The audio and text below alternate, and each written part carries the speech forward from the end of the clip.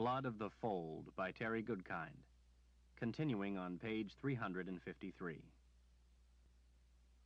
Before Jagang finally arrives to establish his headquarters here, I will break the bond to his enemy. How? By cutting off my Han? You think that will break my will? You forget so easily, Verna. You forget the other uses the Radahan has. You forget the test of pain. Sooner or later you will be on your knees begging to swear fidelity to the Emperor. You make a grave mistake if you think I will balk at such a gruesome task. You make a grave mistake if you forget what I am, or think I have an ounce of sympathy. We have weeks yet before Jagang arrives. We have all the time we need. Those weeks under the test will seem like years to you until you submit, but submit you will. Verna stiffened. She had forgotten the test of pain. She felt the constriction of terror rising in her throat again. She had seen it done to young men in a Radahan, of course, but it was never done for more than an hour, with years between tests. Leoma stepped closer and kicked the cup of water aside. Shall we begin, Sister Verna? Chapter 43. Richard winced when he saw the boy knocked senseless. Some of the bystanders pulled him aside, and another boy took his place. Even from behind the high window in the confessor's palace, he could hear the cheers from the crowd of children watching the boys play the game he had seen children in Tanamura playing, Ja-La. In his homeland of Westland, he had never heard of Ja-La, but children in the Midlands played it just as did those in the Old World. The spirited game was fast-paced and looked exciting, but he didn't think children should have to pay the price of having their teeth knocked out for the fun of a game. Lord Rahl, Ulick called. Lord Rahl, are you here? Richard turned from the window and let the comforting shroud go as he flung the black Mriswith cape back over his shoulders. Yes, Ulick, what is it? The big guard strode into the room when he saw Richard seem to appear out of the air. He was used to the sight. There's a Celtish general here asking to see you, General Baldwin. Richard touched his fingertips to his forehead as his mind searched. Baldwin. He looked up. General Baldwin, yes, I remember. He's the commander of all Celtish forces. We sent him a letter about Kelton's surrender. What does he want? Ulick shrugged. He would say only that he wants to speak with Lord Rahl. Richard turned to the window, pushing the heavy gold drape back with a hand as he idly leaned against the painted window casing. He watched a boy doubled over, recovering from a hit with the brock. The boy straightened and went back to the play. How many men accompanied the general to Aidendrill? A small guard of 5, maybe 600. He was told that Kelton had surrendered. If he meant trouble, he wouldn't march into Aidendrill with so few men. I guess I had better see him. He turned back to the attentive Ulick. Berdine is busy. Have Kara and Raina escort the general in. Ulick clapped a fist to his heart and started to turn away, but turned back when Richard called his name. Have the men found anything more at the bottom of the mountain below the keep? No, Lord Rahl. Nothing more than all those parts of Mriswith. The snow at the base of that cliff is drifted so deep that it will be spring when it melts, before we can discover what else fell from the keep. The wind could have carried whatever fell anywhere, and the soldiers have no idea where in that vast tract to dig. The Mriswith arms and claws they found were light enough, so they didn't drive under the snow. Anything heavier could have gone down 10, maybe 20 feet in that light wind-blown fluff. Richard nodded in disappointment. One other thing. The palace must have seamstresses.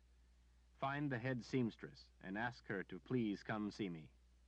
Richard pulled his black Mriswith cape around himself without really thinking about what he was doing, and went back to watching the Ja-La game. He was impatient for Kalen and Zed to arrive. It shouldn't be long now. They must be close.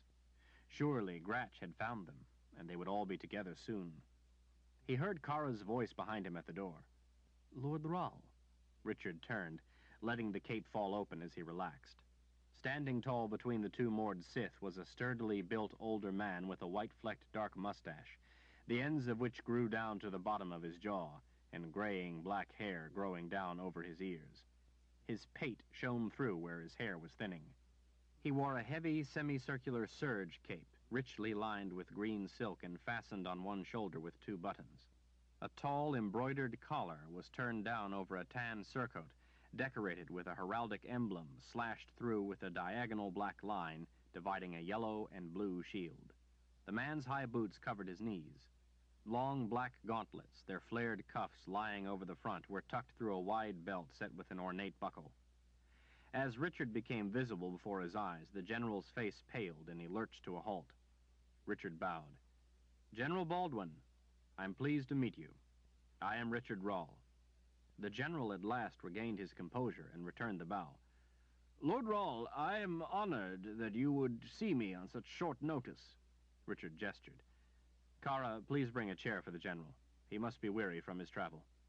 After Kara had placed a simple tufted leather chair before the table and the general had seated himself, Richard sat in his own chair behind the table. "What can I do for you, General Baldwin?" The general glanced up at Raina, standing behind his left shoulder, and Kara behind his right. Both women stood relaxed and silent with their hands clasped behind their backs, sending the unequivocal message that they had no intention of going anywhere. "You may speak freely, General. I trust these two to watch over me when I sleep." He took a breath and seemed to relax a bit, accepting the assurance. "Lord Rahl, I've come about the Queen." Richard had thought that might be it. He folded his hands on the table. "I'm very sorry about what happened, General." The general rested an arm on the table as he leaned in. "Yes, I've heard about the Mryswith. I saw some of the loathsome beasts on the pikes outside." Richard had to stop himself when he almost said that they might be beasts, but they weren't loathsome. A Mryswith, after all, had killed Catherine Lumholtz as she was trying to murder him, but the general wasn't likely to understand. So Richard kept it to himself and said instead, "I deeply regret that your queen was killed while under my roof." The general flipped his hand dismissively. "I meant no imputation, Lord Rahl. What I mean is that I've come about Kelton being without a king or a queen, now that Catherine Lumholtz is dead. She was the last successor to the throne, and with her sudden death, it presents a problem." Richard kept his voice friendly but official. "What sort of problem?" "You are part of us now." The man distorted his features in an offhanded expression. "Yes, we received the surrender documents, but the queen who led us is now dead. While she was in power, she acted within her authority, but we find ourselves at a loss as to how to proceed." Richard frowned. "You mean you need a new queen or king?" He shrugged apologetically.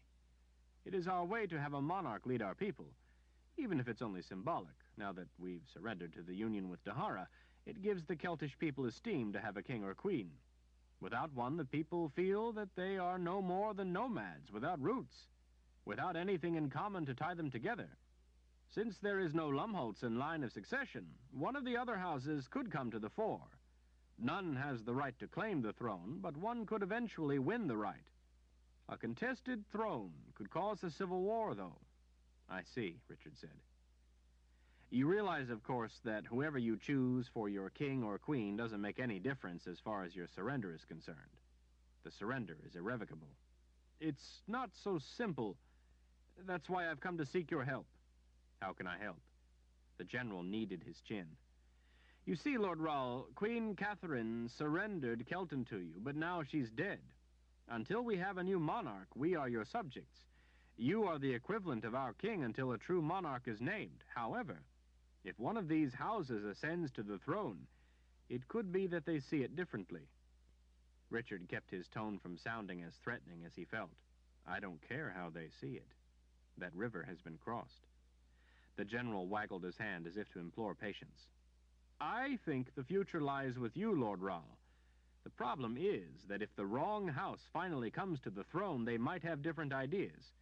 Quite frankly, I would never have thought that the House of Lumholtz would have chosen to go with you and Dahara. You must have been very persuasive to make the Queen see reason. Some of these dukes and duchesses are talented at playing games of power, but not at what is in the best interest of all. These duchies are almost sovereign, and their subjects bow only to a monarch. There are those who would speak persuasively for Kelton to heed the word of the crown and not Dahara, should one of the wrong houses come to the throne and declare the surrender invalid. Civil war would be the result. I'm a soldier and view events with a soldier's eyes. A soldier likes least of all fighting in a civil war. I have men from every duchy. Civil war would tear the unity of the army apart, destroy us, and leave us vulnerable to true enemies. Richard filled the silence. I'm listening. Go on. As I said, as a man who understands the value of unity, of unified authority, I think the future lies with you. Right now, until there is a new ruler on the throne, you are the law. General Baldwin leaned sideways against the table and lowered his voice meaningfully. Since you are the law at the moment, if you were to name a king or queen, then that would settle the matter. See what I mean? The houses would be obligated to honor the new ruler and go with you, if the new ruler says it is to be as has already been done. Richard squinted. You make it sound like a game, General. Moving this piece on the board to block an opposing piece before the opponent has his turn to take your marker. He smoothed down his mustache. It's your move, Lord Rahl. Richard leaned back in his chair. I see. He thought a moment, not knowing how he was going to get out of this. Maybe he could ask the general's advice as to which house would be loyal. He didn't think that would be wise, though, trusting a man who just walked in and announced his intent to help. It could be a ruse. He glanced at Kara, who stood to the side behind the general. Her shoulders were hunched and her face wore a silent, confounded expression. When he moved his gaze to Raina, she signaled that she, too, didn't have any suggestions. Richard rose and went to the window, staring out at the people in the city. He wished Kaelin were here. She knew all about this kind of thing, the ways of royalty and rulers. This taking over the Midlands business was constantly proving more complicated than he had expected. He could simply order this nonsense stopped and send in Daharan troops to enforce his orders, but that would waste valuable men taking care of what should already be settled. He could leave the matter until later, but he needed Kelton to remain loyal. Other land surrender hinged on Kelton. He already had Kelton, but if he made a mistake, all his plans could end in ashes. Richard wished Kaelin would hurry up and get to Aidendril. She could tell him what he needed to do. Perhaps he could stall until she and Zed arrived, and with her advice, do the right thing. She should be here soon. But would it be soon enough? Kaelin, what should I do? Kaelin? Richard turned back to the waiting general. Since Kelton needs a monarch to stand as a symbol of hope and leadership for all Keltish people, I shall name one for you. The general waited expectantly. By my authority as Master of Dahara, to whom Kelton owes its allegiance, I name your queen. From this day forward, Kaelin Amnel is the queen of Kelton. General Baldwin's eyes widened as he came out of his chair. You name Kaelin Amnel as our queen? Richard hardened his gaze as his hand settled on the hilt of his sword. I do. All Kelton will bow to her. Like your surrender, this order is irrevocable. General Baldwin dropped to his knees, his head hanging low. Lord Rahl, I can hardly believe you would do this for my people. We are grateful. Richard, his hand on the verge of drawing his sword, paused at the general's words. He hadn't expected such a reaction. The general finally came to his feet before the table. Lord Rahl, I must leave at once to bring this glorious news to our troops. They will be as honored as I to be the subjects of Kaelin Amnel. Richard, unsure how to react, remained non-committal. I'm pleased that you would accept my choice, General Baldwin. The general spread his arms. Accept? This is beyond my hopes, Lord Rahl. Kaelin Amnel is the Queen of Gallia. It has been a cause of strife in our land that the Mother Confessor herself would serve as queen to our rival Gallia. But to now have her as our queen too, well, it will prove that the Lord Rahl holds us in the same high esteem as Gallia. When you are wedded to her, you will be wedded to our people too, the same as the Gallians. Richard was stiff and speechless. How did the man know that Kaelin was the Mother Confessor? Dear spirits, what had happened? General Baldwin reached out and pulled Richard's hand from his sword, clasping it in a warm embrace. Lord Rahl, this is the greatest honor our people have ever received, to have the Mother Confessor herself as our queen. Thank you, Lord Rahl. Thank you. General Baldwin was grinning joyously, but Richard was on the verge of panic. It is my hope, General, that this will seal our unity. Waving a hand, the general laughed with glee. For all time, Lord Rahl. Now, if you will excuse me, I must return at once to let our people know of this great day. Of course, Richard managed to get out. General Baldwin clasped hands with Kara and Raina before rushing from the room. Richard looked stunned. Kara frowned. "Lord Rahl, is something wrong? Your face is as pale as ashes." Richard finally took his gaze from the door the general had gone through and looked to her. He knew that Kaelin is the Mother Confessor. Kara's brow twitched as if she were mystified. "Everyone knows that your bride-to-be, Kaelin Amnel, is the Mother Confessor." "What?" he whispered. "You know too?" She and Raina nodded. Raina speaking. "Naturally. Lord Rahl, you do not look well. Are you ill? Perhaps you should sit down." Richard looked from Raina's questioning face back to Kara. She had a spell on her to protect her. No one knew she was the Mother Confessor. No one. A great wizard used magic to hide her identity. You never knew before. Kara frowned, truly puzzled now. "We didn't? That's most odd, Lord Rahl. It seems to me that I've always known she was the Mother Confessor." Raina nodded her agreement. "Impossible," Richard said. He turned to the door. "Ulick, Egan." They burst through the door almost instantly, poised and ready for combat. "What is it, Lord Rahl?" "Who am I to marry?" Both men straightened in surprise. "The Queen of Gallia, Lord Rahl," Ulick said. "Who is she?"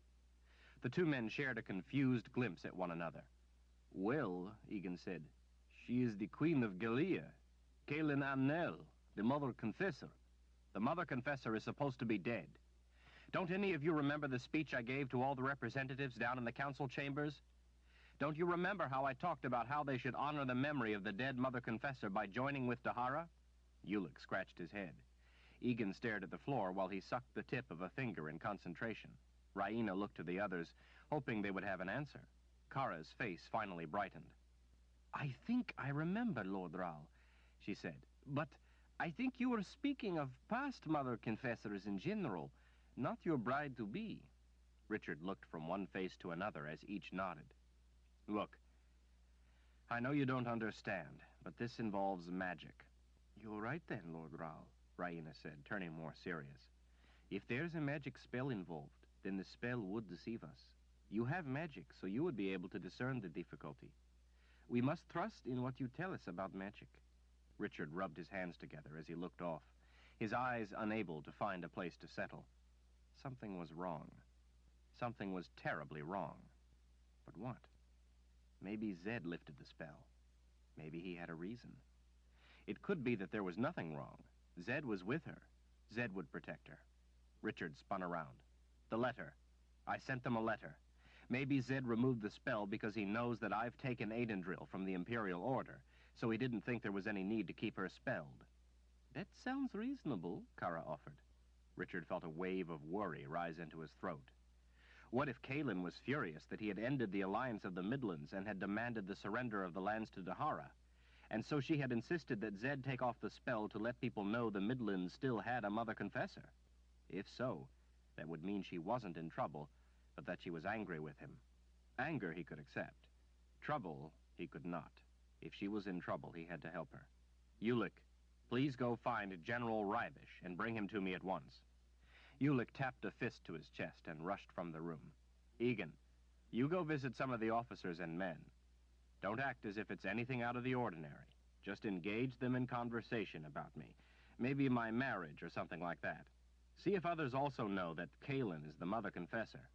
Richard paced and thought as he waited for General Rybish to arrive.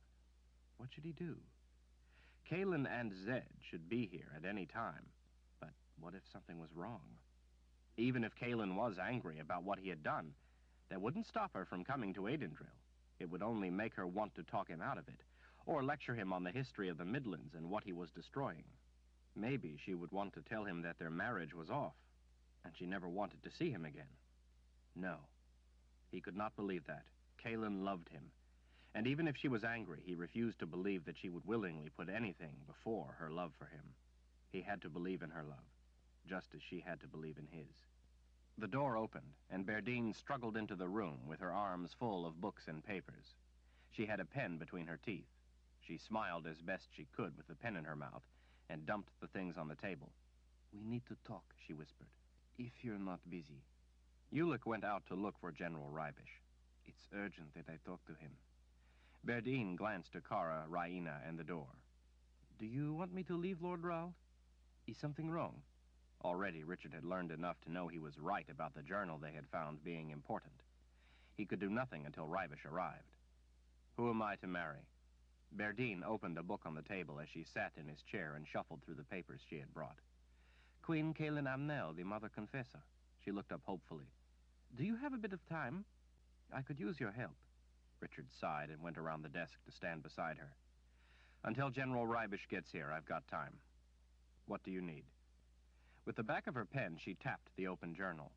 I've almost got this bit here translated, and it seems he was emphatic about it when he wrote it. But I'm missing 2 words that I think are important. She pulled the High Daharan version of The Adventures of Bonnie Day around before them. I found a place with the same 2 words in this. If you can remember what it says, I'll have it. Richard had read The Adventures of Bonnie Day countless times. It was his favorite book, and he thought he could recite it by heart. He had discovered that he could not. He knew the book well, but remembering the exact words proved harder than he had thought it would be. He could remember the story, but not the exact story word for word. Unless he could tell her the exact words of a sentence, the gist of the story wasn't often of much help. He had gone to the keep several times and searched for a version of the book he could read so they could cross-reference the Daharan version, but he hadn't been able to find one. It was frustrating that he couldn't be of more help. Berdine pointed to a place in The Adventures of Bonnie Day. I need these 2 words. Can you tell me what this sentence says? Richard's hopes rose. It was the beginning of a chapter. He had had the most success with the beginnings of chapters because the starting places were memorable. Yes, this is the chapter where they leave. I remember. It starts, "For the 3rd time that week, Bonnie violated her father's rule about not going into the woods alone." Berdine leaned over, looking at the line. Yes, this is violated. I've already got that one. This word here is rule. And this one, 3rd? Richard nodded when she glanced up. Grinning with the thrill of discovery, she dipped her pen in the bottle of ink and started writing on one of the sheets of paper she had brought, filling in a few of the blank places. When she finished, she proudly slid the paper over in front of him. This is what it says in this bit of the journal. Richard picked up the paper and held it up in the light coming over his shoulder from the window. "The arguments rage on among us. Wizard's 3rd rule, passion rules reason.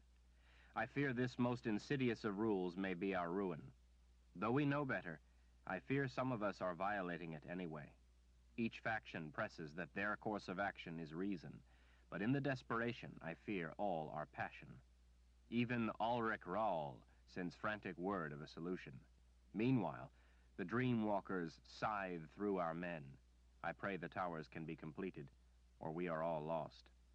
Today I said goodbye to friends leaving for the towers. I wept to know I will never see those good men again in this world. How many will die in the towers for the cause of reason? But alas, I know the worse cost should we violate the 3rd rule." When Richard finished the translation, he turned away toward the window. He had been in those towers.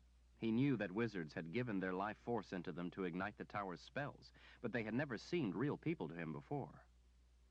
It was chilling to read the anguish in the words of the man whose bones had lain in that room in the keep for thousands of years. Through the words in the journal, his bones seemed to be coming to life. Richard thought about the 3rd rule, trying to reason it out for himself. Before, for the 1st and 2nd, he had had Zed, and then Nathan to explain it for him, to help him see how the rules worked in life. He would have to work this one out himself. He recalled going down to the roads leading out of Aidendrill to talk to some of the people fleeing the city. He had wanted to know why they would leave, and had been told by fearful people that they knew the truth, that he was a monster who would slaughter them for his twisted pleasure. When pressed, they quoted rumor as if it were fact seen with their own eyes, rumor of how the Lord Rahl had children as slaves in the palace, how he took countless young women to his bed, leaving them senseless from the experience to wander the streets naked.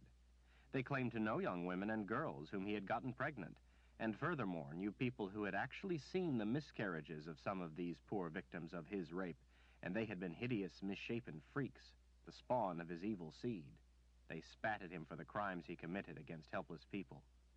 He asked them how they could be so frank with him if he were such a monster. They said that they knew he wouldn't do them harm in the open, that they had heard how he pretended to be compassionate in public so as to fool people, so they knew he would do nothing to them in front of the crowds, and they would soon have their womenfolk away from his evil clutches. The more Richard tried to put to rest the baffling beliefs, the more tenaciously the people clung to them. They said they had heard these things from too many others for it to be anything but true. Such common knowledge could not be false, they said, as it would be impossible to fool so many people. They were passionate in their belief and their fear, and would hear no arguments of logic. They simply wanted to be left alone to run to the protection they had heard was offered by the Imperial Order. Their passion was going to bring them to true ruin. He wondered if this could be how violation of the third rule hurt people. He didn't know if it was a solid enough example. It seemed tangled with the first rule. People would believe any lie either because they wanted it to be true or because they feared it was. It seemed it could be several rules mixed together, violated in tandem, and he couldn't tell where one ended and the other began. And then Richard recalled the day back home in Westland, when Mrs. Redcliffe, who could not swim, had wrenched her arms from the men trying to hold her back, refusing to wait for the rowboat, and had leapt into a flood-swollen river after her boy who had fallen in. The men rushed up a few minutes later with the rowboat and saved the boy's life. Chad Redcliffe grew up without a mother. They never found her body. Richard's skin prickled as if ice had touched it. He understood. Wizard's third rule, passion rules reason. It was a distressing hour of detailing the way people's passion instead of reason brought them to harm, and worse, wondering how magic could add ruin to the equation, as he knew it would, before Ulick finally returned with the general. General Rybish clapped a fist to his heart as he entered the room. "Lord Rahl, Ulick said you were in a hurry to see me." Richard gripped the bearded man's dark uniform. "How long will it take you to get men ready to leave on a search?" "Lord Rahl, they're the Harans. The Haran soldiers are always ready to leave on a moment's notice." "Good. You know my bride-to-be, Queen Kaelin Amnel?" General Rybish nodded. "Yes, the Mother Confessor." Richard winced. "Yes, the Mother Confessor. She's on her way here from the southwest. She's past due, and there may be trouble. She had a spell over her to protect her identity as the Mother Confessor, so that her enemies couldn't hunt her. Somehow the spell has been removed. It might be nothing, but it could be that it means trouble. For sure her enemies will now know of her." The man scratched his rust-colored beard. His grayish-green eyes came up at last. "I see. What would you like me to do?" "We have close to 200,000 men in Aidendril, with another 100,000 scattered all around the perimeter of the city. I don't know exactly where she is, except that she's supposed to be to the southwest and on her way here. We have to protect her. I want you to get a force together, half the troops in the city, 100,000 at least, to go out after her." The general stroked his scar as he heaved a sigh. "That's a lot of men, Lord Rahl. Do you think we need to take that many from the city?" Richard paced between the desk and the general. "I don't know exactly where she is. If we take too few, we could miss her by 50 miles and wander off without ever making contact. With that many men, we can fan out as we go, cast a wide net covering all the roads and trails so we don't miss her." "You will be going with us, then?" Richard desperately wanted to go find Kaelin and Zed. He glanced to Berdine sitting behind the desk as she worked, and thought about the words of warning from a 3,000-year-old wizard. Wizard's third rule, passion rules reason. Berdine needed his help to translate the journal. He was already learning important things about the last war, and the towers, and the Dreamwalkers. A Dreamwalker, again, walked the world. If he did go, and Kaelin slipped past him where he searched, it might take longer for him to join with her than if he simply waited in Aidendril. And then there was the keep. Something had happened at the keep, and it was his duty to guard the magic there. Richard's passion told him to go. He desperately wanted to go search for Kaelin, but in his mind's eye he saw Mrs. Redcliffe diving into the dark, rushing water, refusing to wait for the boat. These men were his boat. The troops could find Kaelin and protect her. He could do nothing to add to that protection. Reason told him to wait here, as much anxiety as that would cause him. Like it or not, he was a leader now. A leader had to act with reason, or everyone would pay the price of his passion. "No, General. I'll remain in Aidendril. Get the troops together. Take the best trackers." He looked to the man's eyes. "I know I don't have to tell you how important this is to me." "No, Lord Rahl. the general said in a compassionate tone. "Don't worry, we'll find her. I'll go with the men to make certain that everything is done with the same care as you would do it if you were there." He put his fist to his heart. "Every one of our lives before harm touches your queen." Richard laid a hand to the man's shoulder. "Thank you, General Rybish. I know I could do no more than you will. May the good spirits be with you." Chapter 44. "Please, Wizard Zorander." The skinny wizard didn't glance up from spooning beans and bacon into his mouth. She didn't know how the man could eat as much as he did. "Are you listening?" It wasn't like her to yell, but she was near the end of her patience. This was proving to be even more trouble than she had envisioned. She knew she had to do this, to cultivate his hostility, but this was too much. With a pleased sigh, Wizard Zorander tossed his tin bowl down with their packs. "Good night, Nathan." Nathan lifted an eyebrow as Wizard Zorander crawled into his bedroll. "Good night, Zed." Nathan, too, was becoming dangerously difficult to deal with since she had captured the old wizard. He had never had such a talented cohort before. Anne sprang to her feet and stood with her fists on her hips as she glared down at the white hair sticking from the blanket. "Wizard Zorander, I'm begging you." It infuriated her to implore his aid in such a humble fashion, but she had learned the hard way what the results could be when she used the power of his collar to bring him to task through unpleasant means. How the man could manage to get those tricks through the block she had locked on his collar mystified her, but get them through he did, to the great amusement of Nathan. She was not amused. Anne was near tears. "Please, Wizard Zorander." His head turned up, the firelight casting the lines of his bony face in harsh shadows, his hazel eyes fixed on her. "If you open that book again, you will die." With ghost-like stealth, he slipped spells around her shields when she least expected it. She was at a loss to understand how he had put a light spell on the journey book. She had opened it that night and had seen the message from Verna that she had been captured and put in a collar, and then everything had gone terribly wrong. Opening the book had triggered the light spell. She had seen it swell and flare. A bright, burning cinder had shot up into the air, and the old wizard had calmly told her that if she didn't close the book by the time the glowing spark of light hit the ground, she would be incinerated. With one eye on the hissing spark as it descended, she had managed only to scrawl a hurried message to Verna that she must escape and get the sisters away. She had closed the book just in time. She knew he was not jesting about the deadly nature of the spell around the book. She could see the softly glowing spell around it now. She had never seen one quite like it, and how he had managed to set it when she thought she had his power blocked, she couldn't fathom. Nathan didn't understand it either, but he seemed quite interested. She knew of no way to open the book without being killed. Anne squatted down beside the bedroll.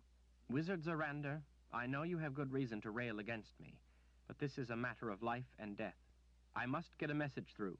The lives of sisters are at stake. Wizard Zorander, please. Sisters could die. I know you are a good man and wouldn't want that." He brought a finger out from under the blanket and pointed it at her. "You bonded me into slavery. You have brought this upon yourself and your sisters. I told you, you broke the truce and have sentenced your sisters to death. You are endangering the lives of ones I love. They could die because you wouldn't let me help them. You took me from protecting the things of magic in the keep. You are endangering the lives of my people in the Midlands. They could all die because of what you have done to me." "Can't you understand that all our lives are tied together? This is a war against the Imperial Order, not between us. I have no wish to harm you, only to have you help me," he grunted. "Don't forget what I told you. Either you or Nathan had better remain awake at all times. If I catch you asleep and Nathan isn't awake to protect you, you will never wake again. Fair warning, though you don't deserve it." He rolled over and pulled the blanket up. Dear Creator, was this happening the way the prophecy intended? Or had everything gone terribly wrong? Anne moved around the fire to Nathan. "Nathan, do you think you could talk some sense into him?" Nathan glanced down at her. "I told you that this part of the plan is the true madness. Collaring a young man is one thing. Collaring a wizard of the First Order is quite another. This is your plan, not mine." She clenched her teeth as she snatched his shirt. "Verna could be killed in that collar. If she is killed, our sisters could die too." He took a spoonful of beans. I've been warning you against this plan from the beginning. You were nearly killed at the keep, but this part of the prophecy is even more dangerous. I've talked to him. He's telling you the truth. As far as he is concerned, you are placing his friends in mortal danger. If he can, he will kill you in order to escape and go help them. No doubt in my mind. Nathan, after all the years we've been together, how could you be so callous about this? You mean after all these years of captivity, how can I still rebel against it? Anne turned her face away as a tear ran down her cheek. She swallowed back the lump in her throat. Nathan, she whispered, in all the time you've known me, have you ever once seen me do anything cruel to someone other than because I had to protect lives? Have you ever once known me to struggle other than to preserve life and freedom? I presume you mean other than my freedom. She cleared her throat. And I know I will have to answer to the Creator for that, but I do it because I must, and because I care for you, Nathan. I know what would happen to you out in the world. You would be hunted down and killed by people who don't understand you. Nathan tossed his bowl atop the others. You want first watch or second? She turned back to him. If you want your freedom so badly, what's keeping you from falling asleep on your watch so I will be killed? His piercing blue eyes took on an acrimonious set. I want this collar off. The one thing I will not do is kill you to accomplish the task. If I were willing to pay that price, you would be dead 1,000 times over, and you know it. I'm sorry, Nathan. I know you're a good man, and I'm fully aware of the vital part you've played in helping me preserve life. Forcing you to help me makes my heart ache. Force me, he laughed. And you're more fun than any woman I've ever met. Most of it I wouldn't have missed for anything. What other woman would buy me a sword, or give me need to use it? That foolhardy prophecy says you have to bring him angry, and you're doing a splendid job of it. I fear it might even work. I'll take first watch. Don't forget to check your bedroll. No telling what he might have enticed in there this time. I still haven't figured out the snow fleas. Me neither. I'm still itching. She absently scratched her neck. We're almost home. At the rate we're running, it won't be long. Home, he mocked. And then you kill us. Dear Creator, she whispered to herself, what choice have I?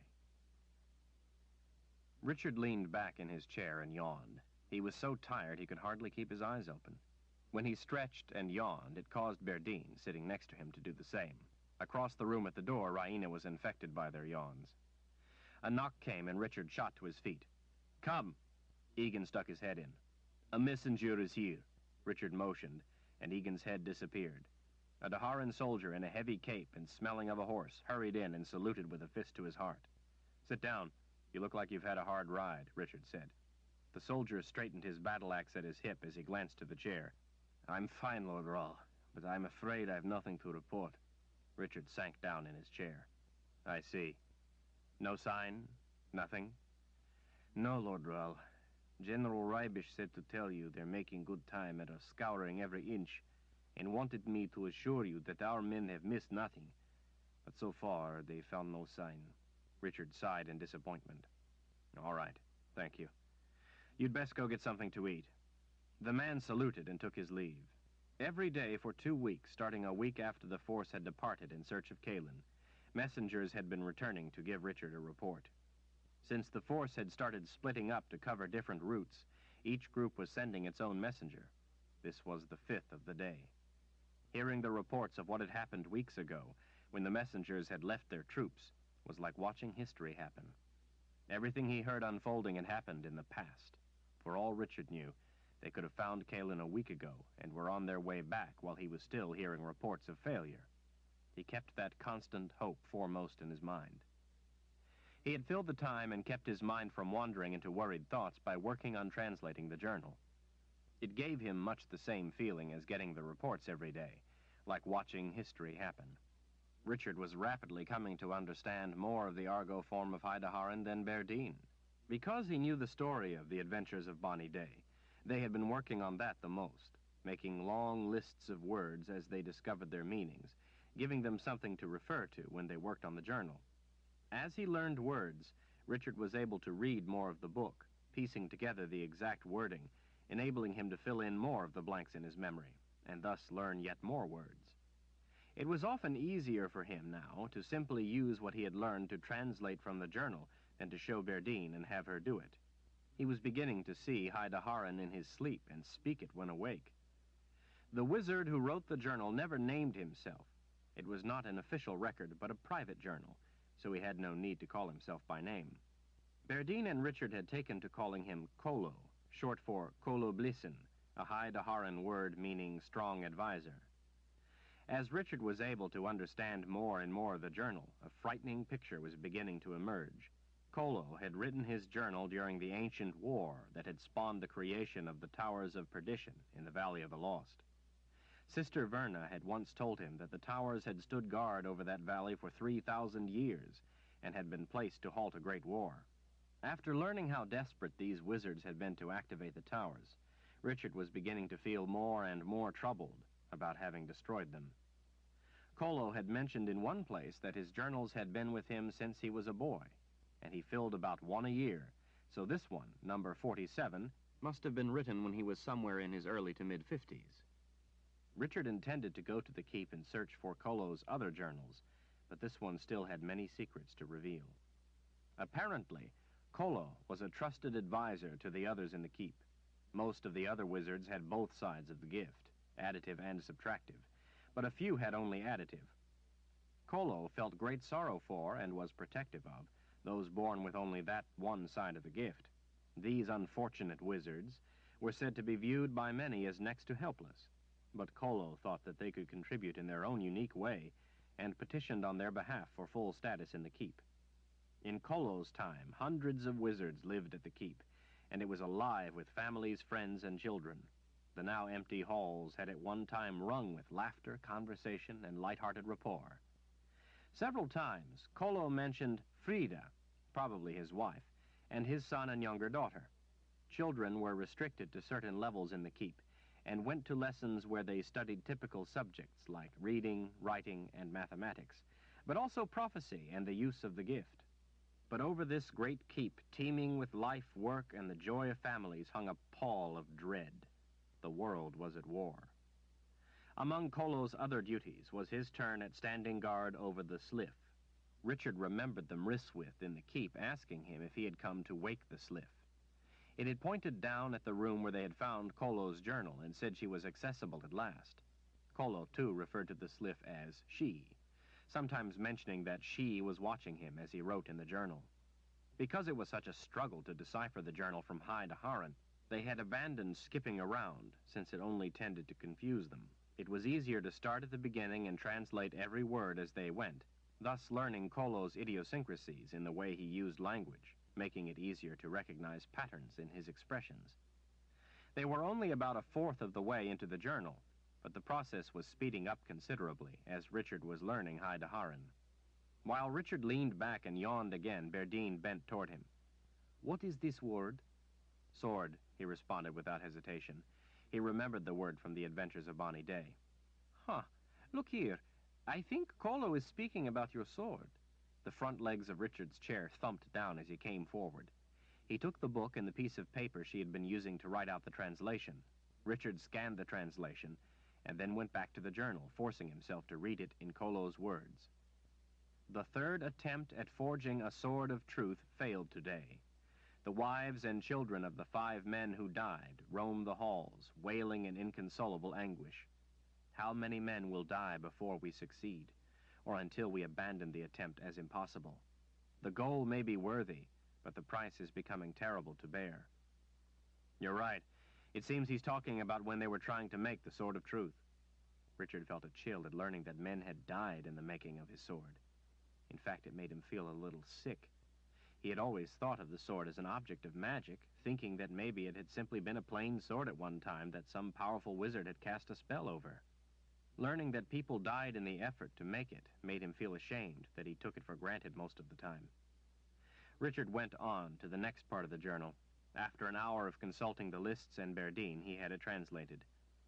"Last night our enemies sent assassins through the Sliff.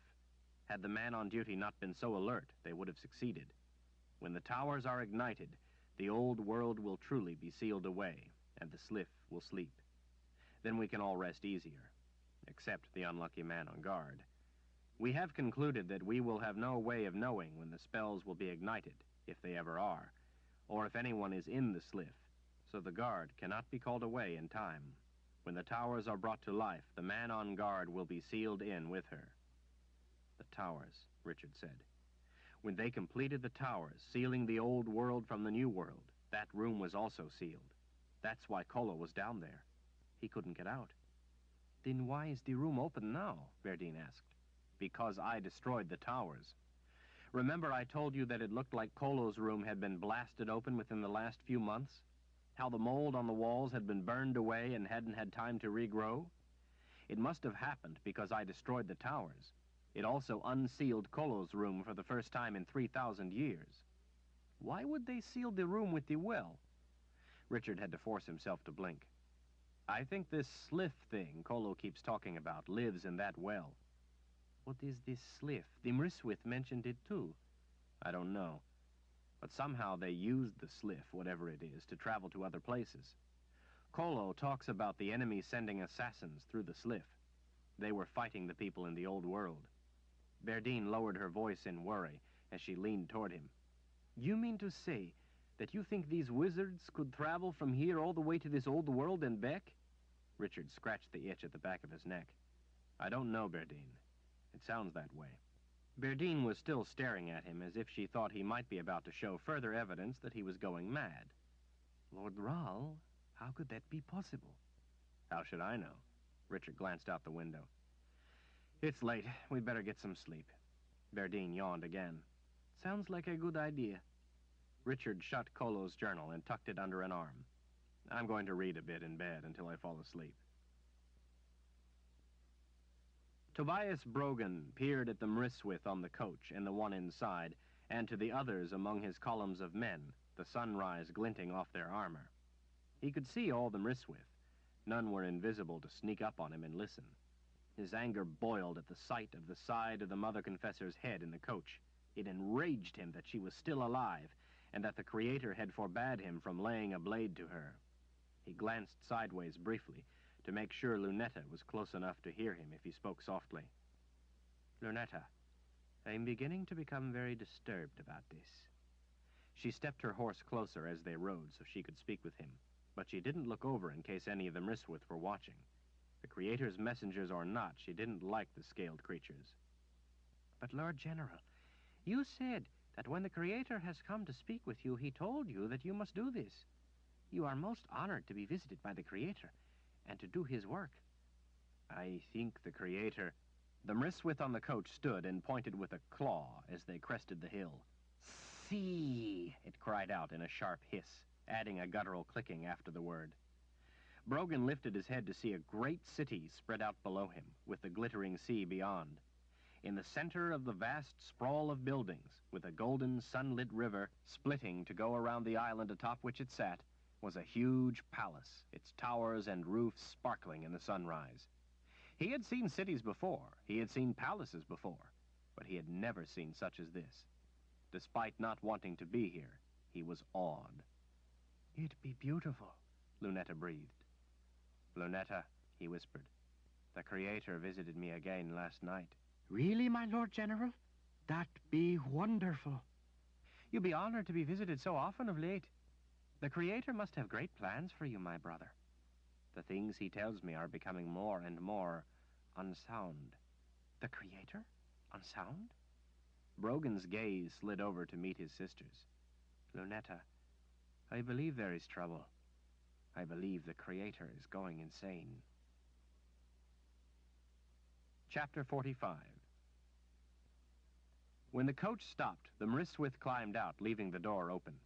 Kalin glanced out the window to one side, and the door to the other, seeing that the Mriswith were moving off to talk. The two of them were at last alone. What do you think is going on? She whispered. Where are we? Addie leaned to the side, looking out the window. Dear spirits, she whispered in dismay. We be in the heart of enemy territory. Enemy territory? What are you talking about? Where are we? Tanamura, Addie whispered. That be the Palace of the Prophets. The Palace of the Prophets, are you sure? Addie straightened in the seat. I be sure. I spent time here when I be younger 50 years ago. Kalin stared incredulously. You went to the old world? You have been to the Palace of the Prophets? It be a long time ago, child, and a long story. We not have time for the story just now, but it be after the blood killed my pell. They rode until well after dark, and were on their way long before the sun came up each day. But Kalin and Addie were at least able to get some sleep in the coach. The men riding horseback got little sleep.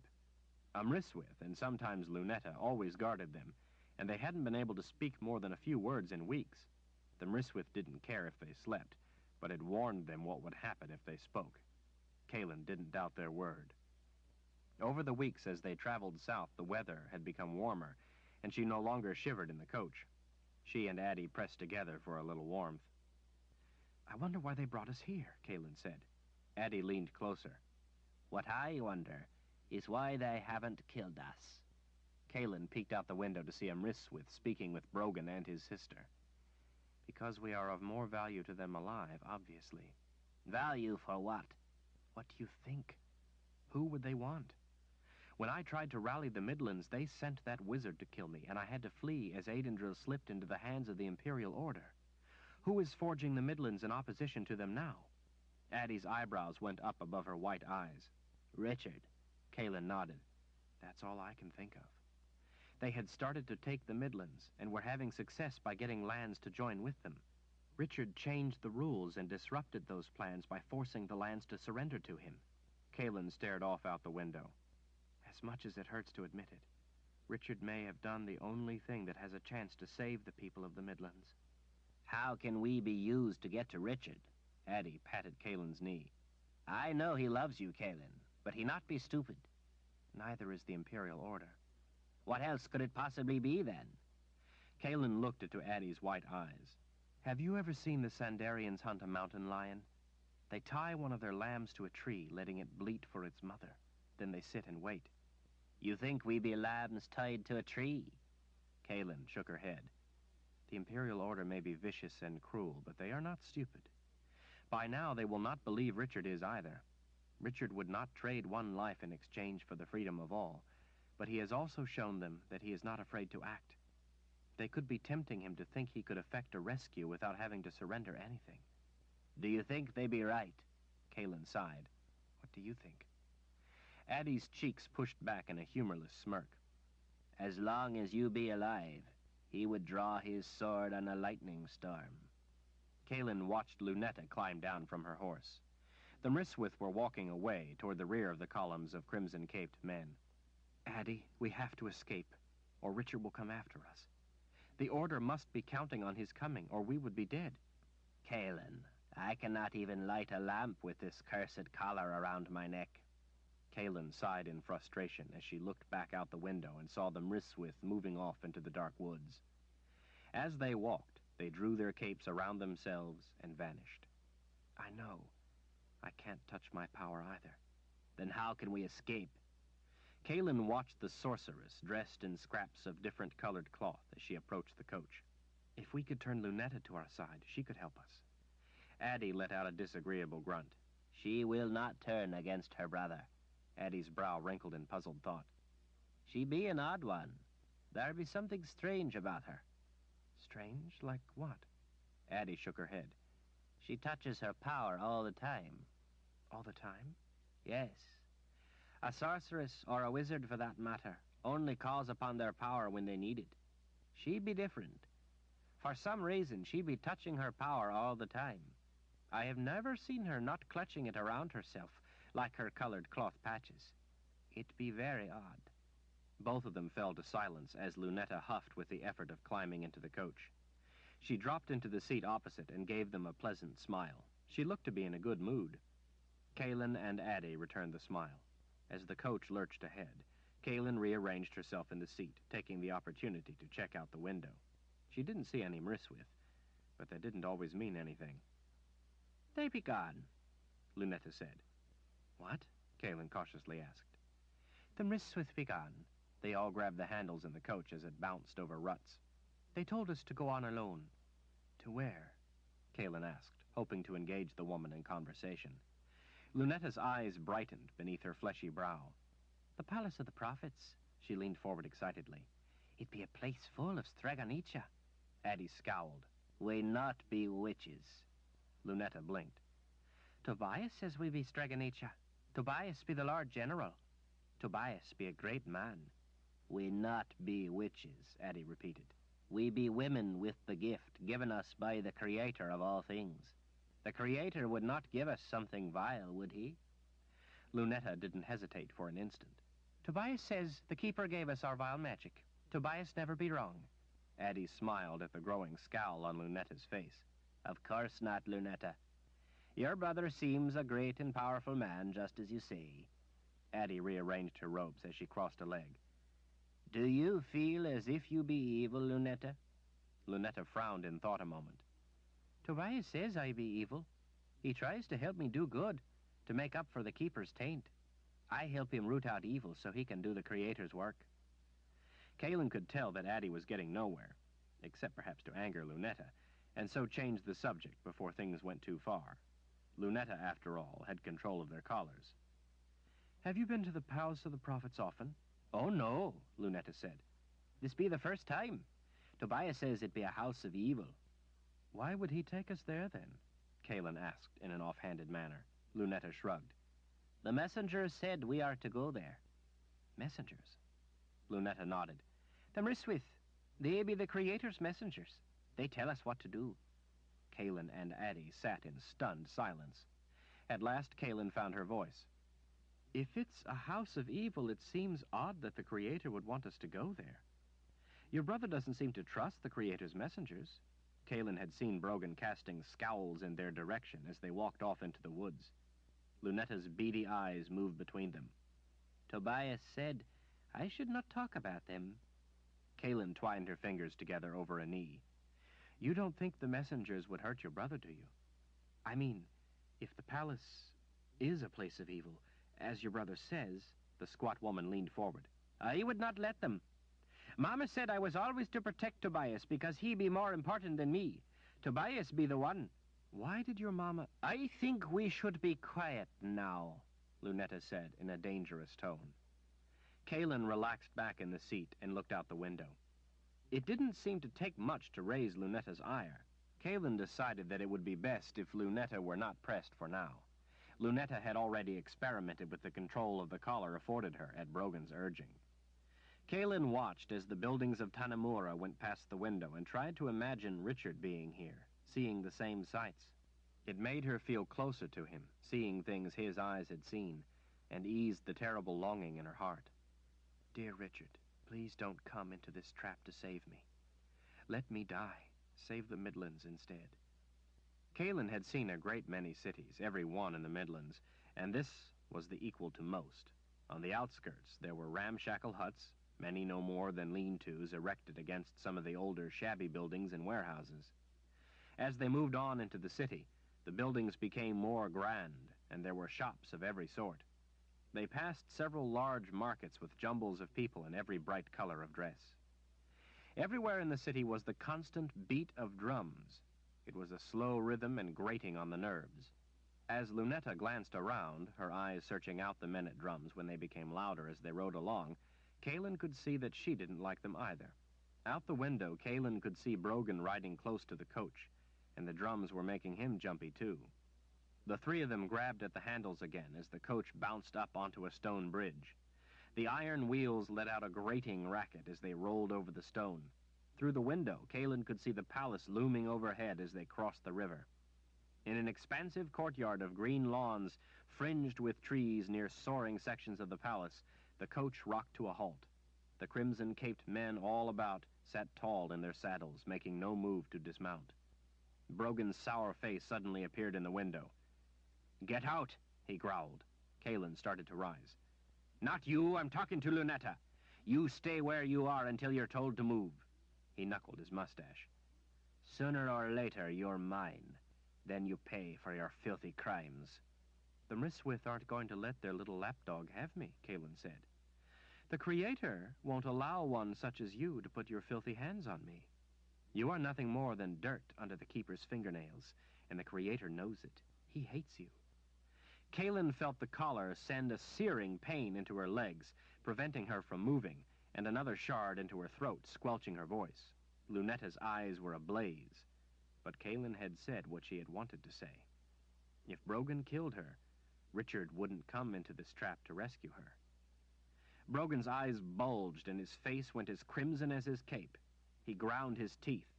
Suddenly he reached into the coach for her. Lunetta seized his hand, pretending she thought it was meant for her. "Help me down, my Lord General. My hip do be aching from the bumpy ride. The Creator do be kind to give you such strength, my brother. Heed his words." Kaelin tried to call out to taunt him, but her voice wouldn't come. Lunetta was preventing her from talking.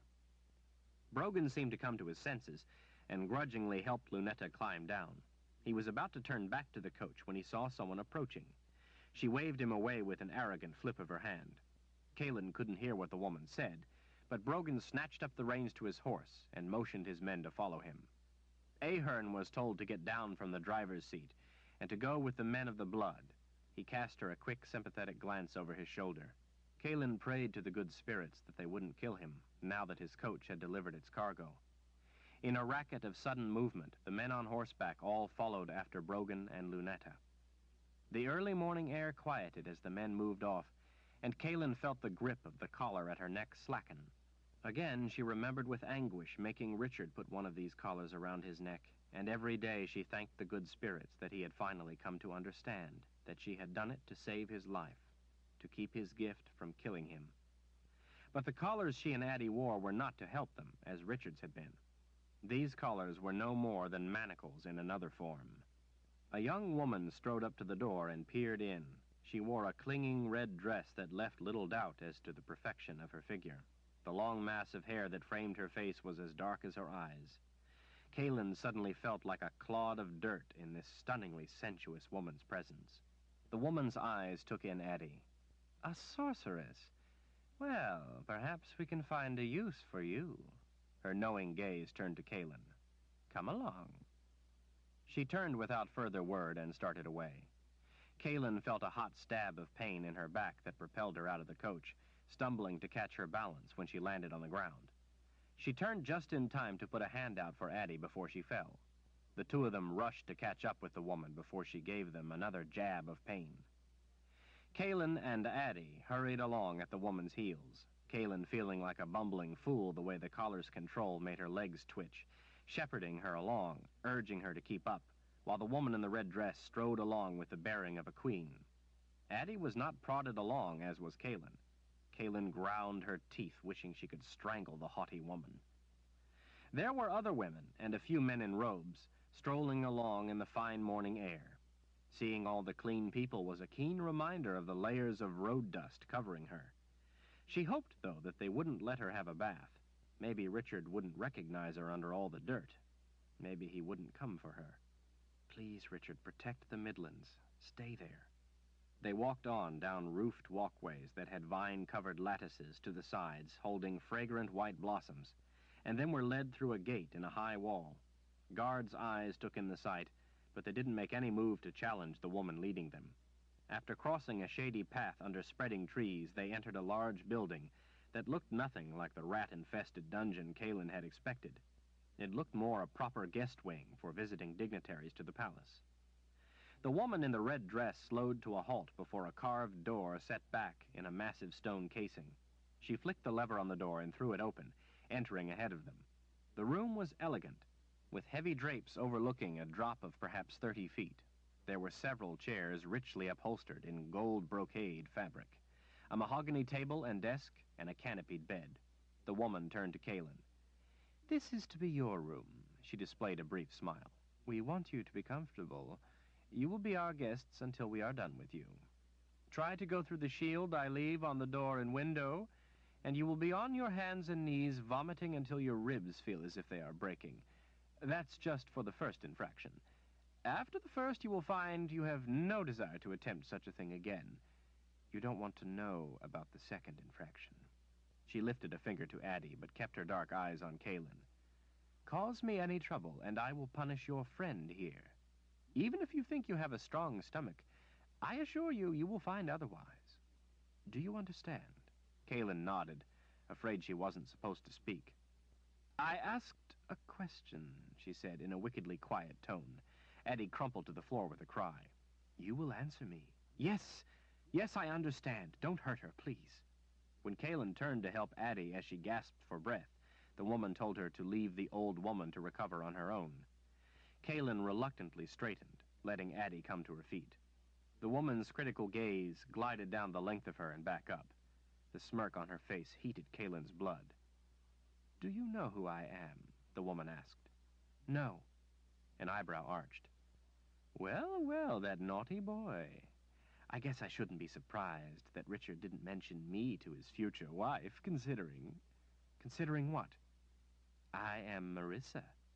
Now do you know who I am?" "No." She let out a soft laugh, as annoyingly elegant as the rest of her.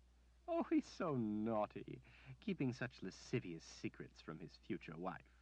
Kaelin wished she could keep her mouth shut, but she couldn't. "What secrets?" Marissa shrugged indifferently. "When Richard was a student here, I was one of his teachers. I spent a great deal of time with him," the smirk returned.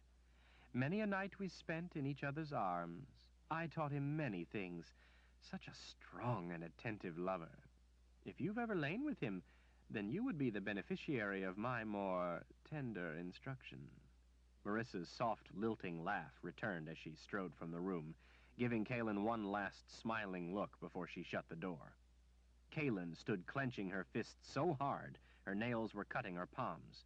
She wanted to scream. When Richard had been taken away to the Palace of the Prophets, it had been in a collar she had made him put on. He thought it was because she didn't love him. He thought she had sent him away and never wanted to see him again. How could he resist a woman as beautiful as Marissa? He would have had no reason to. Addie gripped her shirt at the shoulder and pulled her around. "Don't you listen to her." Kaelin felt her eyes filling with tears. "But Richard loves you. She only be tormenting you. She be a cruel woman and be enjoying to make you suffer." Addie lifted a finger as she quoted an old proverb. "Never let a beautiful woman pick your path for you when there be a man in her line of sight. Marissa has Richard in her line of sight. I have seen that look of lust before. It not be a lust to have your man, it be a lust for his blood." "But," Addie shook the finger, "don't you lose your faith in Richard because of her. That be what she wants. Richard loves you, and I will be the death of him." With a sob of agony, Kaelin fell into Addie's arms. Chapter 46. Richard rubbed his eyes. He wished he could read faster, because the journal was becoming so engrossing, but it still took time. He had to think about many of the words, and he still had to search for the meaning for a few. But as the days passed, he was getting to the point where at times it didn't seem as if he was translating, but simply reading. Whenever he realized he was reading Haida Haran without conscious effort, he would begin stumbling over the meaning of words again. Richard was intrigued by the intermittent references to Ulrich Rahl. It seemed that this ancestor of his had devised a solution to the problem of the Dreamwalkers. He was only one of many working on a way to prevent the Dreamwalkers from taking people's minds. But he had been particularly insistent that he had the solution. Spellbound, Richard read how Ulrich Rahl had sent word from Dahara that he had already woven this protective web over his people, and in order for the others to be protected by the same web, they had to pledge undying fidelity to him, and they too would be safe under this bond. Richard realized that this was the origin of the Daharans' bond to him. Ulrich Rahl had created this spell to protect his people from the Dreamwalkers, not to enslave them. Richard felt pride in his ancestors' benevolent act. He was hardly able to breathe as he read the journal, hoping against hope that they would believe Ulrich Rahl, even though he knew that they hadn't. Kolo had been cautiously interested in proof, but remained dubious. He reported that most of the other wizards thought Ulrich was up to some kind of trick, insisting that the only thing a Rahl was interested in was ruling the world. Richard groaned with disappointment when he read how they had sent a message refusing to swear fidelity and bind themselves to Ulrich. Annoyed by a persistent sound, Richard turned to look out the window and saw that it was black as pitch outside. He hadn't even realized the sun had set. The candle he seemingly had just lit was half gone. The annoying noise was water dripping from icicles. Spring was taking the bite out of the weather. Taking his mind off the journal brought back the pang of frantic worry about Kaelin. Every day, messengers returned to give reports of nothing found. How could she have vanished? Any messengers waiting to see me? With a chafed expression, Kara shifted her weight. Yes, she mocked. There are several out there, but I told them that you were too busy sweet-talking me to be bothered right now. Richard sighed. I'm sorry, Kara. I know you'll tell me if a messenger arrives. He shook a finger at her. Even if I'm asleep, she smiled. Even if you're asleep. Richard looked around the room and frowned. What happened to Berdine? Kara rolled her eyes. She told you hours ago that she was going to go get some sleep before her watch. You said yes, good night to her. Richard looked back to the journal. Yes, I guess I did. He read again a section about how the wizards were becoming fearful that the Sliff would bring something through that they wouldn't be able to stop. The war was a frightening mystery to Richard.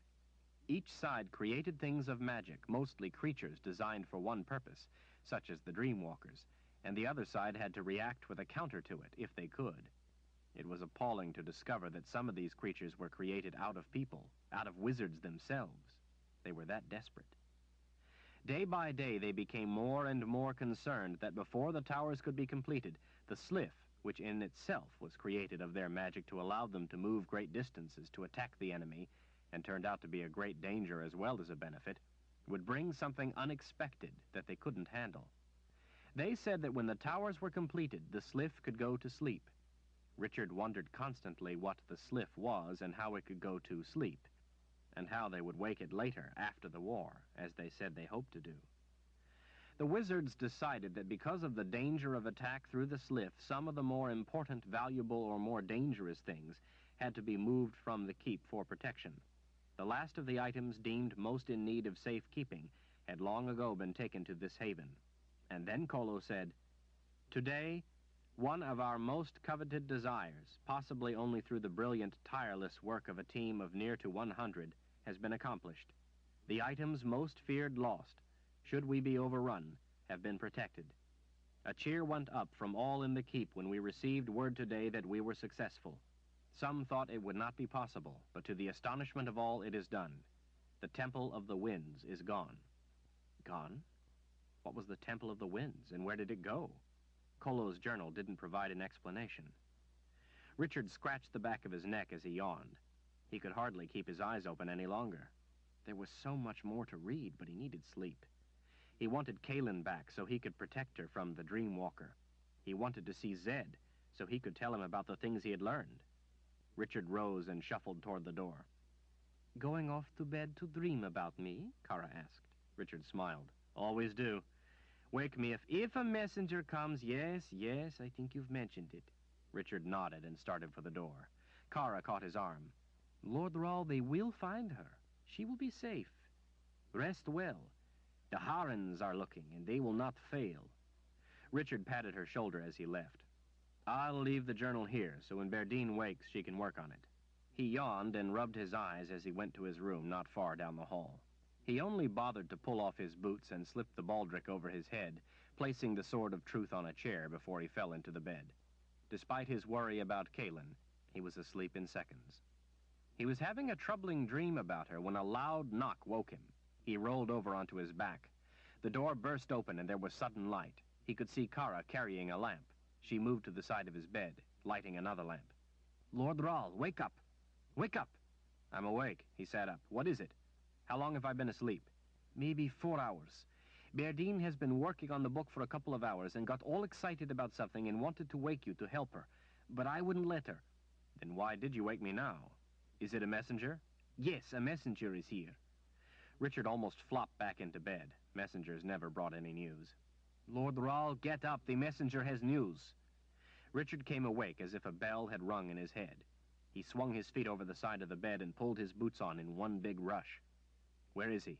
"They're bringing him." Just then, Ulick rushed in, helping a man he had with him.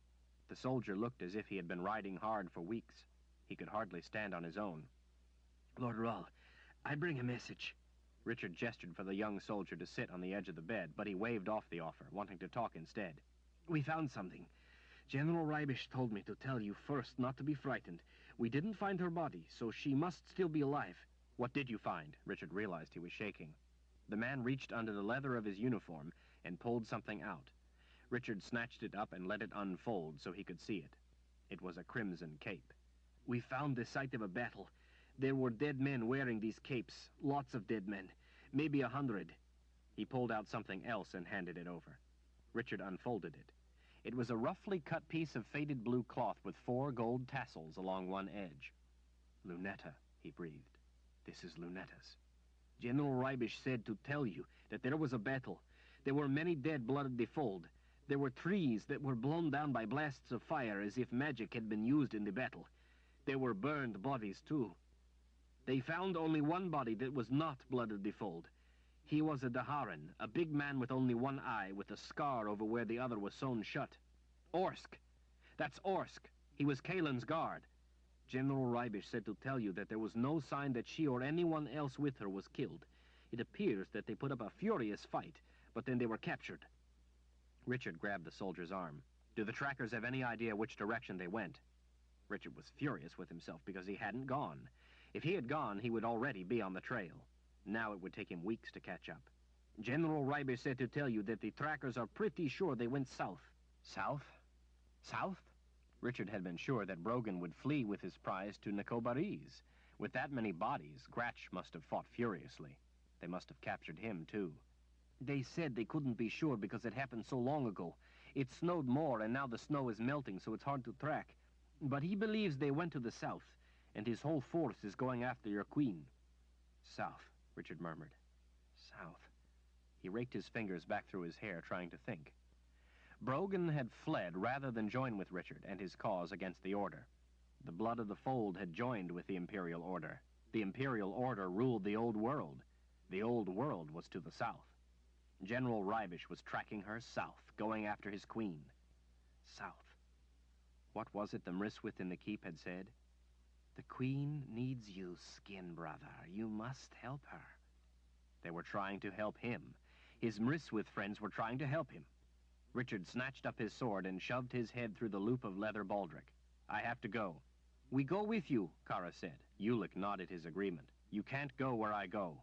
Take care of things for me." He turned to the soldier. "Where's your horse?" He pointed. "Out that way and over in the next courtyard. But she's pretty footsore. She only has to get me to the keep."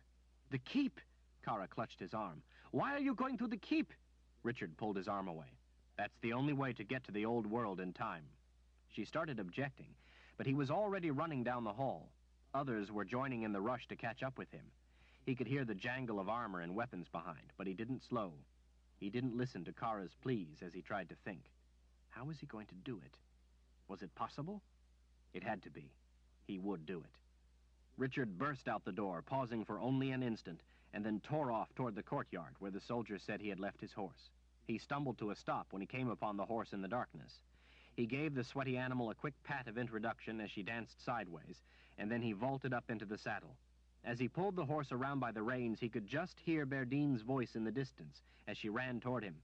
"Lord Rahl, stop! Take off the cape!" Richard gave the horse his heels as he saw Berdine waving Kolo's journal. He didn't have time for her. "Lord Rahl, you must take off the Mriswith cape!" Not likely, he thought. The Mriswith were his friends.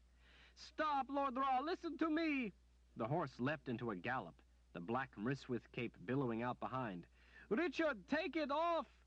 The weeks of tedious, patient waiting seemed to be exploding into the sudden need for desperate action. His passion to get to Kalen overwhelmed all other thought. The sound of thundering hooves drowned out Berdine's voice. The wind tore at his cape. The palace rushed by in a blur, and the night swallowed him. "What are you doing here?" Brogan turned to the voice. He hadn't heard the sister coming up behind them. He scowled at the older woman with long white hair tied loosely behind her back. "What business is that of yours?" She clasped her hands. "Well, since this is our palace and you are a guest, that makes it our business when one of our guests goes places in our home where he has been specifically forbidden to go." Brogan squinted with indignation. "Do you have any idea just who you be speaking to?"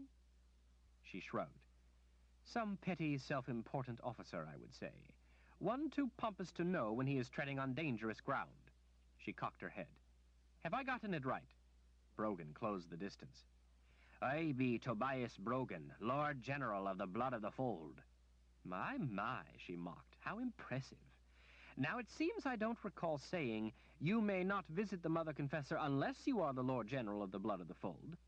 You hold no value for us except that which we assign you. You do no task but what we assign you. Which you assign me? The Creator himself assigns me task. She snorted with a laugh. The Creator. My, but don't you think a lot of yourself. You are a part of the Imperial Order, and you do what we tell you. Brogan was an inch away from slicing this disrespectful woman into 1,000 pieces. What be your name? He growled. Sister Leoma. Do you think you could remember that much in your tiny brain? You were told to remain with your fancy troops in the barracks. Now, get yourself back there, and don't let me catch you in this building again, or you will cease to be of value to the Imperial Order. Before Brogan could explode in anger, Sister Leoma turned to Lunetta. Good evening, my dear. Good evening, Lunetta said in a cautious voice. I've been meaning to have a talk with you, Lunetta. As you can see, this is a house of sorceresses. Women with the gift are greatly respected here. Your Lord General here is of little value to us, but one of your ability would be most welcome. I would like to offer you a place with us. You would be held in high esteem. You would have responsibility and respect. She glanced down at Lunetta's outfit. We would certainly see to it that you were better clothed. You wouldn't have to wear those ugly rags. Lunetta clutched her colored patches tighter and inched closer to Brogan's side. I be loyal to my Lord General. He be a great man. Sister Leoma smirked. Yes, I'm sure he is. And you be wicked women, Lunetta said in a suddenly steady, suddenly dangerous tone. My mama told me so.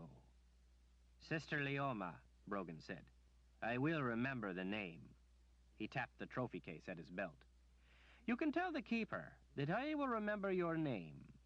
I never forget the name of a baneling.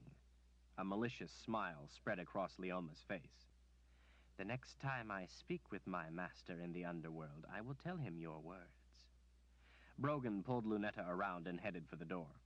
He would be back, and the next time, he would have what he wanted. We need to go talk to Galtero, Brogan said. I've had about enough of this nonsense. We've wiped out nests of banelings bigger than this one. Lunetta touched a worried finger to her lower lip. But, Lord General, the Creator has told you to do as these women say. He told you that you must give the Mother Confessor to them. Brogan took long strides through the darkness once outside. What did Mama tell you about these women? Well, she said that they be bad. They be banelings. But, Lord General, the Mother Confessor be a baneling. Why would the Creator tell you to give her to these women if they be banelings? Brogan turned his eyes down to her. In the faint light, he could see her looking up in confusion. His poor sister didn't have the intellect to figure it out. Isn't it obvious, Lunetta? The Creator has revealed himself through his treacherous ways. He be the one to create the gift. He tried to trick me. It be up to me now to purge the world of evil. Everyone with the gift must die. The Creator be a baneling. Lunetta gasped in awe. Mama always said, you be the one headed for greatness. After setting the glowing sphere on the table, Richard stood before the great silent well in the center of the room. What was he to do? What was the sliff, and how did he call her? He paced around the waist-high round wall, looking down into the darkness, but saw nothing. Sliff, he called down into the bottomless hole. His own voice echoed back up. Richard paced back and forth, pulling on his hair, frantically trying to think of what to do. The tingle of a presence flushed across his flesh. He halted his pacing and looked up to see Amriswith standing near the door. The Queen needs you, skin brother. You must help her. Call the Sliff. He rushed over to the dark-scaled creature. I know she needs me. How do I call the Sliff? The slit of a mouth spread in what looked to be a smile. You are the first in 3,000 years to be born with the power to wake her. You have already broken the shield keeping us from her. You must use your power. Call the Sliff with your gift. My gift? The Mriswith nodded, his beady eyes staying on Richard. Call her with your gift. Richard finally turned away from the Mriswith and went back to the stone wall, around the great pit. He tried to remember how he had used his gift in the past. It always came on instinct. Nathan had said that that was the way it worked with him, with a war wizard. Need, through instinct. He had to let his need bring forth the gift. Page 384. Richard let the need burn through him, through the calm center. He didn't try to summon the power, but he screamed with the need of it. He thrust his fists into the air, tilting his head back. He let the need fill him. He wanted nothing else. He let the unconscious restraints go. He didn't try to think of what to do. He simply demanded it be done. He needed the sliff. He let out a silent cry of fury. Come to me. He loosed the power, like letting out a deep breath, demanding the task be done. Light ignited between his fists. That was it, the call. He knew it, he felt it, he understood it. He knew, too, what to do. The softly glowing mass rotated between his wrists as lacy veins of light twisted up his arms, flowing into the pulsing force between. When he felt the power reach its peak, he cast his hands downward. With a howl, the orb of light shot away, down into the blackness. As it descended, its light illuminated the stone in a ring around it. The ring of light in the glowing mass became smaller and smaller, the howl diminishing in the far distance, until he could neither hear nor see what he had unleashed. Richard hung over the stone wall, looking into the bottomless abyss, but all was silent and dark. He could hear only his own panting. He stood and glanced over his shoulder. The Mriswith watched, but made no move to help. What was needed was up to Richard. He hoped it would be enough. In the stillness of the keep, in the quiet of the mountain of dead stone towering around him, there came a distant rumbling. A rumbling of life. Richard leaned back over the wall, looking down, but saw nothing. Yet he could feel something. The stone beneath his feet quaked. Stone dust floated in the jittering air. Richard looked down in the well again and saw a reflection. The well was filling, not filling as water fills, but something was racing up the shaft with impossible speed, roaring with a howling shriek of velocity as it came. The howl grew as the thing rushed upward. Richard flung himself back from the stone wall, scarcely fast enough. He was sure it would shoot out of the well and blast through the ceiling. Nothing moving that fast could stop in time. Yet it did. All was abruptly still. Richard sat up, propping himself up with his arms behind on the floor. A lustrous metallic hump slowly mounded above the edge of the stone wall surrounding the well. It drew up into a bulk, rising impossibly of its own accord, like water standing in the air, only it wasn't water. Its glossy surface reflected everything about it, like polished armor, distorting the images reflected off its surface as it grew and moved. It looked like living quicksilver. The lump, joined to the body of it in the well as if by a neck, continued to contort, bending into edges and planes, folds and curves. It warped into a woman's face. Richard had to remind himself to take a breath. He now understood why Kolo called the sliff she. The face finally saw him on the floor. It looked like a smooth statue made of silver, except it moved. "Master," she said, in an eerie voice that echoed around the room. Her lips hadn't moved as she spoke, but she smiled as if well pleased. The silver face warped into curiosity. "You have called me. You wish to travel." Richard sprang to his feet. "Yes, travel. I wish to travel." The pleasant smile returned. "Come then, we will travel." Richard brushed the stone dust from his hands onto his shirt. How? How do we travel?" The silver brow drew together. "You have not traveled before." Richard shook his head. "No, but I need to now. I need to get to the old world." "Ah, I have been there often. Come and we will travel." Richard hesitated. "What do I do? What do you want me to do?" A hand formed up and touched the top of the wall. "Come to me," the voice said, echoing around the room. "I will take you." "How long does it take?" The frown returned.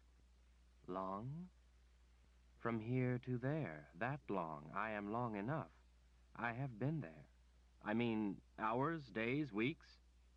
She didn't seem to understand. "The other travelers never spoke of this." Then it must not take very long. Kolo never mentioned it either. The journal could be frustrating at times because Kolo never explained what was to his people common knowledge. He hadn't been trying to teach or pass on information. Kolo? Richard pointed at the bones. I don't know his name. I call him Kolo. The face stretched out of the well to look over the wall. I do not remember seeing this. Well, he's dead. He didn't look like that before. Richard decided he better not explain who Kolo was, or she might remember and be upset. He didn't need any emotion. He needed to get to Kalen. I'm in a hurry. I'd appreciate it if we could hurry. Step closer, so I may determine if you can travel. Richard moved up to the wall and stood still while the quicksilver hand came out to touch his forehead. He flinched back. It was warm. He had expected cold. He returned to the hand and let the palm glide over his forehead. You can travel, the slip said. You have both sides required, but you will die if you are like this. What do you mean, like this? The quicksilver hand lowered beside him, pointing at the sword, but being careful not to get too close. That object of magic is incompatible with life in the sliff. With that magic in me, any life also in me will be ended. You mean I must leave it here? If you wish to travel, you must, or you will die. Richard was decidedly uneasy about leaving the Sword of Truth unguarded, especially after learning of the men with families who had died to make it. He pulled the baldric off over his head and stared at the scabbard in his hands. He looked over his shoulder at the Mriswith watching him. He could ask his Mriswith friend to guard the sword. No. He could ask no one to take the responsibility of guarding something so dangerous and coveted. The Sword of Truth was his responsibility, not anyone else's. Richard drew the sword from the scabbard, letting the clear ring of its steel reverberate around the room, die out slowly. The rage of the magic didn't die out, though. It thundered through him. He held up the blade, looking down its length. He could feel the raised gold wire of the word truth biting into his palm. What was he to do? He needed to go to Kalen. He needed to have the sword be safe in his absence. It came to him through the call of need. He turned the sword down, gripping the hilt in both hands. With a grunt of effort powered by the magic, by the storms of fury it engendered, he thrust the sword downward. Sparks and stone chips flew as Richard drove the sword up to its hilt into a huge stone block of the floor. When he took his hands away, he could still feel the magic within him. He had to leave the sword, but he still had the magic. He was the true seeker. I'm still linked to the sword's magic. I retain the magic within me. Will that kill me? No. Only that which generates the magic is deadly, not that which receives it. Richard climbed up on the stone wall, suddenly beginning to worry about this. No, he had to do it. He needed to. Skin brother. Richard turned to the Mriswith when it called to him. You are without a weapon. Take this. It tossed one of its three-bladed knives up to Richard. As it arced gently through the air, Richard caught it by the handle. The side guards lay against each side of his wrist as he grasped the weapon's crossways hand grip in his fist. It felt surprisingly good in his hand, like an extension of his arm.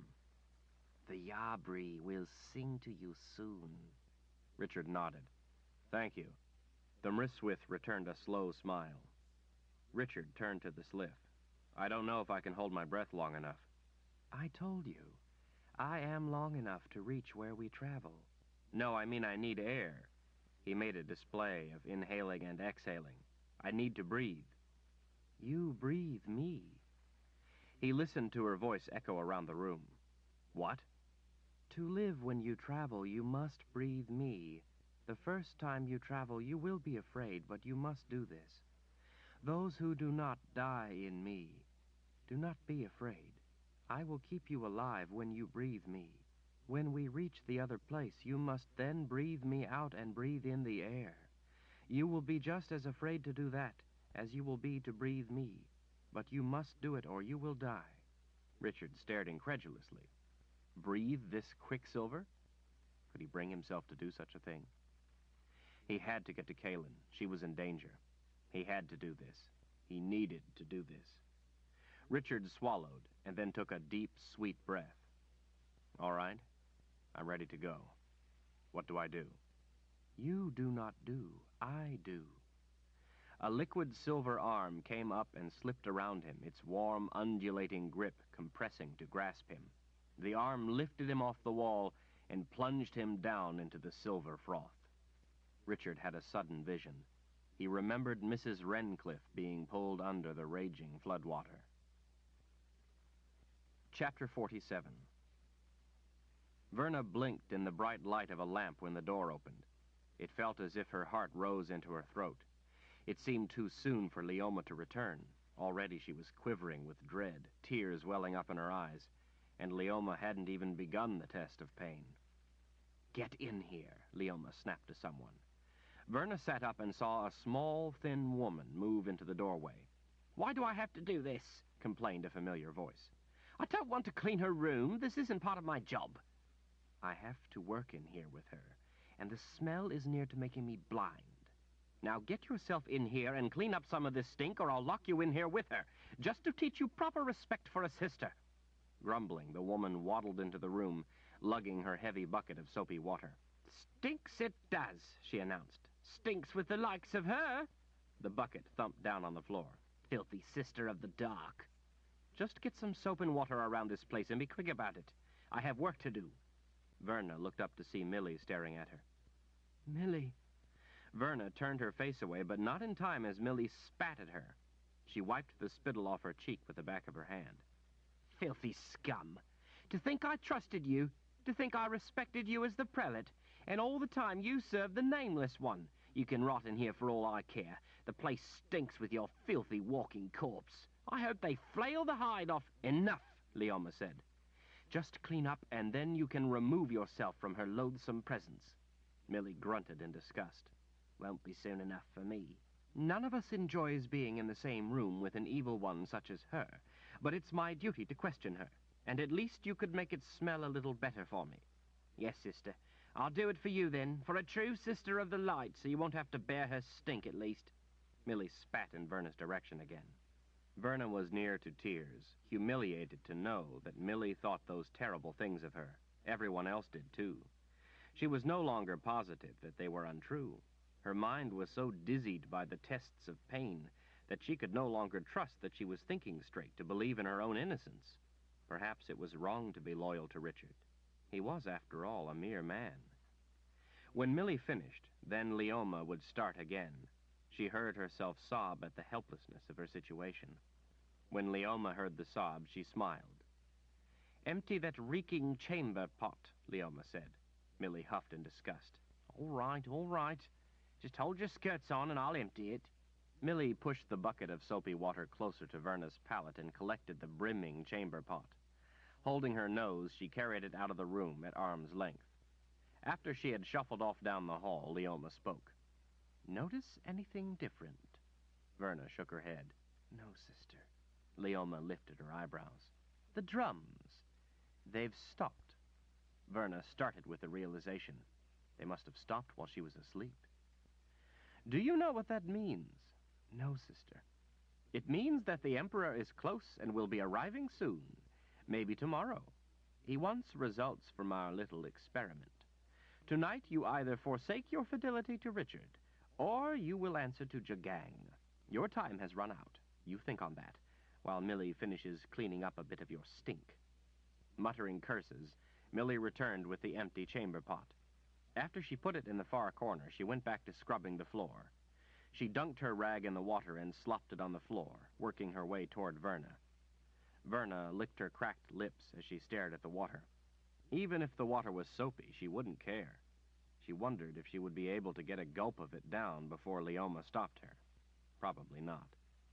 "I shouldn't have to do this," Millie grouched to herself, but loud enough for the other two to hear. "It's bad enough that I now have to clean the prophet's room, now that we have another. I thought I was done with going in there to clean the room of a madman. I think it's about time a younger woman had to do the work. Strange man he is. Prophets are all loony, they are. I don't like that Warren any more than the last one." Verna nearly burst into tears at the mention of Warren's name. She missed him so. She wondered if they were treating him well. Leoma answered her unspoken question. "Yes, he is a bit odd, But the tests with the color are bringing him back into line. I'm seeing to that. Verna turned her eyes away from Leoma. She was doing it to him, too. Oh, dear Warren. With a knee, Millie pushed her bucket closer as she scrubbed the floor. Don't you be watching me. I don't like your filthy eyes on me. Gives me the shivers, it does. Like having the Nameless One himself watching me. Verna turned her eyes down. Millie tossed the rag into the bucket and dunked her hands in deep to wash it out. She looked back over her shoulder as she worked the rag in the water.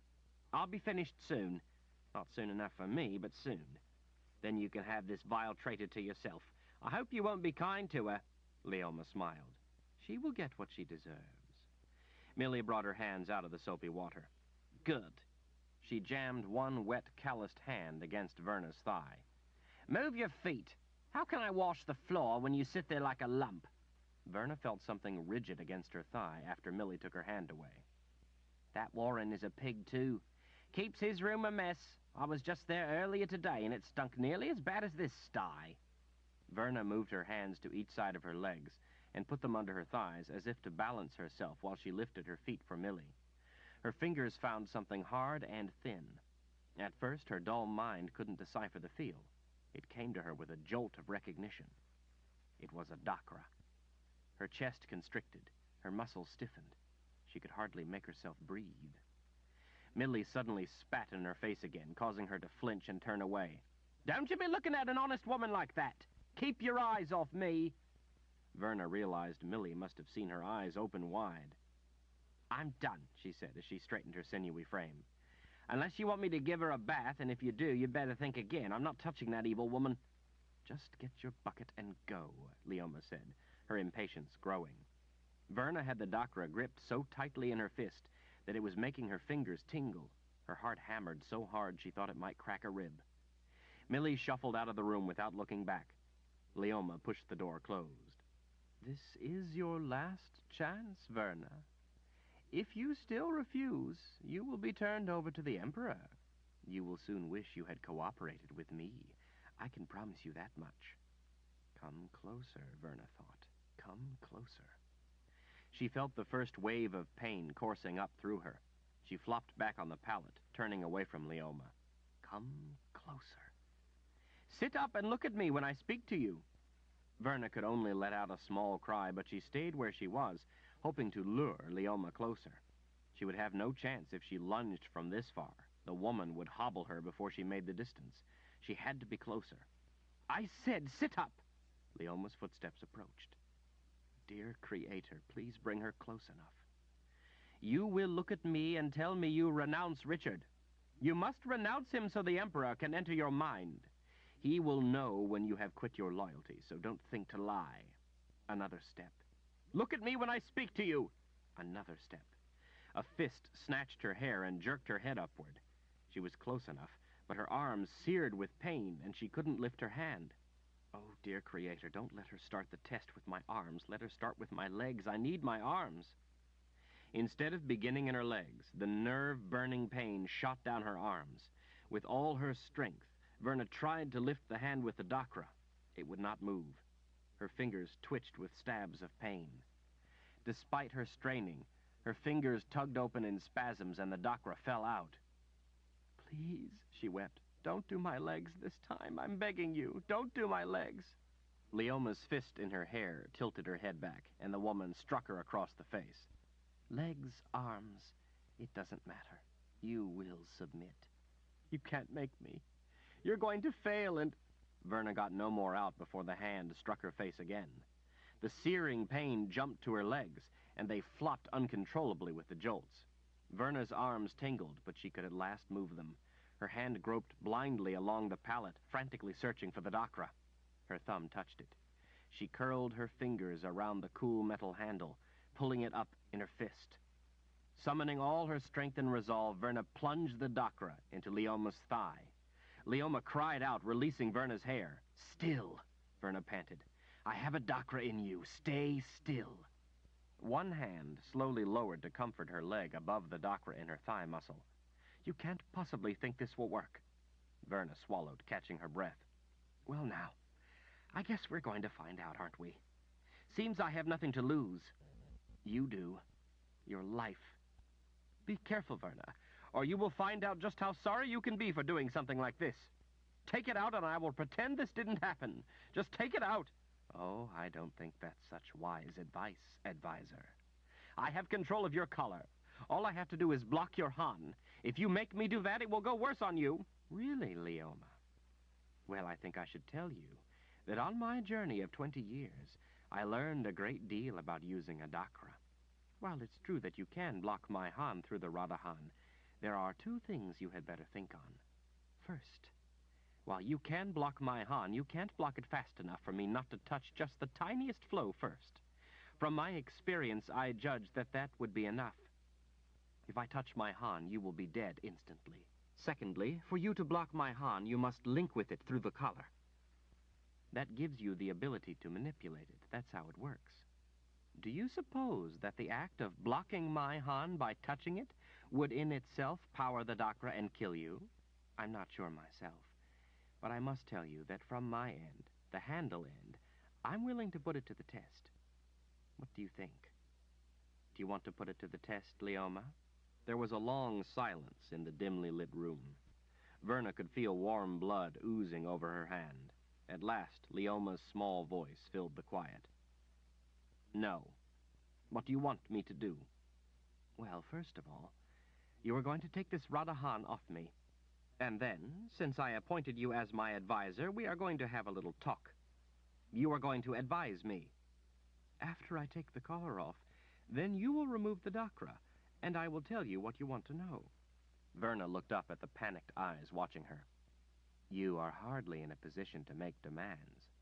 I ended up in this room because I was too trusting. I've learned my lesson. The Dakra remains where it is until I'm finished with you. Unless you do as I say, you have no value to me alive. Do you understand that, Leoma? Yes, came the resigned reply. Then let's begin. Like an arrow, he shot ahead with blistering speed, yet at the same time he glided with the slow grace of a turtle beneath still waters on a moonlit night. There was no heat, no cold. His eyes beheld light and dark together in a single spectral vision, while his lungs swelled with the sweet presence of the Sliff as he breathed her into his soul. It was rapture. Abruptly, it ended. Sights exploded about him, trees, rocks, stars, moon. The panorama gripped him in terror. Breathe, she told him. The thought horrified him. No. Breathe, she told him. He remembered Kalen, his need to help her, and let out the sweet breath, emptying his lungs of the rapture. With a reluctant yet needful gasp, he sucked in the alien air. Sounds rushed in around him, insects, birds, bats, frogs, leaves in the wind, all chattering, whooping, clicking, whistling, rustling, painful in their omnipresence. A comforting arm set him up on the stone wall as the night world around him settled into a familiar presence in his mind. He saw his Mriswith friends scattered about in the dark woods beyond the stone ruins around the well. A few sat on scattered blocks, and a few stood among the remains of columns. They seemed to be at the edge of an ancient, crumbling structure. Thank you, Sliff. We are where you wished to travel, she said, her voice echoing out through the night air. Will you be here when I want to travel again? If I am awake, I am always ready to travel. When do you sleep? When you tell me, Master. Richard nodded, not sure at all what he was nodding to. He looked out on the night as he stepped away from the Sliff's well. He knew the woods not by sight, but by their manifest feel. It was the Hagen Woods, though it had to be a place much deeper in their vast tract than he had ever ventured, because he had never seen this place of stone. By the stars, he knew the direction of Tanamura. Mriswith were coming in numbers from the somber surrounding woods to the ruins. Many passed him with a welcome, skin brother. As they passed, the Mriswith tapped their three-bladed knives to his, causing both to ring. May your Yabri sing soon, skin brother, each said as they tapped. Richard didn't know the proper response, and so said only, thank you. As the Mriswith slunk past him to the Sliff, tapping his Yabri, the humming ring lasted longer each time, its pleasant purr warming his whole arm. As other Mriswith approached, He altered his course so that he might tap his yabri to theirs. Richard looked to the rising moon in the position of the stars. It was early evening, with a faint glow still in the western sky. He had left Aidendrill in the dead of night. This couldn't be the same night. It had to be the next night. He had spent almost a full day in the Sliff. Unless it was 2 days, or 3, or a month, or even a year. He had no way to tell. He knew only that it was at least 1 day. The moon was the same size. Maybe it was only a day. He paused to let another Mriswith tap his yabri. Behind, Mriswith were entering the Sliff. A whole line of them stood waiting their turn. Only seconds passed before the next stepped off the wall to drop into the shimmering quicksilver. Richard stopped to feel his yabri, sending a warming purr all through him. He smiled with the singing hum, the soft song pleasant in his ears and in his bones. He felt a disturbing need that interrupted the joyful song. He stopped a Mriswith. "Where am I needed?" The Mriswith pointed with its yabri. "She will take you. She knows the way." Richard wandered off in the direction the Mriswith had indicated. In the darkness, near a ruined wall, a figure waited. The singing of his yabri urged him onward with need. The figure wasn't a Mriswith, but a woman. In the moonlight, he thought he recognized her. "Good evening, Richard." He took a step back. "Marissa." She smiled congenially. "How is my student? It's been a while. I hope you are well and your yabri sings for you." "Yes," he stammered. "It sings of a need." "The Queen." "Yes, the Queen. She needs me." "Are you ready, then, to help her? To free her?" After he nodded, she turned and led him on into the ruins. Several Mriswith joined them as they entered the broken doorways. Through vine-rimmed gaps in the walls, moonlight streamed in, but when the walls became more solid, blocking the moonlight, she lit a flame in her palm as she glided along. Richard followed her upstairs, coiling into the gloomy ruins, and down halls that looked to have been undisturbed for thousands of years. The illumination from the light in her palm suddenly became inadequate as they entered a huge chamber. Marissa sent the small flame into torches to either side, bringing flickering light to the vast room. Long dead balconies covered with dust and spiderwebs ringed the room, looking down on a tiled pool making up the main floor. The tiles, once white, were now dark with stains and dirt, and the murky water in the pool was laced with strings of muck. Overhead, the partly domed ceiling was open in the center, with structures rising up beyond the opening. The Mriswith slipped up beside him, standing close. Both tapped their yabri to his. The pleasant singing resonated with the calm center within him. "This is the place of the Queen," one said. "We can come to her, and when the young are born, they may leave, but the Queen cannot leave here." "Why?" Richard asked. The other Mriswith stepped forward and reached out with a claw. As it came in contact with something unseen, a whole domed shield lit with a soft glow. The sparkling dome fit neatly within the one of stone, except it had no hole in the top. The Mriswith pulled its claw back, and the shield became invisible again. "The old Queen's time is passing, and she is at last dying. We have all eaten of her flesh, and a new Queen emerged from the last of her young. The new Queen sings to us through the yabri, and tells us that she is rich with young. It is time for the new Queen to move on and establish our new colony. The great barrier is gone, and the Sliff is awakened. Now you must help the Queen so we may establish new territories." Richard nodded. "Yes, she needs to be free. I can feel her need. It fills me with the singing. Why haven't you freed her?" "We cannot. Just as you were needed to still the towers and to wake the Sliff, only you can free the Queen. It must be done before you hold 2 yabri, and they both sing to you." Guided by his instinct, Richard moved to the stairs at the side. He could sense that the shield was stronger at the base. It had to be breached at the top. He held the yabri to his chest as he climbed the stone steps. He tried to imagine how wondrous 2 would be. Its comforting song soothed him, but the Queen's need drove him on. The Mriswith remained behind, but Marissa followed him. Richard moved as if he had made the journey before. The stairs led outside and then up spiraling steps beside the ruins of columns. The moonlight cast jagged shadows among the craggy stones still standing among the devastation. They at last reached the top of a small circular observation tower, pillars rising to the side of it, connected overhead by the remains of an entablature decorated with gargoyles. It looked as if at one time it had circled the entire dome, connecting towers like the one atop which they stood.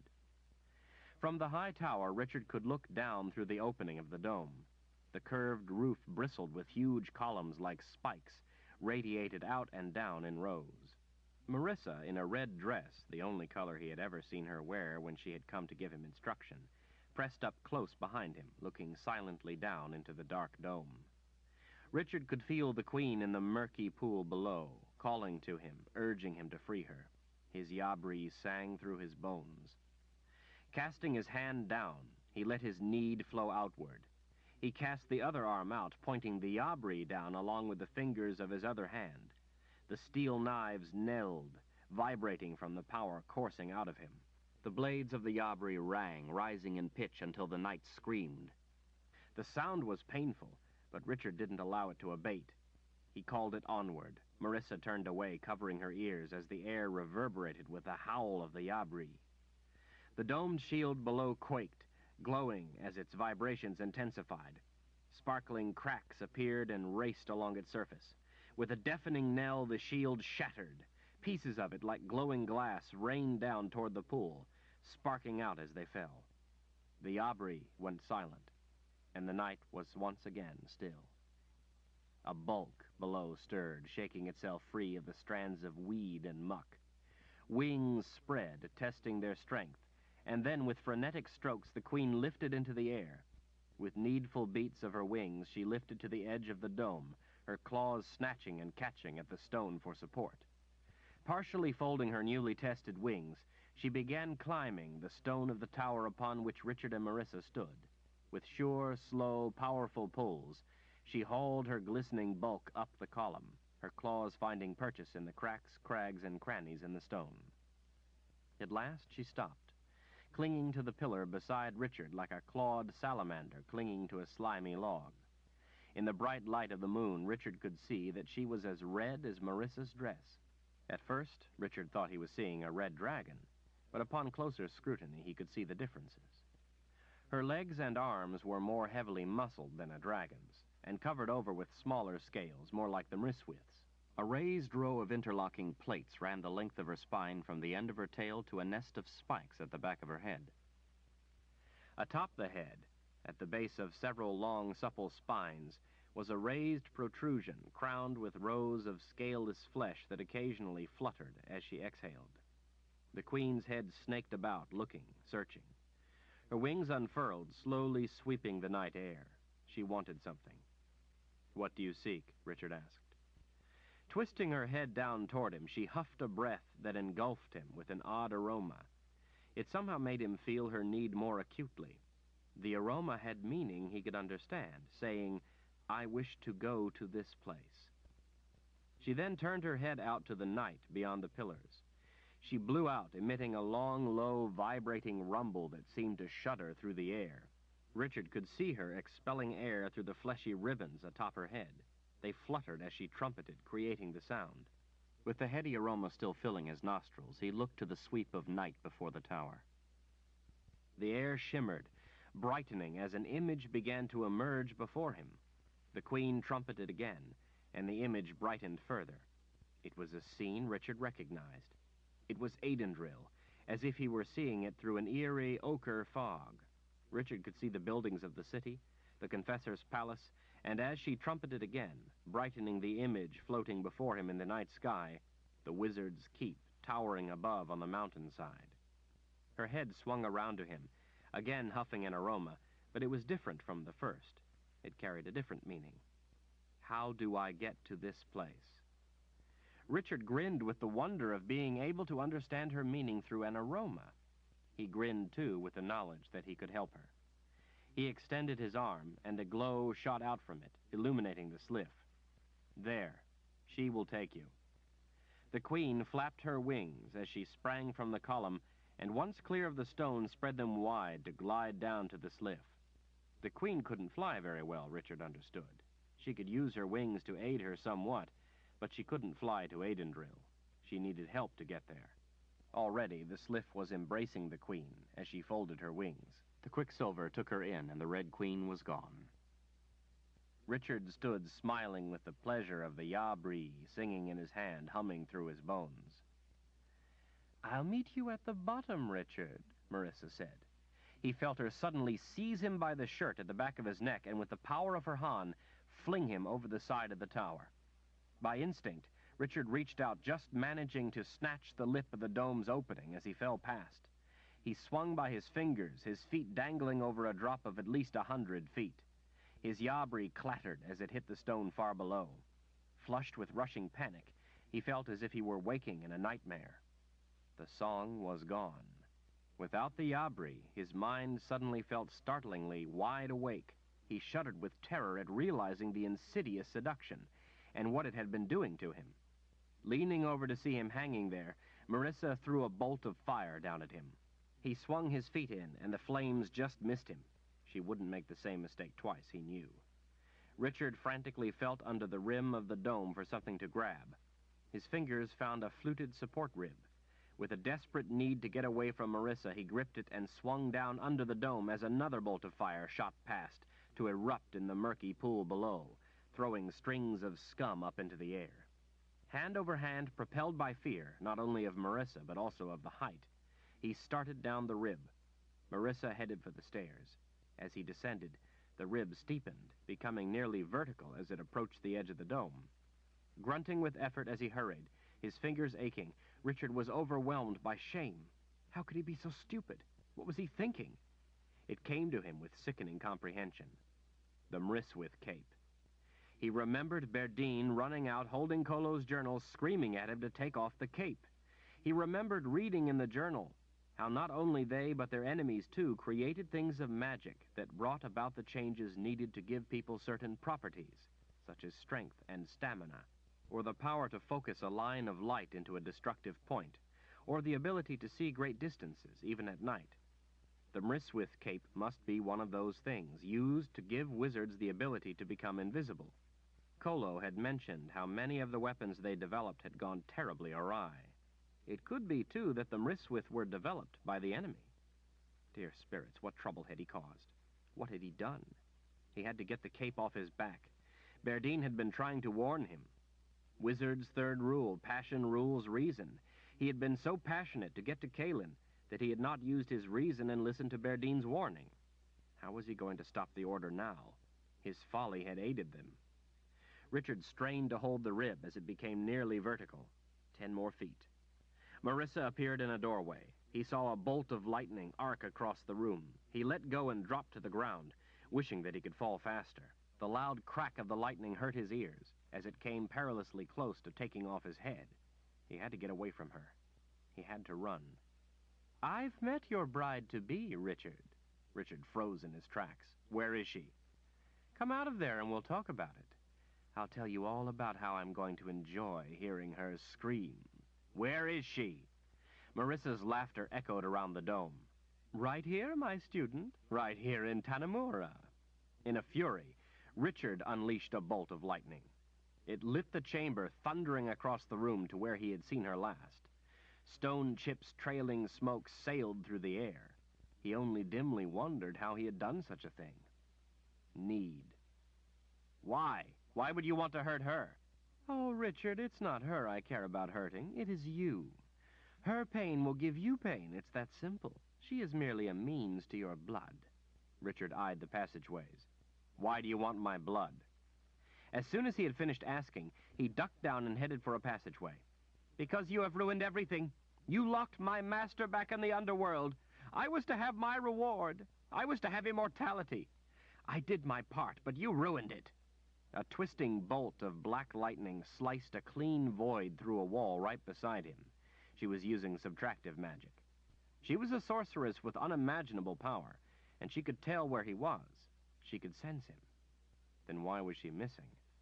"But worse," she said, as a slender finger tapped the gold ring through her lower lip.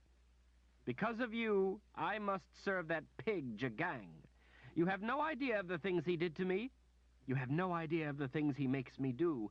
All because of you. All because of you, Richard Rahl. But I will make you pay. I have sworn to bathe in your blood, and I shall. What about Jagang? You're going to make him angry if you kill me. Fire erupted behind him, racing him to the next column. Quite the contrary. Now that you have done what was required of you, you are no longer of use to the Dreamwalker. As a reward, I am being allowed to do away with you as I wish. And I have some grand wishes. Richard realized he was not going to be able to get away from her like this. He could be behind a wall, and she would be able to sense him with her Han. He thought again about Berdine, and just as he reached up and clutched a fistful of the Mriswith cape to rip it off his back, he paused. Marissa wouldn't be able to see him with her Han if he was shrouded with the cape's magic. But the cape's magic was the force that created the Mriswith. Kaelin was a captive. Marissa said her pain would give him pain. He couldn't allow them to hurt Kaelin. He had no choice. He flung the cape around himself and vanished. Chapter 48. That is the last of them, as I promised. Verna stared into the eyes of a woman she had known for 150 years. Her heart was sick. Known not well enough. There were many she had not known well enough. What does Jagang want with the Palace of the Prophets? He has no power beyond that of an ordinary man, except his ability as a Dreamwalker. Leoma's voice trembled, but she went on. He uses others, especially those with the gift, to accomplish what he wishes. He is going to use our knowledge to reveal the forks on the prophecies that will bring him victory, and then see to it that the correct action is taken in order to carry the world down that fork. He is a very patient man. It took him nearly 20 years to conquer the old world, all the time perfecting his ability, probing the minds of others, and gathering the information he needed. He not only intends to use the prophecies in the vaults, but he intends to make the Palace of the Prophets his home. He knows about the spell. He has stationed men here as a test to make sure that it works for those without the gift, and that there is no harmful effect. He is going to live here and direct the conquest of the rest of the world, with the help of the prophecies from this place.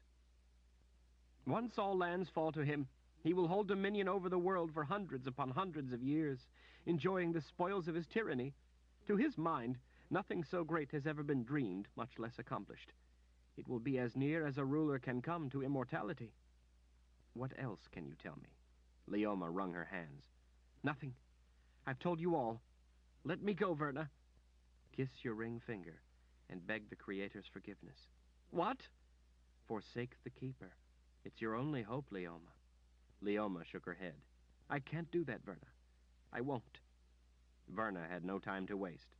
Without further word or argument, she seized her Han. Light seemed to come from within Leoma's eyes, and she crashed to the floor, dead. Verna slipped silently down to the end of the empty hall, to Sister Simona's room. Feeling the joy of being able to manipulate her Han at will, she brought down the shield. Carefully, so as not to startle her, she knocked and then opened the door, hearing Simona scurry for the far corner. Simona, it's Verna. Don't be afraid, dear. Simona let out a shuddering cry. He comes! He comes! Verna lit a gentle glow of Han in her palm. I know. You're not crazy, Sister Simona. He does come. We must escape. We must get away, she cried. Oh, please, we must get away before he gets here. He comes in my dreams and taunts me. I'm so afraid. She fell to kissing her ring finger. Verna gathered the trembling woman in her arms. Simona, listen carefully to me. I have a way to save you from the Dreamwalker. I can make you safe. We can get away. The woman stilled, blinking up at Verna. You believe me? Yes, I know you're telling the truth. But you must believe me, too, when I tell you the truth that I know a magic that will protect you from the Dreamwalker. Simona wiped the tears from her filthy cheek. Is it truly possible? How can it be done? You remember Richard, the young man I brought back? Simona nodded with a smile as she cuddled in Verna's arms. Who could forget Richard? Trouble and wonder in one package. Listen now. Besides the gift, Richard has a magic which was passed down from his ancestors who fought the original Dreamwalkers. It's a magic that protects him, too, from the Dreamwalkers. It also protects anyone who swears fidelity to him, who is loyal to him in every way.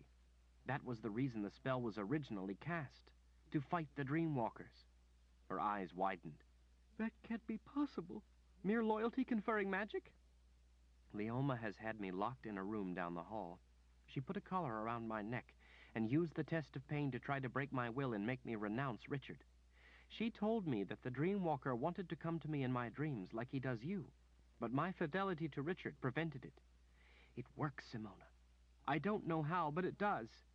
I'm protected from the Dreamwalker. You can be too. Sister Simona wiped wisps of gray hair back from her face. Verna, I'm not crazy. I want this collar off my neck. I want to escape the Dreamwalker. We must escape. What would you have me do? Verna gripped the small woman tighter. Will you help us? Will you help the rest of the Sisters of the Light escape too? Simona put her cracked lips to her ring finger. On my oath to the Creator. Then swear an oath to Richard too. You must be bonded to him. Simona pushed away and knelt with her forehead to the floor. I swear fidelity to Richard.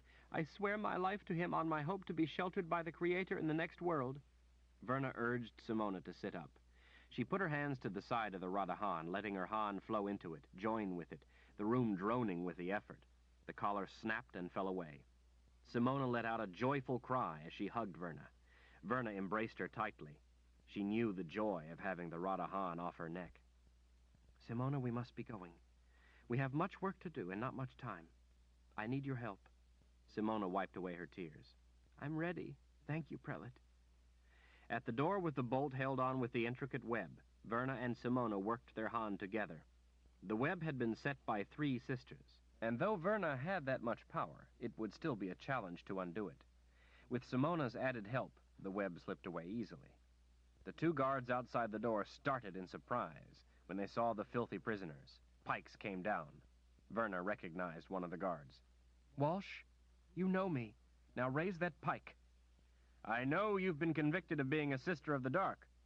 I know you don't believe that. The point was menacingly close to her face.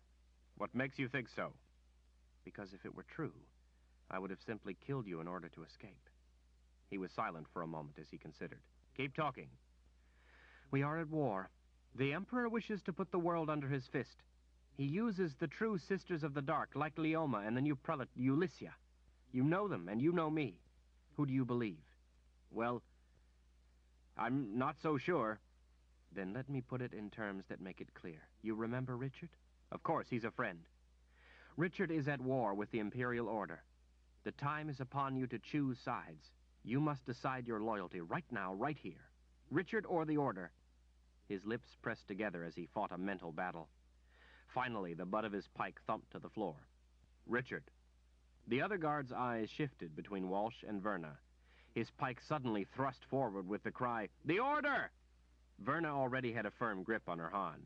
Before the blade touched her, the man was blown back with such force that when he hit the wall, his head split open. He toppled to the floor, dead. I guess I chose right, Walsh said. You did indeed. We must get the true Sisters of the Light and the loyal young wizards, and we must be away from here at once. There isn't a moment to waste. Let's go, Walsh said, holding his pike out, pointing the way. Outside in the warm night air, a thin figure sat on a bench nearby. When she recognized them, she sprang up.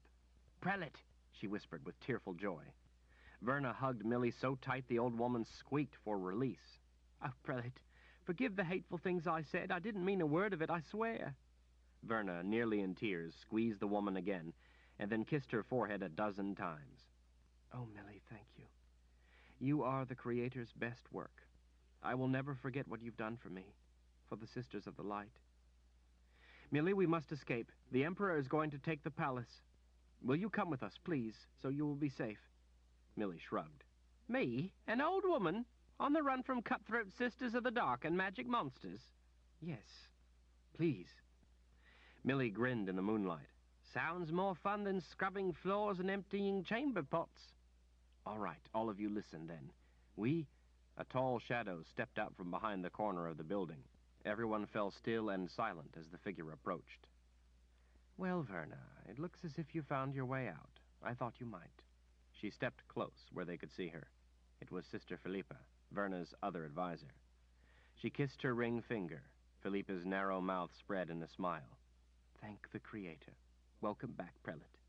Philippa, We must get the sisters away tonight, before Jagang gets here, or we will be captured and used. What are we to do, Prelate? Sister Philippa asked. All of you listen carefully now. We must hurry, and we must be more than careful. If we are caught, we will all be in colors. Richard was winded from his run from the Hagen woods, so he slowed to a trot to catch his breath. He saw sisters prowling the grounds of the palace, but they didn't see him. Though he was shrouded in the Mryswith cape, he couldn't search the entire palace. It would take days. He had to find out where Kalin, Zed, and Gratch were being held so he could get back to Aidendril. Zed would know what to do. Zed would probably furiously upbraid him for his stupidity, but Richard deserved it. His stomach was in a knot thinking about the trouble he had caused. He could not even credit his wits for his foolhardy actions, not ending in his being killed. How many lives had he put in jeopardy by his reckless actions? Kalin was probably going to be more than furious with him. And why not? Richard shuddered to think why the Mryswith went to Aidendril. He felt a pang of dread for his friends there. Maybe the Mryswith only wanted to establish a new home like the Hagen Woods here, and would stay there and keep to themselves. An inner voice laughed at his wishful thinking. He had to get back there. Stop thinking about the problem, he reprimanded himself. Think about the solution. He would get his friends out of here first, and then he would worry about the rest. It was puzzling that Kalin, Zed, and Gratch would be held at the palace, but he didn't doubt what Marissa had told him. She had thought she had him, and so would have had no reason to lie. He couldn't understand why the Sisters of the Dark would hide their catch in a place that could be a danger to them. Richard halted. A small group of people was crossing the lawn in the moonlight. He couldn't see who they were, and was about to go find out, but decided that his first thought was the correct one. Go see Anne. The prelate would be able to help him. Other than Prelate Annalena and Sister Verna, he didn't know which of the sisters he could trust.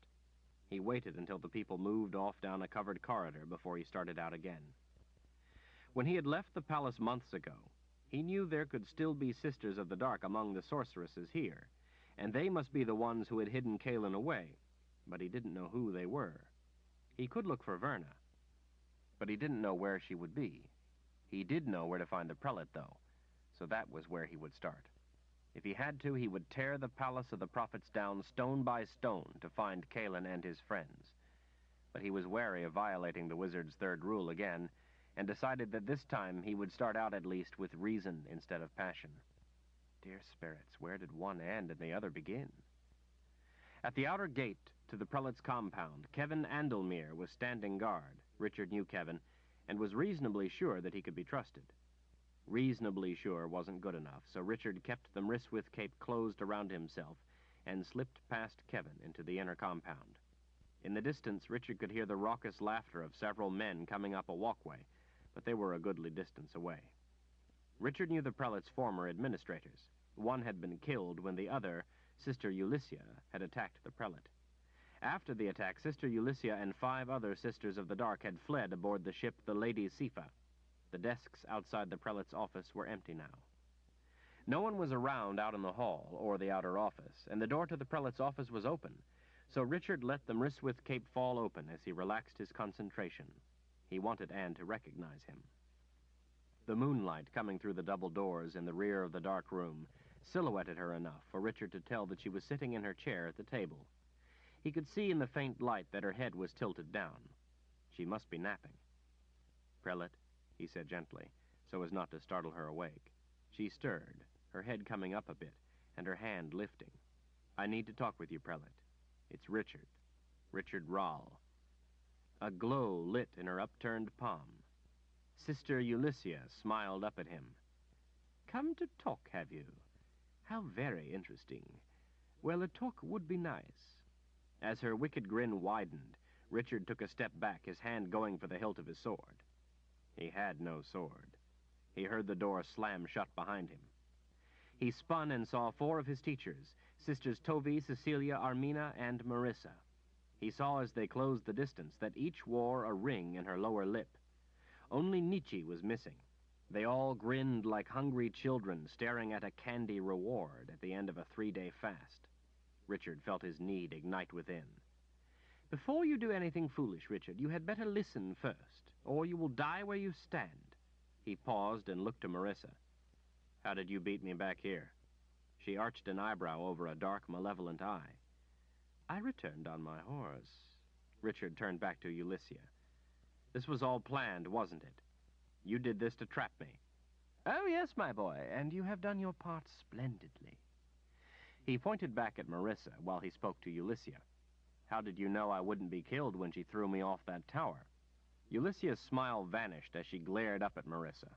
Richard realized by seeing that look that Marissa had been acting outside of instructions.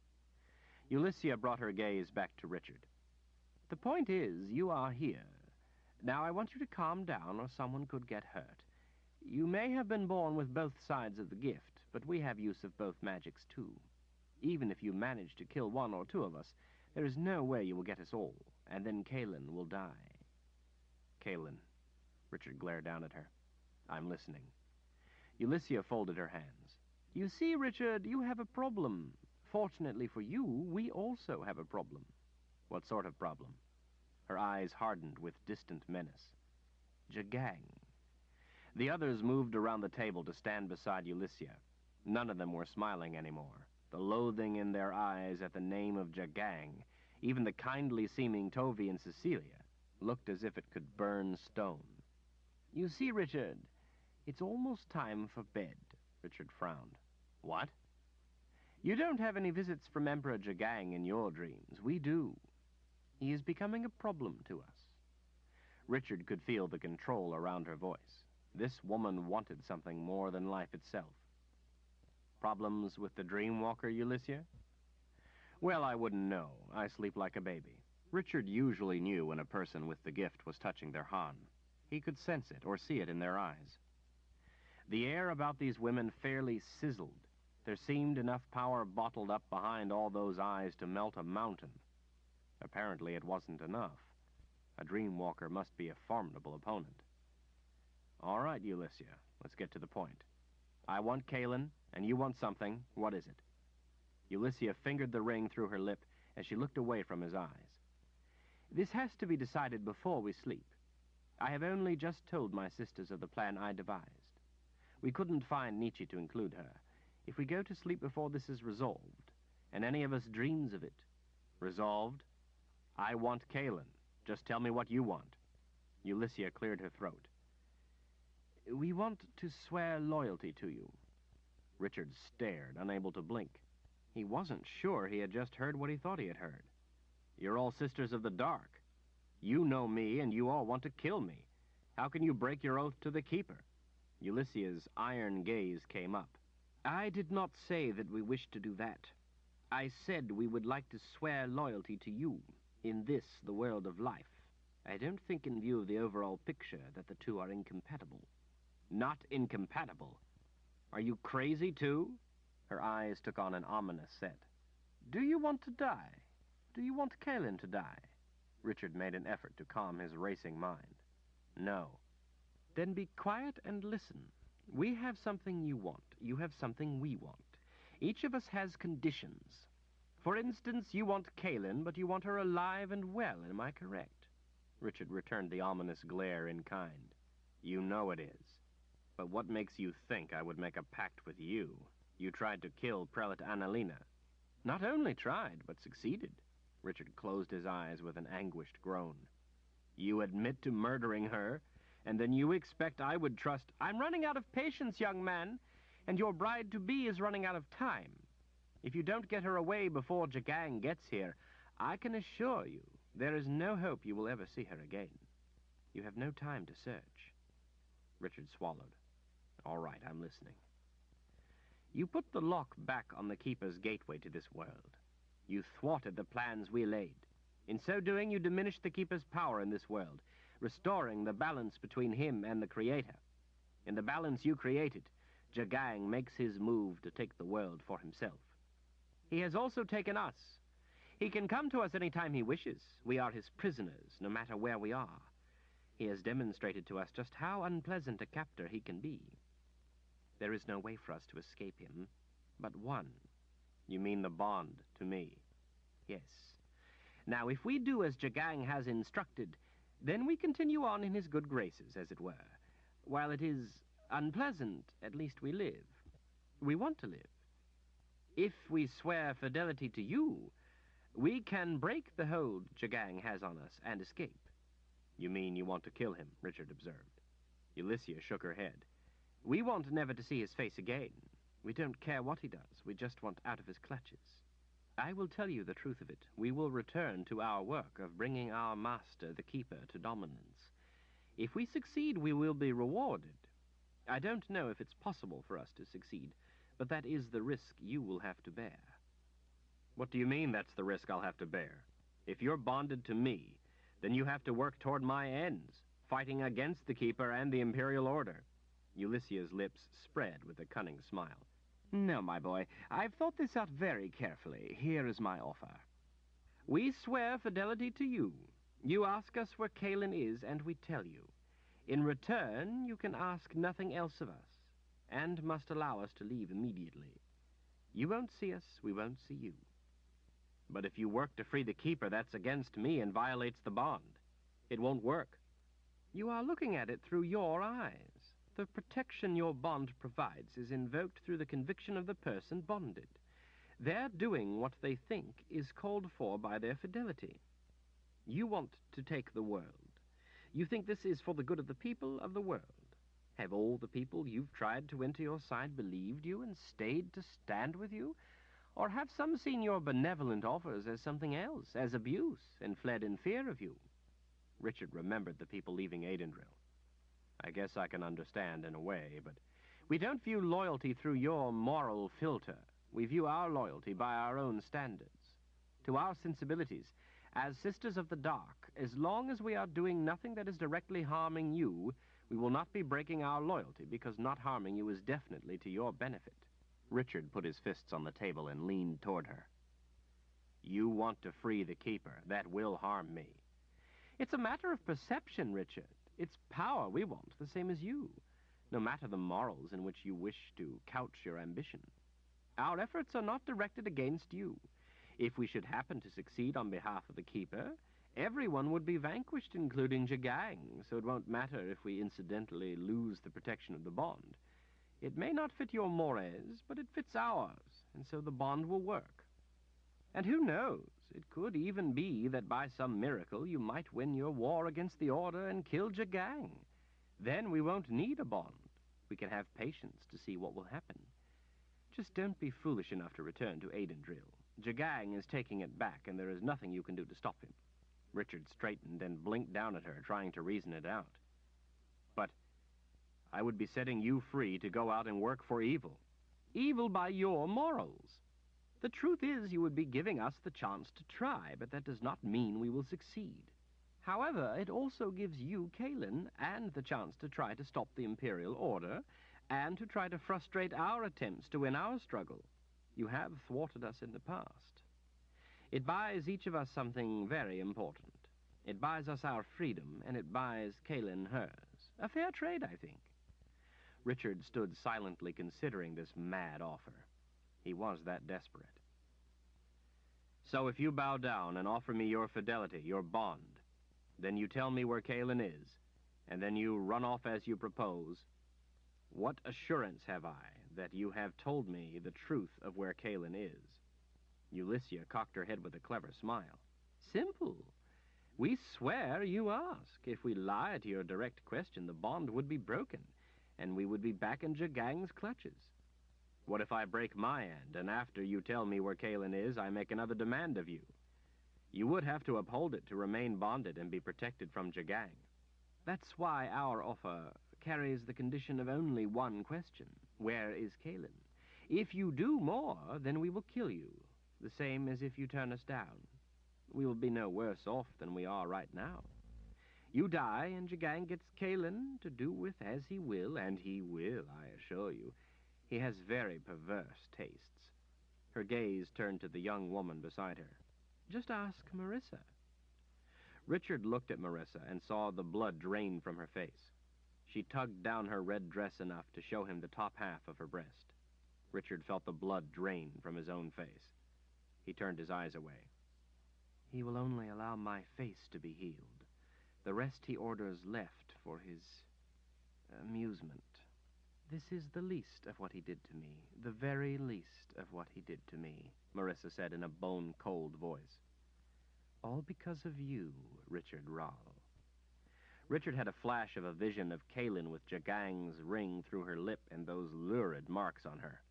His knees went weak. He pulled his lower lip through his teeth as he looked back to Ulyssia.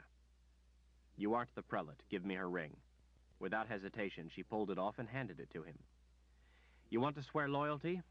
I get to ask where Kaelin is, you must tell me true, and then you leave? That is our offer. Richard heaved a sigh. Bargain struck. Ulyssia closed her eyes with a sigh of freedom after Richard shut the door on his way out. He was in a hurry. She didn't care. She had what she wanted. She was going to sleep without the fear of Jagang coming in the dream that was not a dream. Their 5 lives for one. Quite a bargain. And she hadn't even had to tell him everything. But she had had to tell him more than she wished. Still quite a bargain. Sister Ulyssia, Cecilia said with a tone of surety in her voice that had been missing for months, you have done the impossible. You have broken Jagang's hold on us. The Sisters of the Dark are free, and it has cost us nothing. Ulyssia took a deep breath.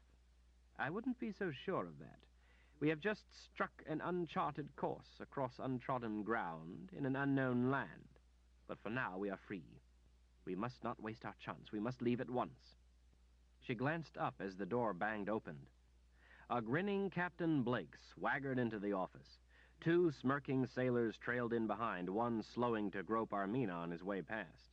She made no attempt to ward off his hands. Captain Blake teetered before her. He placed his hands on the table and leaned over. She could smell liquor on his breath as he leered at her. Well, well, lass, we meet again. Ulyssia betrayed no emotion. So we do. His hungry gaze was too low to meet her eyes. The Lady Sifa just made port, and we lonely sailors thought we should have some company for the night. The boys enjoyed the last time with you ladies so much that they thought to do it all over again. She affected a timorous tone. I hope you plan to be more gentle than the last time. Matter of fact, lass, the boys was saying how they didn't think we did all we could to enjoy ourselves. He leaned over even more, reached out with his right hand, grabbed her nipple, and pulled her forward in her chair. He smiled at her cry. Now, before I get in an ugly mood, you whores get your behinds down to the Lady Sifa with us, where we can put 'em to a good use. Ulyssia brought her fist around and slammed a knife through the back of the captain's left hand, pinning it to the table. She touched a finger of her other hand to the ring in her lip, and with a flow of subtractive magic it winked out of existence. Yes, Captain Blake. Let's all of us go down to the Lady Sifa and have another very intimate visit with you and your crew. With a fist of Han, she clouted him back, the knife embedded in the table, slicing his hand in 2 as it was yanked away. A gag of air filled his mouth when he opened it to scream.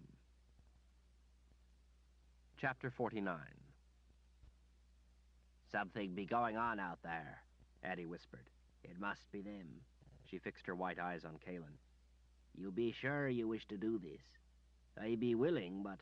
We have to, Kaelin said as she glanced at the fire to make sure it was still going strong. We must escape. If we can't escape, and we're killed, well, then Richard won't be lured to come here to fall into their trap. And he can stay where he is, and with Zed's help, protect the people of the Midlands. Addie nodded. We try, then, she sighed. I know I be right that she be doing it, but I do not know the reason. Addie had told her that Lunetta did something very peculiar. She was shrouded in her power all the time. Such a task was so extraordinary, Addie had said, that it required the use of a talisman invested with magic. With Lunetta, that talisman could only be one thing. Like you said, Addie, even if you don't know the reason, she wouldn't do something like that if it weren't important. Kaelin crossed her lips with a finger when she heard the squeak of the floor in the hall. Addie's gray and black jaw-length hair swayed as she quickly blew out the lamp and moved back behind the door. The fire still provided light, but the flickering flames made the shadows dance and would only add to the confusion. The door opened. Kaelin, standing to the opposite side of the door from Addie, took a deep breath, mustering her courage. She hoped they had removed the shield, or they were going to be in a lot of trouble for nothing. The two figures stepped into the room. It was them. "What are you doing in here, you greasy little Nick?" Kalen yelled. Brogan, with Lunetta behind, rounded on Kalen. She spat in his eyes. His face gone red, he grabbed for her. Kalen brought her boot up between his legs. When he cried out, Lunetta reached for him. From behind, Addie cracked a log across the squat sorceress's head. Brogan threw himself on Kalen, grappling with her, punching her in the ribs. Addie snatched Lunetta's outfit of colored patches as she fell. The whole thing ripped as Addie, her mighty effort powered by desperation, rolled the nearly senseless woman out of her patchwork clothes. Lunetta, dazed and slow, cried out as Addie spun around with her prize and heaved it into the roaring fire. Kalen saw the patches of colored cloth flame up in the hearth as she and Brogan toppled to the floor. She heaved him over the top of her as she crashed to the ground and then rolled to her feet. As Brogan turned to get his footing, she kicked him in the face. Lunetta squealed in distress. Kalen kept her eyes on Brogan as he sprang up with blood running from his nose. Before he could charge at her again, he saw his sister behind Kalen and froze. Kalen darted a quick glance behind. A woman was pawing frantically at the fire, futilely trying to recover the flaming patches of colored cloth. The woman was not Lunetta. It was an attractive, older woman in a white shift. Kalen's eyes went wide at the sight. What happened to Lunetta? Brogan screamed out in fury. "Lunetta! How dare you do a glamour in front of others? How dare you use magic to make them think you're pretty? Stop it at once! Your taint be ugly!" "Lord General," she cried, my pretties be burning. Please, my brother, help me." "You filthy Streganicha! Stop it, I say!" "I can't," she wept. "I can't without my pretties." With a growl of rage, Brogan slammed Kalen aside and dashed to the fire. He lifted Lunetta by her hair and struck her with his fist. She fell back, knocking Addie to the floor with her. He kicked his sister as she tried to stand. "I have had enough of your disobedience and your profane taint." Kalen snatched up a log and swung at him, but he ducked it, and it caught only his shoulders. His fist in her gut drove her back. Kalen gasped to get her breath. "You ugly pig! Leave your beautiful sister alone." "She be loony Lunetta." "Don't listen to him, Lunetta. Your name means little moon. Don't listen to him." Brogan screamed in fury and threw his hands out toward Kalen. With a loud crack, lightning lit the room. It missed her only because he was raging out of control and striking wildly. Plaster and other debris blasted through the air. Kalen was stunned near to paralysis. Tobias Brogan, the Lord General of the Blood of the Fold, the man committed to exterminating magic, had the gift. Screaming again, Brogan threw a fist of air that caught Kalen square in the chest and slammed her against the wall. She crumpled to the floor, dazed and senseless. Lunetta shrieked louder when she saw what Brogan had done. "No, Tobias, you must not use the taint." He fell on his sister, strangling her, pounding her head against the floor. "You be the one who did it. You be using the taint. You be using a glamour. You made the lightning." "No, Tobias, you be the one doing it. You must not use the gift. Mama told me you must not use it." He lifted her by a fistful of her white shift. "What are you talking about? What did Mama tell you, you vile Streganicha?" The comely woman panted and gulped. "That you be the one, my brother. The one for greatness. She said I must not make people to notice me, so they would look only to you. She said you be the one who be important. But she said I must not let you use your gift." "Liar! Mama never said any such thing. Mama didn't know anything." "Yes, Tobias, she knew. She be touched with a little of the gift. The sisters came to take you away. We loved you and didn't want them to take our little Tobias." "I don't have the taint." "It be true, my brother. They said you had the gift and they wanted to take you to the palace of the prophets. Mama told me that if they went back without you, they would bring others. We killed them, Mama and me. That be how you got the scar by your mouth in our fight with them. She said we had to kill them so they wouldn't send others. She said, I must never let you use the gift or they would come to take you." Brogan's chest heaved with rage. "All lies. You did the lightning, and you be using a glamour for others." "No," she wept. "They burned my pretties. Mama said you be destined to be great, but it could all be ruined. She taught me how to use the pretties to hide my looks and to keep you from using the gift. We wanted you to be great. My pretties be gone. You made the lightning." Brogan stared off with wild eyes, as if seeing things none of the rest of them saw. "It not be the taint," he whispered. "It just be me. The taint be evil. This not be evil, it just be me." Brogan's eyes focused again as he saw Kaelin struggle to rise. The room flashed with blinding light as he threw another lightning bolt across the room. It raked the wall over her head as she dived for the floor. Brogan sprang to his feet to come for her. "Tobias, stop! You must not use your gift!" Tobias Brogan gazed back at his sister with an eerie calm. "This be a sign. The time has come. I always knew it would." Blue flashes flickered between his fingertips as he held a hand up before his face. "This not be the taint, Lunetta, but divine power. The taint would be ugly. This be beautiful. The Creator has relinquished his right to dictate to me. The Creator be a baneling. I have the power now. The time has come to use it. I must sit in judgment of man now." He turned to Kaelin. "I be the Creator now." Lunetta lifted an imploring arm. "Tobias, please." He wheeled back toward her, deadly snakes of light writhing at his hands. "What I have be glorious. I will hear no more of your filth and lies. You and Mama be banelings." He drew his sword, the light coiling up the blade, and waved it in the air. She frowned with mental effort. "You must not use your power, Tobias. You must not." The flickering light at his hands cut off. "I will use what be mine." The light at his fingers ignited once more and danced up the blade. "I be the Creator now. I have the power, and I say you must die." His eyes gleamed with madness as he stared, transfixed, at the light crackling at his fingertips. "Then you," Lunetta whispered, "be the true baneling, and I must stop you, as you have taught me." A glowing line of rose-colored light flared from Lunetta's hand and pierced Tobias Brogan through the heart. In the smoky stillness, he drew a last gasp and collapsed. Not knowing what Lunetta would do, Kaelin didn't move, remaining as still as a fawn in the grass. Addie reached out with a tender hand, offering comforting words in their native tongue.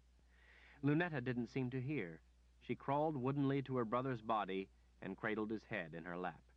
Kaelin thought she might be sick. Suddenly, Galtero stepped into the room. He snatched Lunetta by the hair and pulled her head back. He didn't see Kaelin in the rubble against the wall behind him. "Streganicha," he whispered viciously.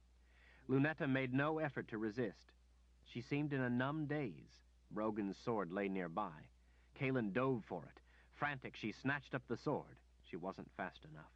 Galtero sliced his knife across Lunetta's throat. Before Lunetta had hit the floor, Kaelin ran him through. As he toppled, she yanked the sword free. "Addie, are you hurt?" "Not on the outside, child." "I understand, but we don't have time for sorrow right now." Kaelin grasped Addie's hand, and after carefully checking to ensure that Lunetta had indeed removed the shield before they had entered, the two of them stepped out into the hall. At either end lay the remains of a sister, their guards. Lunetta had killed them both. Kaelin heard boots clambering up the steps. She and Addie leapt over the bloody mess at the other end of the hall and dashed down the service stairs and out the back way. They looked about in the darkness, seeing no one but hearing a commotion in the distance, the clash of steel. Together, hand in hand, they ran for their lives. Kaelin could feel tears coursing down her face. With her head down so the sister wouldn't recognize her, Anne crossed the distance in the dim light of the vaults. Zed trailed in her footsteps. The woman behind the table stood with a suspicious frown and marched forward. "Who is it?" Sister Becky's voice was terse. "No one is allowed down here anymore. All have been warned." Anne felt a thrust of Hans smack her shoulder to bring her to a halt as Sister Becky rushed up before her. When Anne raised her head, Becky's eyes went wide. Anne drove the Dakra into her, and the eyes seemed to light from within before the woman went down. Zed leaped out to the side. "You killed her. You just killed a pregnant woman." "You," Anne whispered, "condemned her to death. I pray you have ordered the execution of a sister of the dark and not the light." Zed wrenched her around by the arm. "Have you lost your mind, woman?" I ordered the Sisters of the Light to get out of the palace. I told them they had to escape. I have begged you countless times to let me use the book. I needed to confirm that they have done as ordered. Since you refused to allow me to use the journey book, I am forced to assume my instructions were carried out. That's no excuse to kill her. You could have simply incapacitated her. If my orders were followed, then she is a Sister of the Dark. I have no chance in a fair fight with one of them. Neither do you. We couldn't take the risk. And what if she's not one of the Keeper's sisters? I can't risk everyone else on a mere chance. Zed's eyes flashed with cold fury. You are mad. Anne lifted an eyebrow. Oh? And you would risk the lives of thousands to fret over one who you are reasonably sure was an enemy bent on stopping you? Did you get to be a wizard of the First Order by such choices? He released her arm. All right, you've gotten me here. What is it you want? Check the vault first to make sure there are no others. They each stole down one side, Anne checking between the rows of bookshelves to watch the old wizard and make sure he was doing as instructed. If he tried to run, she could bring him back by the Radahan, and he knew it. She liked Richard's grandfather, but need demanded she cultivate his hatred. For this, he had to be in a fury and willingly take the chance she would give him. When they reached the rear of the gloomy vaults, they had found no others. Anne kissed her naked ring finger and thanked the Creator.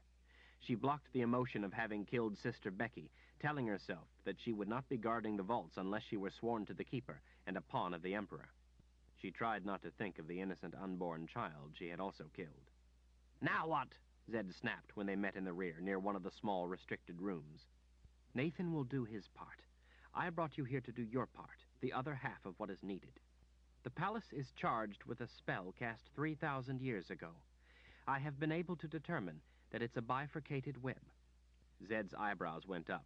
His curiosity overcame his indignation. That's quite a claim. I've never heard of anyone able to spin a bifurcated web. Are you sure?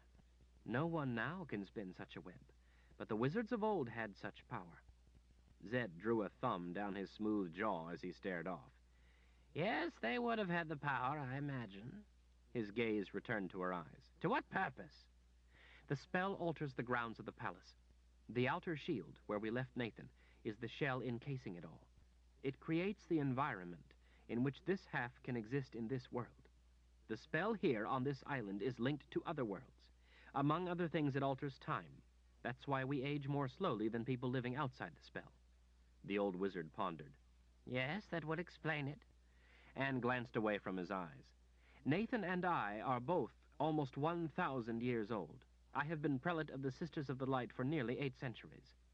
Zed straightened his robes at his bony hips. I've known of the spell, how it extends lifespans in order to give you the time to do your foul work. Zed, when the wizards of old began jealously guarding their power and refused to train young men with the gift, so as to prevent a threat to their domination, the Sisters of the Light were formed to help these young men lest they die. Not everyone likes the idea, but there it is. Without a wizard to help them, the task falls to us. We don't have the same Han as the male, and so it takes us a great deal of time to accomplish the task. The collar keeps them alive, keeps their gift from harming them, from driving them mad, until we can teach them what they need. The spell around the palace gives us the time we need. It was laid down for us 3,000 years ago when a few wizards helped with our cause. They had the power to cast a bifurcated web. Zed was, for the moment, becoming intrigued. Yes, I can see what you mean. Bifurcation would invert the force, kind of like twisting a length of gut and create an area where the center could be bent to do extraordinary things. The ancient wizards could accomplish deeds I can only dream of doing. Anne was keeping a constant watch to make sure they were alone. Bifurcating a web bends it back on itself, creating an outer and inner region. There are 2 nodes, like with the twisted gut you mentioned, where this bending would have to take place, one at the outer shield and one at the inner. Zed peered at her with one eye. But the node on the inner half, where the true event takes place, would be vulnerable to breach. Though created by necessity, it would be a dangerous flaw. Do you know where the inner node is located? We stand in it. Zed straightened. He glanced around.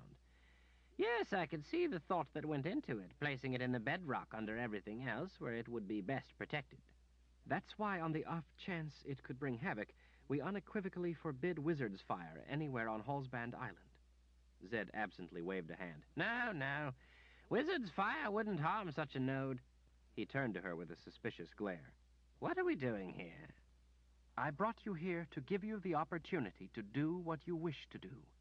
To destroy the spell. Page 413. He stared. He blinked, and he stared some more. At last he spoke. No, it wouldn't be right. Wizard Zorander, this is a highly inconvenient time for you to be overcome with morals. He folded his skinny arms. This spell was placed by wizards greater than I will ever be. Greater than I can even imagine. This is a wonder. A thing of profound mastery. I won't destroy such a piece of work. I broke the truce. Zed lifted his chin. Breaking the truce condemns any sister who comes to the New World to death. We are not in the New World. Breaking the truce says nothing about me going to the Old World and doing harm.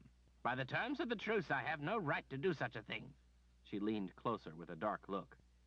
You promised me that if I took you away by that collar, endangering your friends, you would come to my homeland and lay waste to the Palace of the Prophets. I am giving you your chance. It was a temporary, passionate outburst. Reason has returned to my head. He fixed her with a scolding scowl.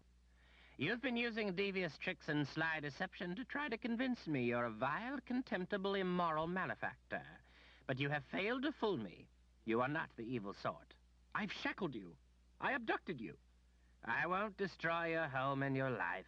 Doing so, destroying the spell, would alter the pattern of the lives of the Sisters of the Light. And in essence, be ending their lives prematurely. The sisters and their charges live by standards of time that to me seem strange, but to them are normal. Life is perception. If a mouse with a lifespan of only a few years were to have the magic to make my life as short as its life, that to my perception would be killing me, though to the mouse it would seem he were granting no less than a normal lifespan. That's what Nathan meant when he said you were killing him. I would be shortening their lives to the same as the rest of us. But by their expectations and the oath they have taken, that would be the same as killing them before they have a chance to live. I won't do it. If I have to, Wizard Zorander, I'll use the collar to give you pain until you agree. He smirked. You have no conception of the tests of pain I have passed to become a wizard of the First Order. Go ahead, do your best. Anne pressed her lips together in exasperation. But you have to. I've put a collar around your neck. I've done terrible things to you to make you angry enough to do this.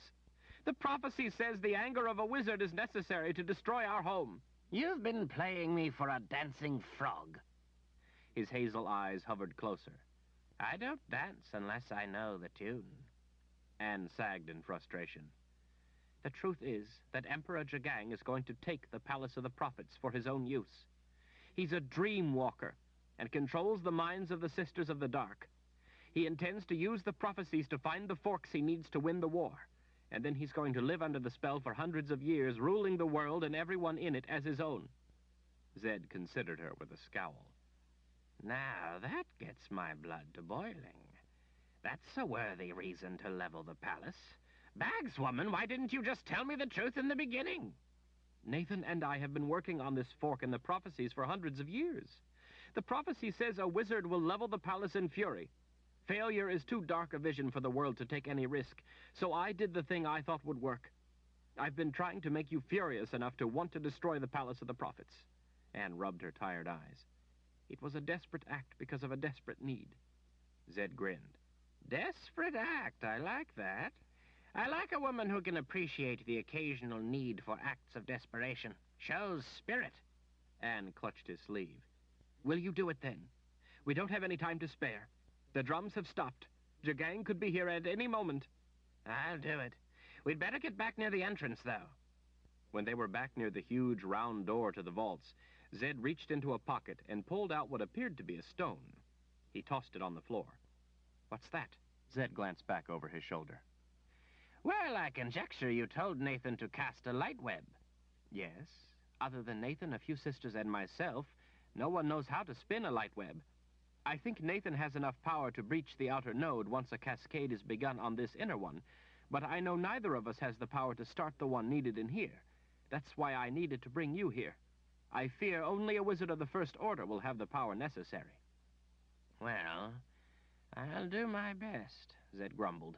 But I've got to tell you, Anne, as vulnerable as a node would be, it's still a spell cast by wizards, the vastness of whose power I can only imagine. He spun his finger around, and the rock on the floor before him popped and snapped as it rapidly grew to a broad, flat rock. He stepped up onto it. You get out of here. Go wait outside. Make sure Holly is safe while I do this.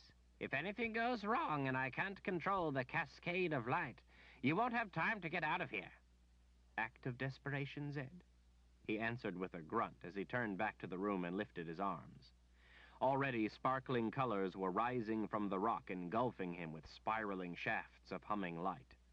Anne had heard of wizards' rocks, but she had never seen one and didn't know how they worked.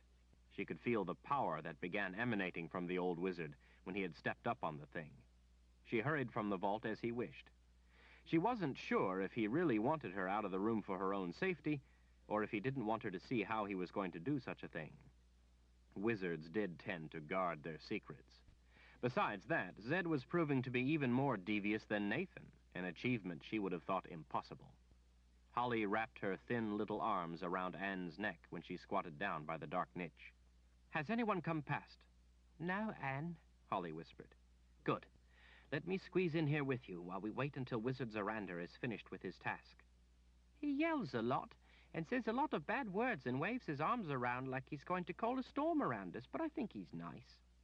"You aren't still itching from snow fleas." Anne smiled in the dark of the small hiding place among the rock. But I think you may be right.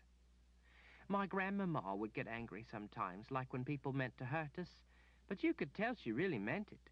Wizard Zorander doesn't really mean it. He's just pretending. You are more perceptive than I have been, child. You're going to make a splendid sister of the light. Anne held Holly's head to her shoulder as she waited in the silence. She hoped the wizard would hurry.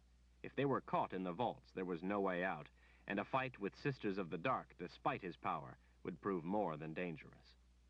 Time dragged on with agonizing stubbornness. Anne could tell by her slow, steady breathing that Holly had fallen asleep against her shoulder.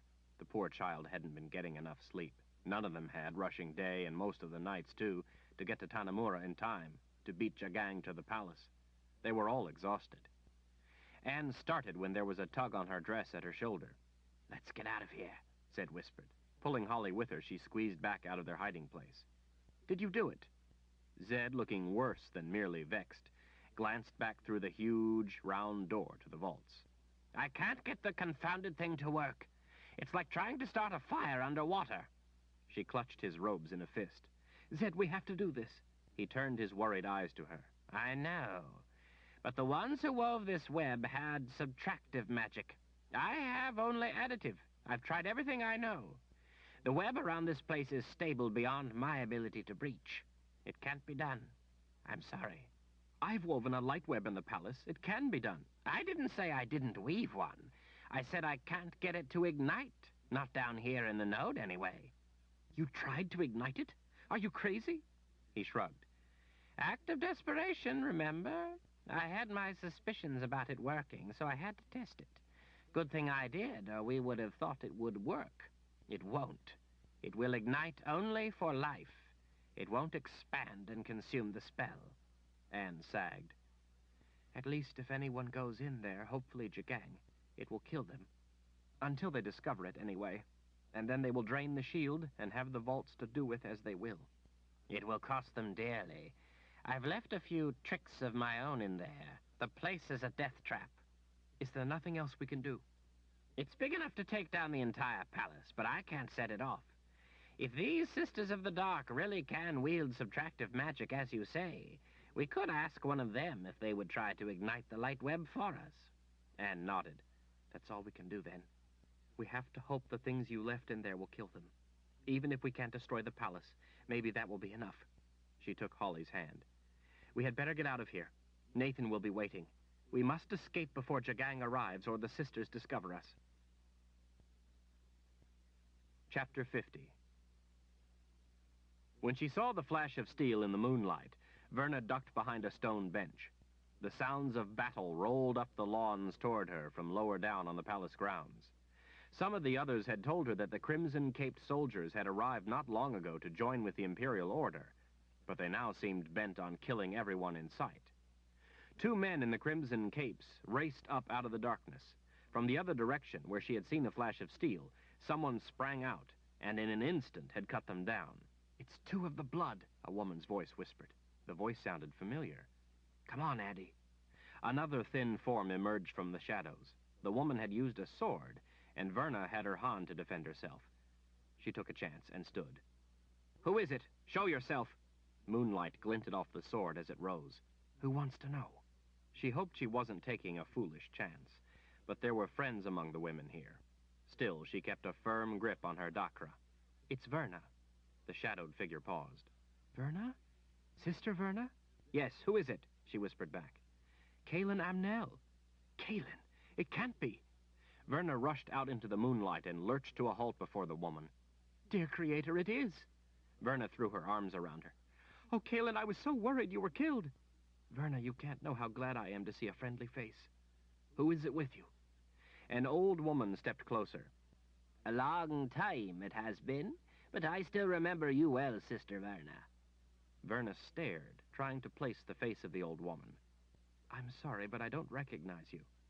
"I be Addie. I was here for a time, 50 years ago in my youth." Verna's eyebrows went up. "Addie! I remember Addie." Verna left unsaid that she remembered Addie as a rather young woman. She had learned long ago not to say such things aloud.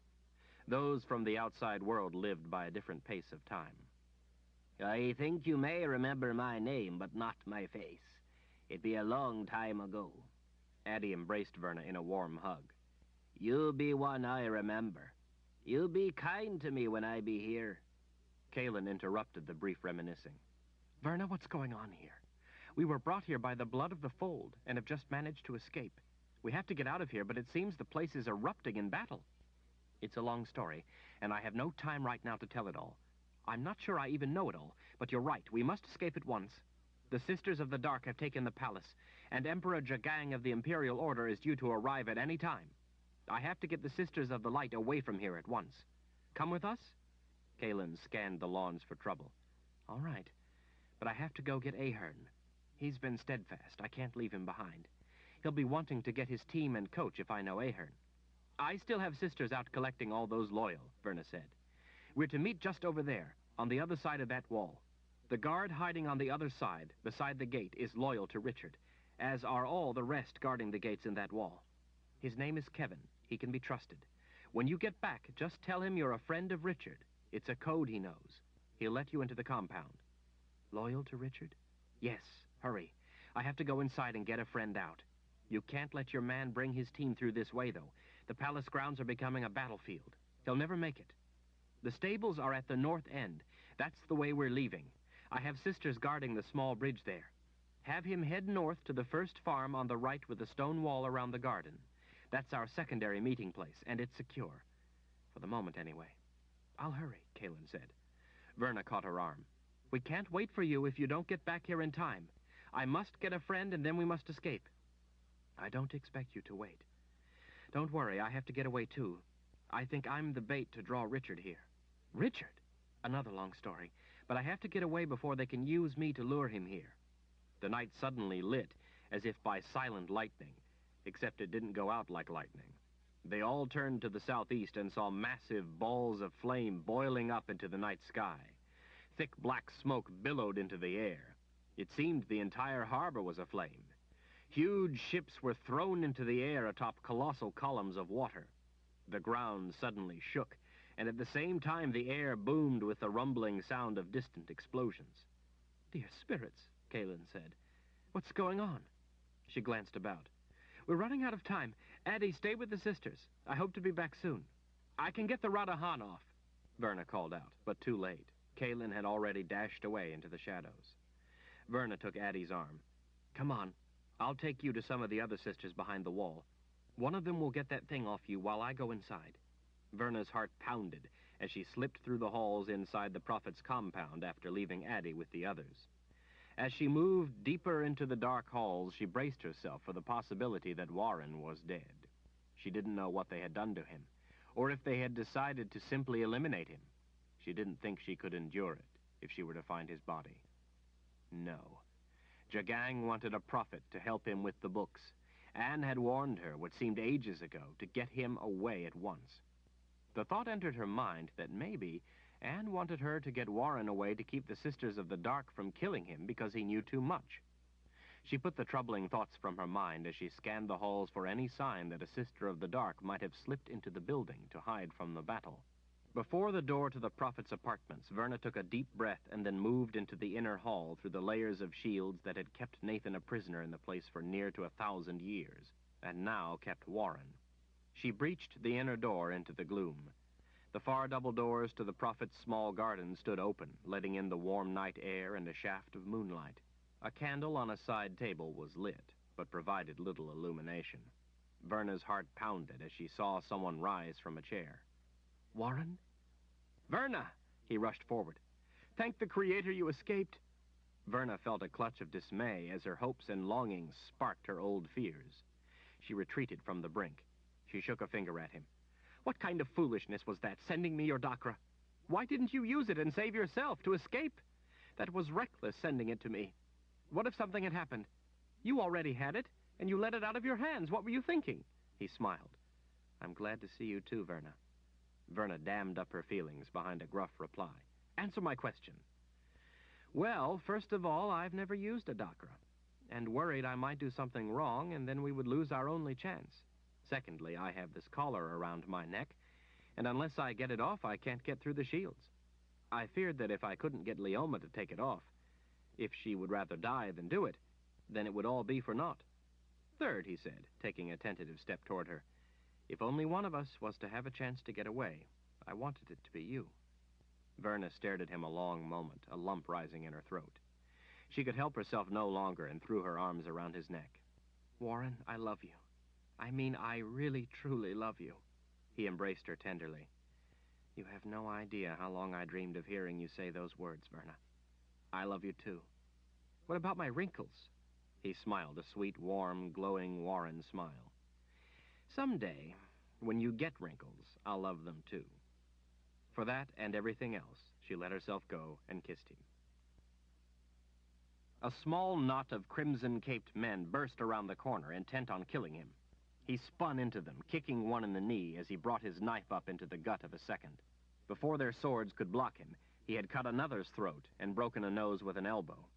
Richard was livid, lost in the thundering rage of the magic storming through him.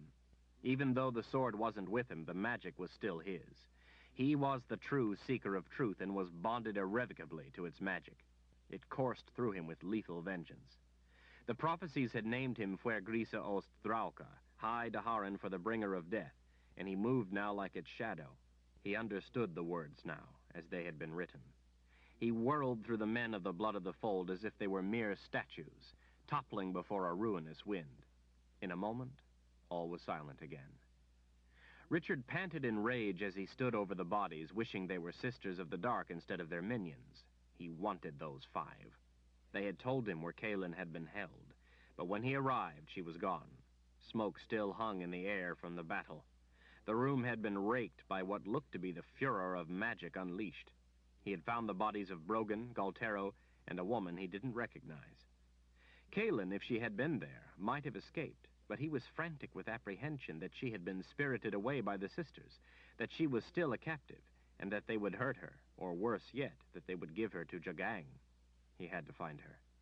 He needed to get his hands on a Sister of the Dark so he could make her talk. Around the palace grounds, a confusing battle raged. It appeared to Richard that the blood of the fold had turned on everyone in the palace. He had seen dead guards, dead cleaning staff, and dead sisters. He had also seen a great many dead of the blood. The Sisters of the Dark scythed them down mercilessly. Richard had seen one charge of near to 100 men cut down in an instant by one sister. He had also seen a relentless charge of men from all directions overrun another sister. They tore her apart like a pack of dogs at a fox. When he reached the sister who had cut down the attack, she had vanished, and so he was looking for another. One of them was going to tell him where Kaelin was. If he had to kill every sister of the dark at the palace, one of them was going to talk. Two Blood of the Fold caught sight of him and came up the path at a dead run. Richard waited. Their swords caught only air. He took them down with his knife almost without thinking about it, and was moving again before the second man had finished pitching face first to the ground. He had lost track of the number of the Blood of the Fold he had killed since the battle had begun. He ripped through them only if they attacked him. He wasn't able to avoid all the soldiers he saw. If they came at him, it was by their choice, not his. It wasn't them he wanted. It was a sister. Near a wall, Richard hugged the moon shadows beneath a clump of aromatic spreading witch hazels as he moved toward one of the covered walkways. He flattened against a pilaster in the wall as he saw a shape dart from the walkway. As it approached, he could tell by the flow of hair and the shape that it was a woman. At last, he had a sister. When he stepped out in front of her, he saw the flash of a blade slashing toward him. He knew that every sister carried a dakra. It was probably that, rather than a knife. He also knew how deadly a dakra was and how skilled they were with the weapon. He dared not take the hazard lightly. Richard whipped his leg around, kicking the weapon from her hand. He would have broken her jaw so she couldn't cry out for help, but he needed her to be able to talk.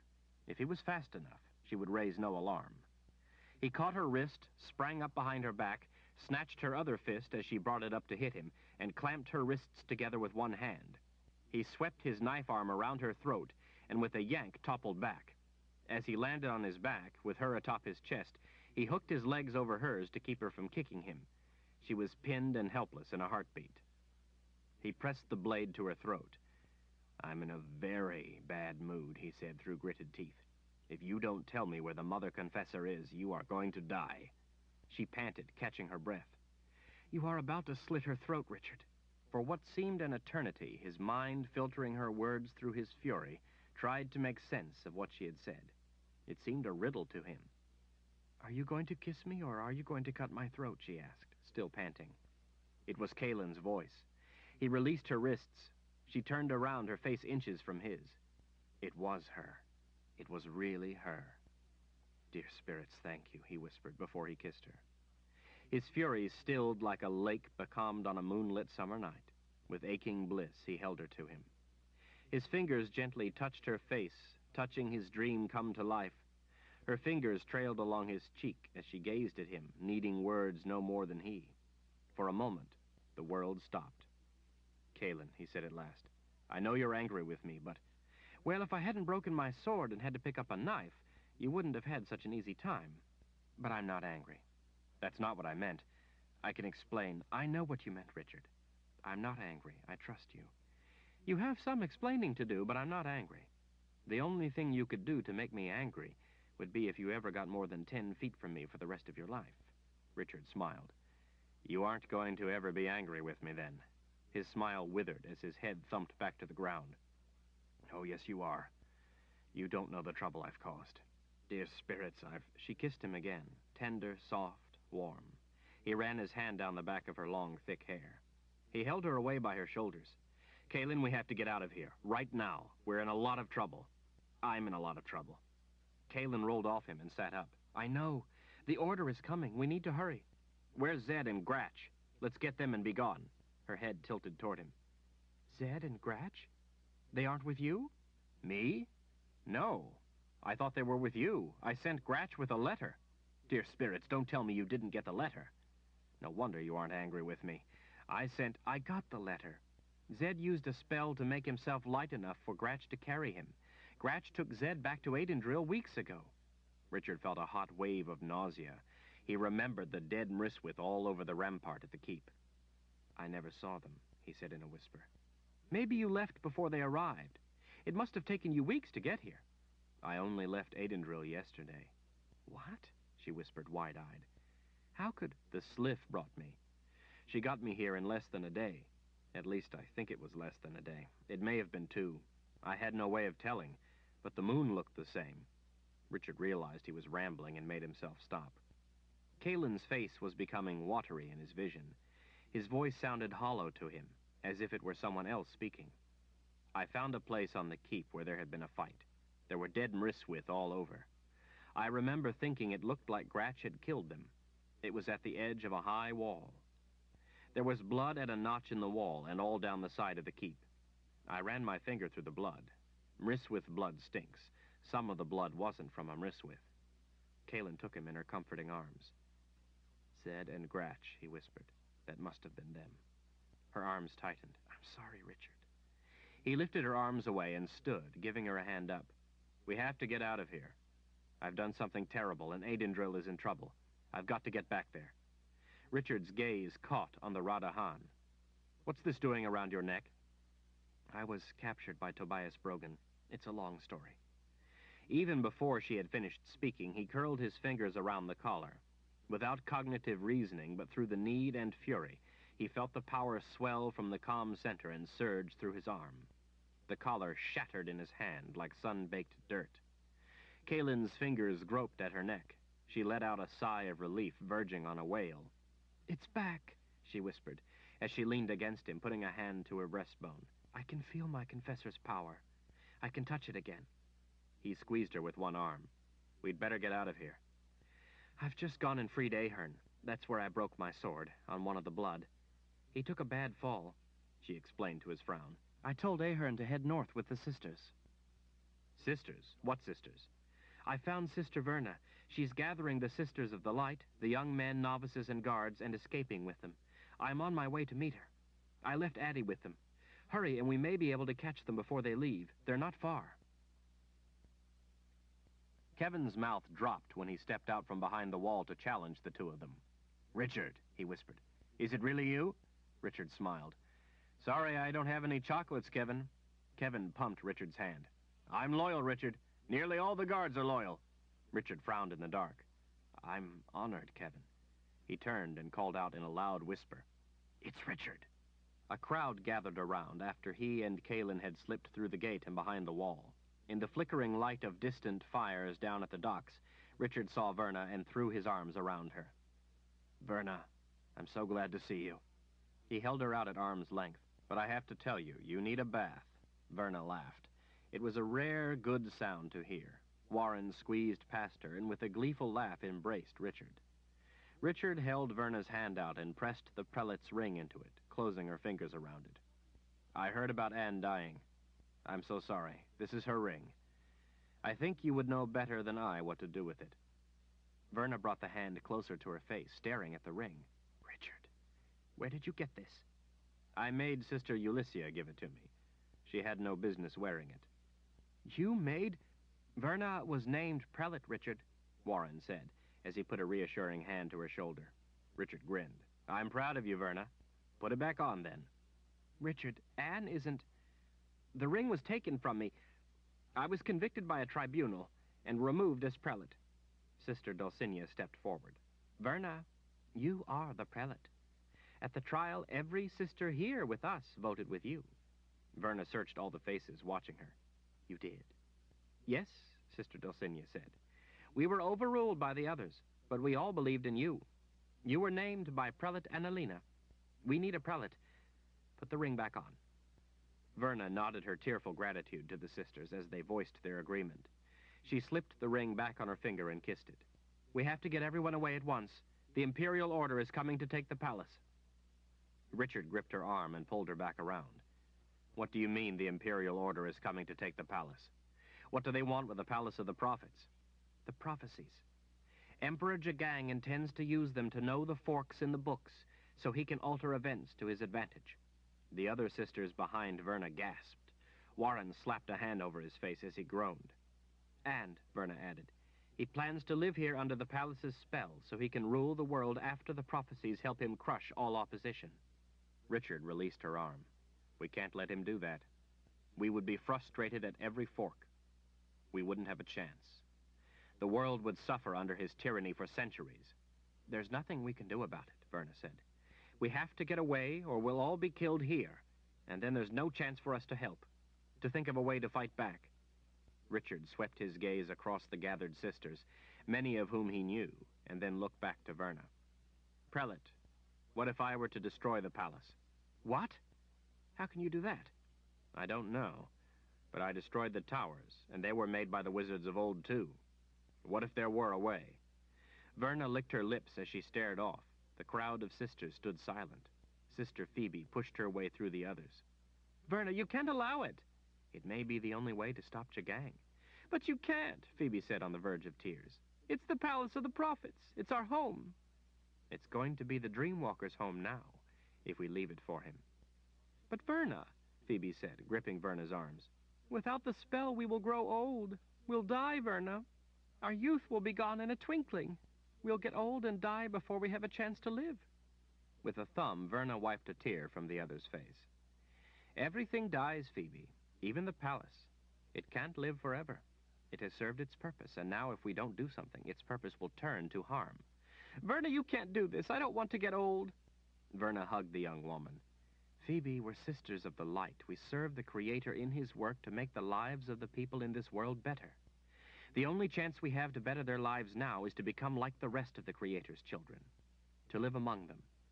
I understand your fear, Phoebe, but trust in me that it won't be as you fear. Time feels different to us under the spell of the palace. We don't feel the slow passing of centuries, the way those outside imagine, but the rapid pace of life. It really doesn't feel much different when you live outside. Our oath is to serve, not simply to live long. If you wish to live a long and empty life, Phoebe, you can remain with the Sisters of the Dark. If you wish to live a meaningful, helpful, fulfilled life, then come with us, with the Sisters of the Light, to our new life beyond what has been. Phoebe stood silent, tears running down her cheeks. Off in the distance, fire roared and occasional explosions punctuated the night. The cries of men at battle were coming closer. At last Phoebe spoke. I am a sister of the light. I wish to go with my sisters, wherever that takes us. The Creator will still watch over us. Verna smiled, running a tender hand down Phoebe's cheek. Anyone else? She asked, looking among the others gathered. Does anyone else have any objection? If you do, it must be heard now. Don't come to me later and say you didn't have the chance. I give it now. All the sisters shook their heads. Soon they were all voicing their wish to go. Verna twisted the ring on her finger as she looked up at Richard. Do you think you can destroy the palace? The spell? I don't know. Do you remember when you first came for me and Kalen used that blue lightning? Confessors have an element of subtractive magic from the wizards who created their power. Maybe that will do some harm to the vaults if I can't. Kalen's fingers touched his back as she whispered, Richard, I don't think I can do that. That magic was invoked for you, to defend you. I can't call it for anything else. We have to try. If nothing else, we can set the prophecies afire. If we start a fire among all those books, they'll all be consumed, and then at least Jagang can't use them against us. A small group of women and half a dozen young men came rushing up to the gate. Friends of Richard, came the urgent whisper.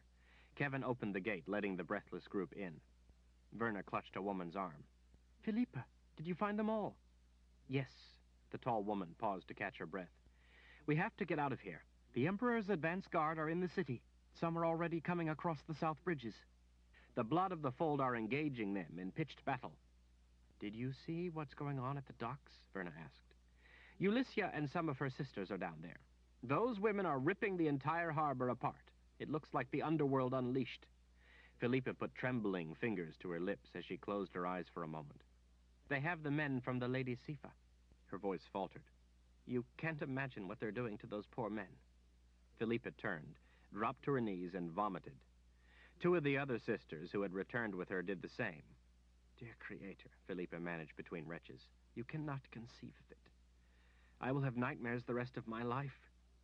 Richard turned to the shouts and cries of battle. Verna, you have to get out of here right now. There's no time to waste. She nodded. You and Kalen can catch up with us. No. Kalen and I have to get to Aidendril at once. I don't have time to explain right now, but she and I have the magic required that will allow it. I wish I could take the rest of you, but I can't. Hurry. Head north. There's an army of 100,000 Daharan soldiers heading south looking for Kalen. You'll have more protection with them, and they with you. Tell General Rybish that she is safe with me. Addie stepped through the others and took Richard's hands. How be Zed? Richard's voice caught in his throat. He closed his eyes against the pain.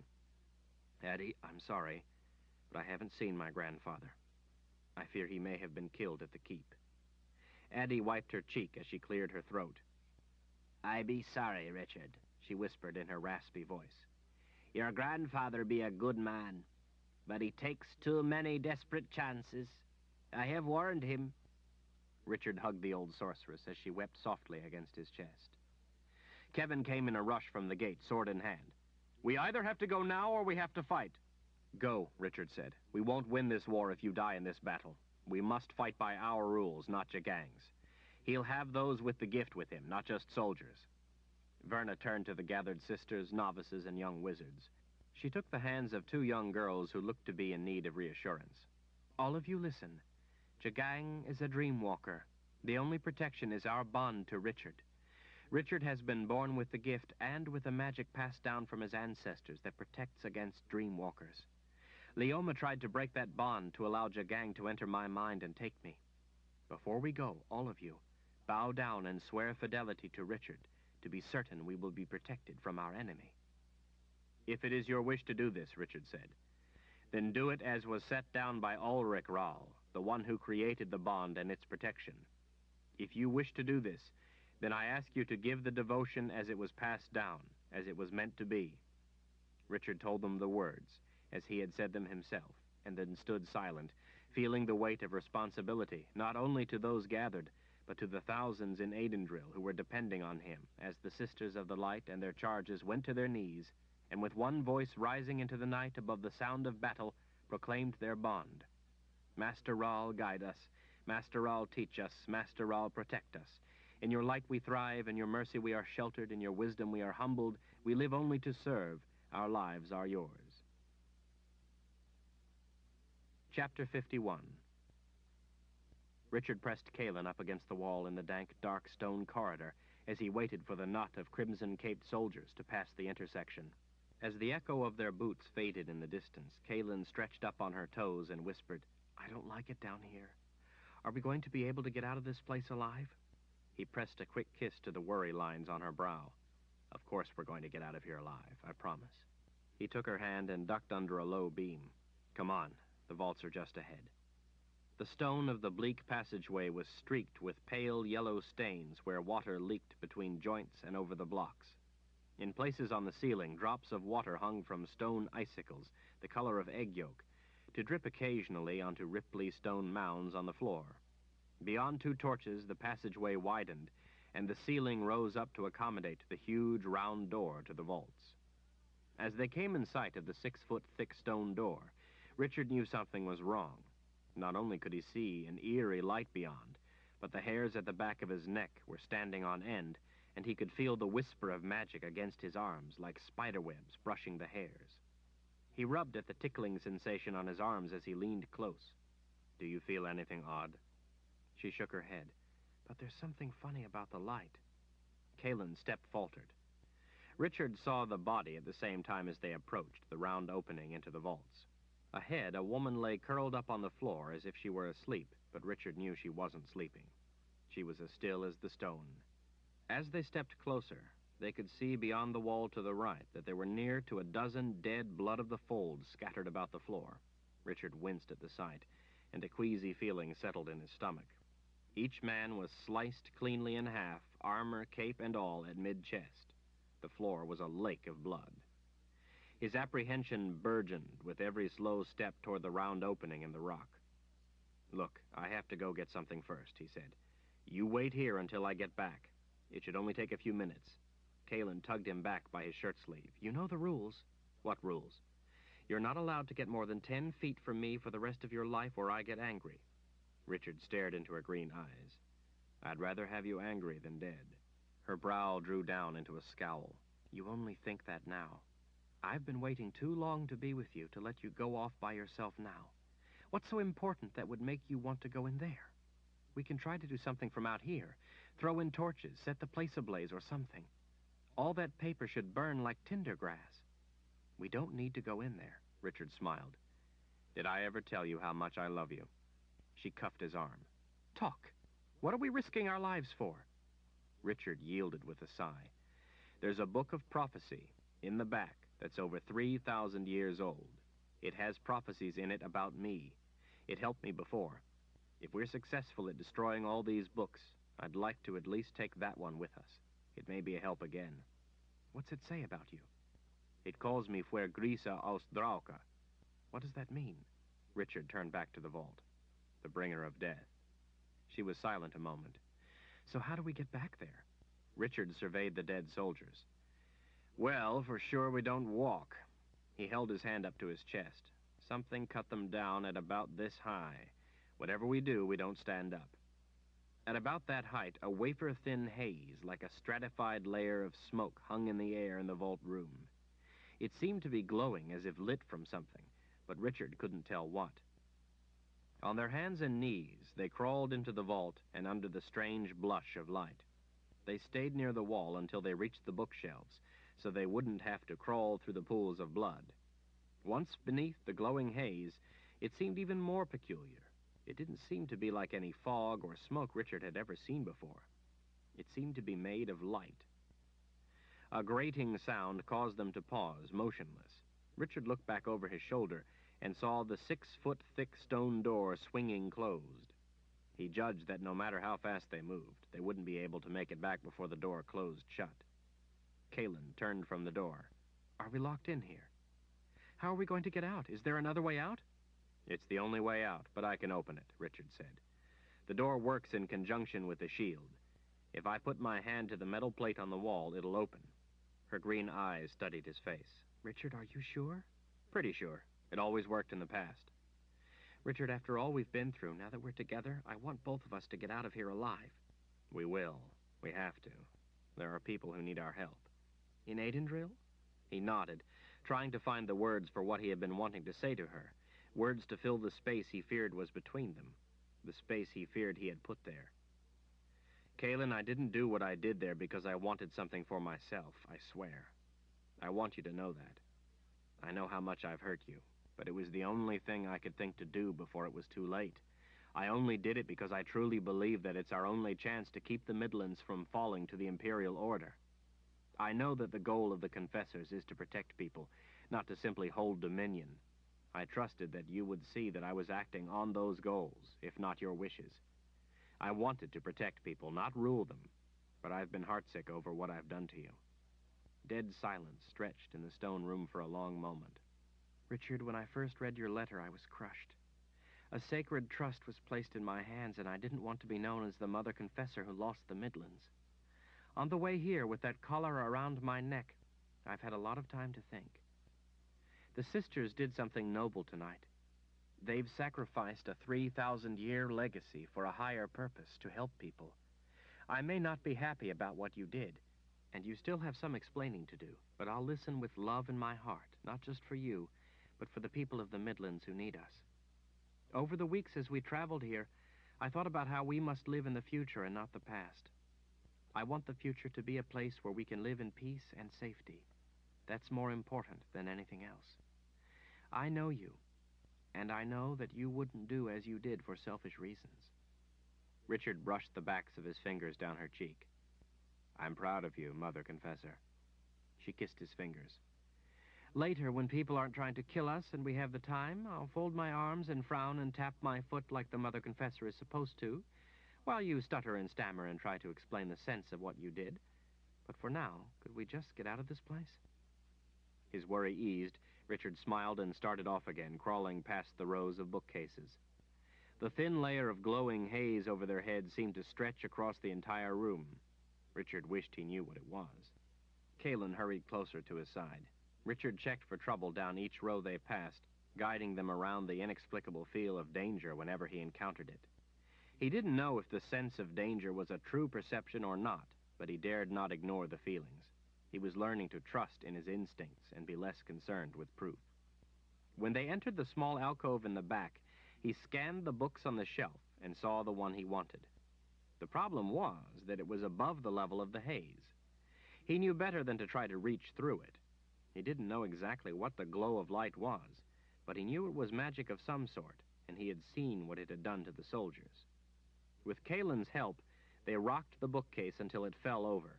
When it toppled against the table, the books pitched out, but the one he wanted landed on the table. The layer of glowing haze hovered mere inches above the book. Richard carefully eased his hand along the tabletop, feeling the tingling sensation of the magic floating just above his arm.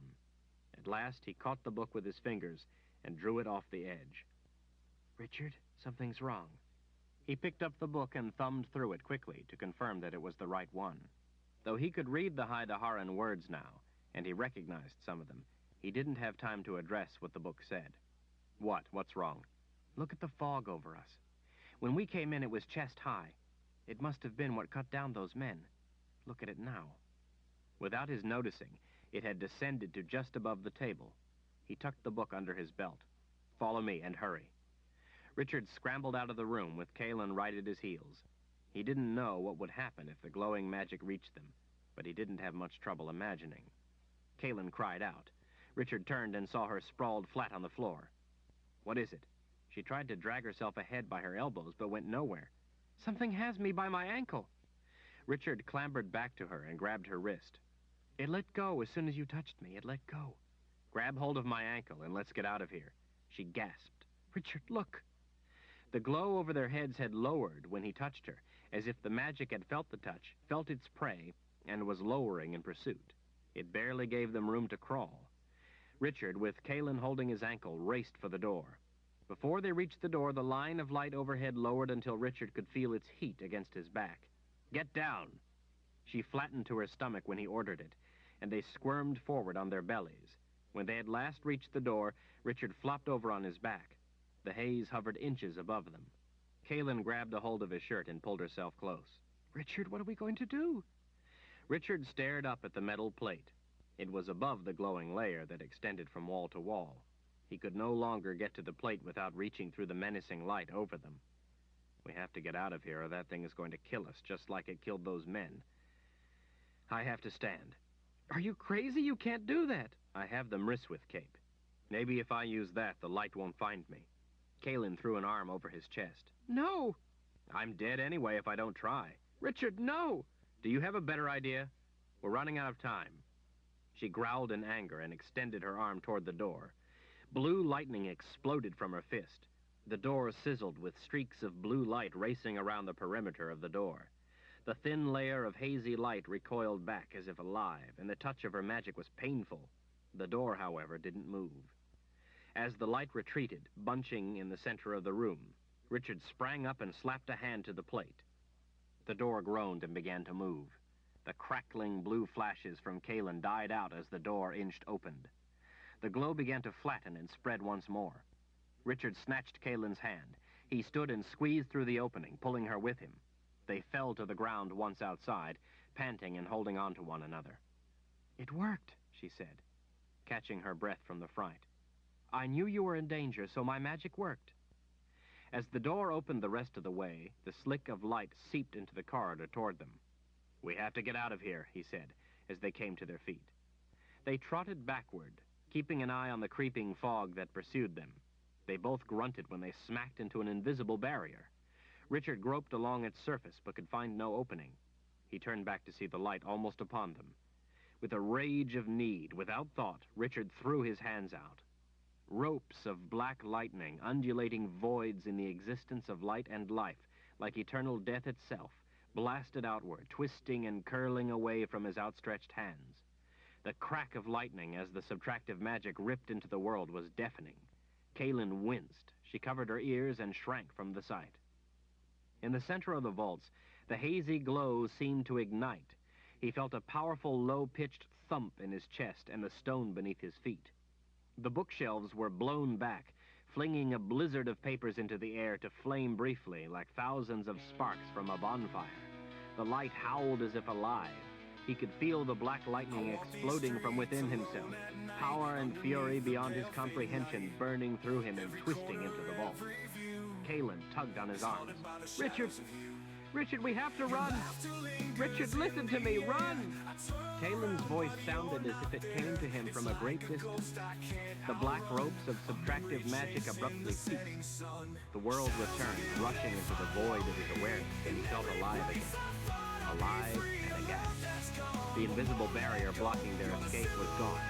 Richard snatched Kalen's hand and ran. Behind, the core of light tumbled and wailed, brightening all the time as the sound rose in pitch. His spirit was alive by time. They ran through the stone corridors, upstairs, and through halls that became more elaborate at each level, paneled and carpeted, with lamps lighting their way instead of torches. Ahead of them, their shadows stretched out, but it wasn't from the lamps. It was from the living light behind. They burst through a door, out into a night alive with battle. Men wearing crimson capes fought bare-armed men Richard had never seen before. Some wore beards, and many a head was shaved smooth, but each had a ring through his left nostril. In their strange leather belts and straps, some studded with spikes and layers of hide and fur, they looked to be wild, savage men, an impression aided by the way they fought. Gruesome smiles bared gritted teeth as they swung swords, axes, and flails, slogging into their opponents, sweeping aside strikes and pushing ahead, with round bucklers set with long center spikes. Though he had never seen the men before, Richard knew they had to be the Imperial Order. Richard didn't slow, but wove his way through openings in the battle, pulling Kalin behind as he raced for a bridge. When one of the Imperial Order soldiers lunged at him, driving a boot toward him to stop him, Richard sidestepped, hooked his arm under the man's leg, and flipped him aside, hardly slackening his headlong rush. When one of the Order's soldiers came at him, Richard drove an elbow into the man's face, knocking him aside. In the center of the East Bridge, which led into the countryside where lay the Hagen Woods, a half-dozen men of the blood grappled with a like number of the Order. When a sword swung at him, Richard ducked under it, shouldering the man over the edge into the river before dashing on through the opening it created. Behind, over the sounds of battle, the clash of steel and the cries of men, he could hear the wail of the light. He ran, his legs pumping seemingly of their own volition to escape. What they fled from was something worse than swords or knives. Kalin needed no help in keeping up. She was right beside him. Once they were on the other side of the river and not far into the city, the night vanished in a harsh glare that cast sudden inky shadows, pointing away from the palace. The two of them ducked behind the plastered wall of a closed-up shop and, squatting down, gasped to catch their breath. Richard peeked around the side of the building and saw dazzling light blazing from all the windows in the palace, even those in the high towers. Light seemed to be oozing through the joints in the stone. "Can you run some more?" he asked as he panted. "I didn't want to stop," she said. Richard knew the city well between the palace and the countryside.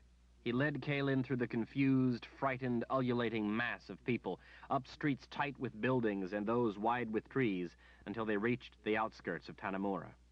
Halfway up the hill out of the valley where the city lay, he felt a hard thud in the ground that nearly took his feet out from under him.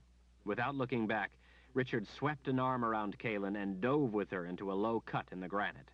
Sweaty and exhausted, they clung together as the ground shook. They stuck their heads up just in time to see the light ripping apart the massive towers and stone walls of the Palace of the Prophets as if they were paper before a hurricane. The whole of Hallsband Island seemed to rend. Parts of trees and huge chunks of lawns lifted into the air along with stone of every size. A blinding flash drove a dome of dark debris before it. The river was stripped of water and bridges. The curtain of light expanded outward with a clacking roar. The city beyond the island somehow stood up against the fury. Overhead, the sky lit as if a celestial vault were flaring in sympathy with the bedazzling core below. The skirts of the shimmering bell of light overhead cascaded to the ground miles away from the city. Richard remembered that boundary. It was the outer shield that kept him here when he wore a Radahan. "Bringer of death, indeed," Kalin whispered as she watched, awestruck. "I didn't know you could do such a thing." "Neither did I," Richard said under his breath. A blast of air tore at the grass as it roared headlong up the hill. They ducked down as a roiling wall of sand and dirt raced past. They cautiously sat up when all went still. Night had returned, and in the sudden darkness, Richard couldn't see much below, but he knew the Palace of the Prophets was gone. "You did it, Richard," Kalin said at last.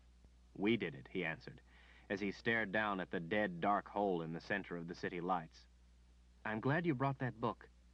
I want to know what else it says about you." A smile began to spread on her lips.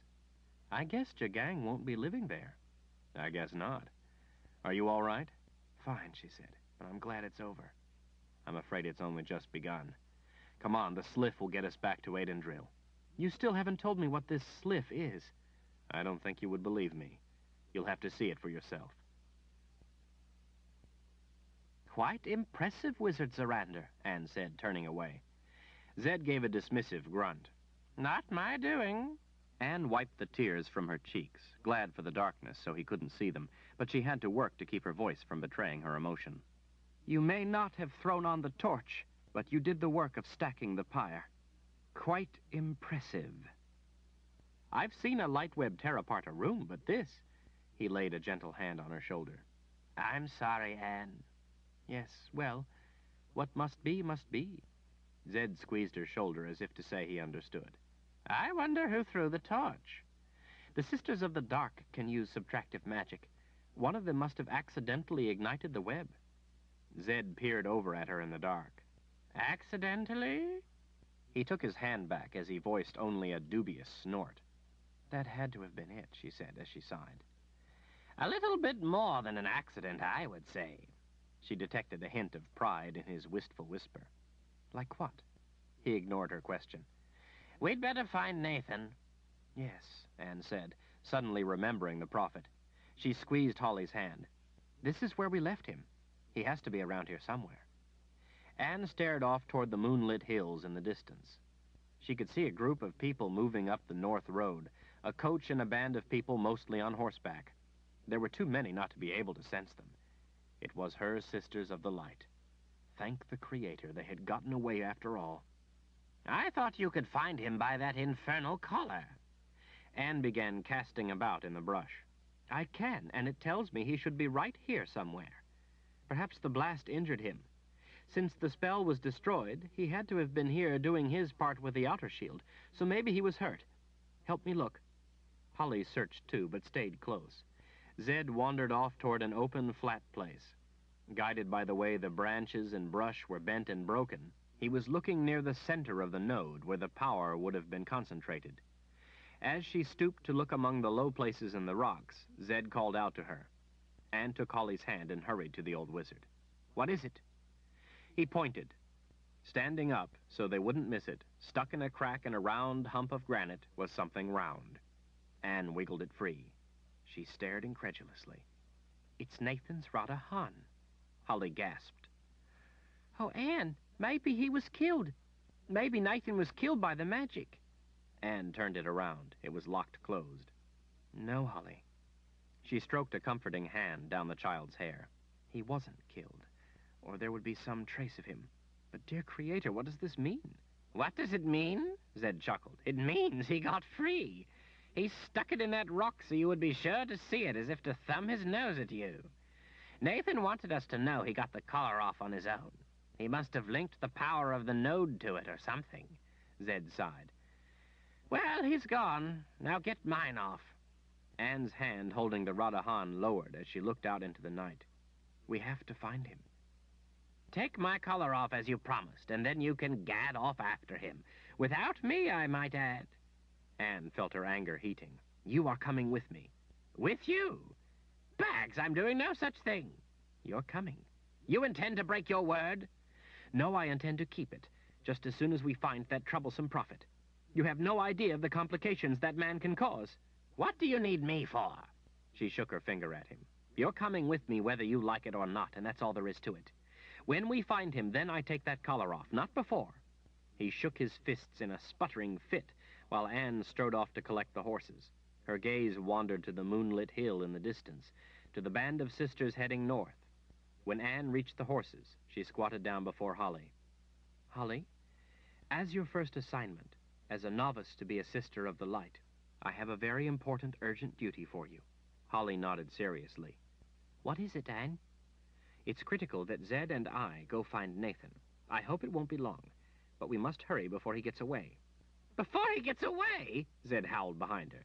He's had hours. He's got a huge lead. There's no telling where that man went. He's already gotten away. Anne glanced back over her shoulder. We have to find him. She turned back to Holly.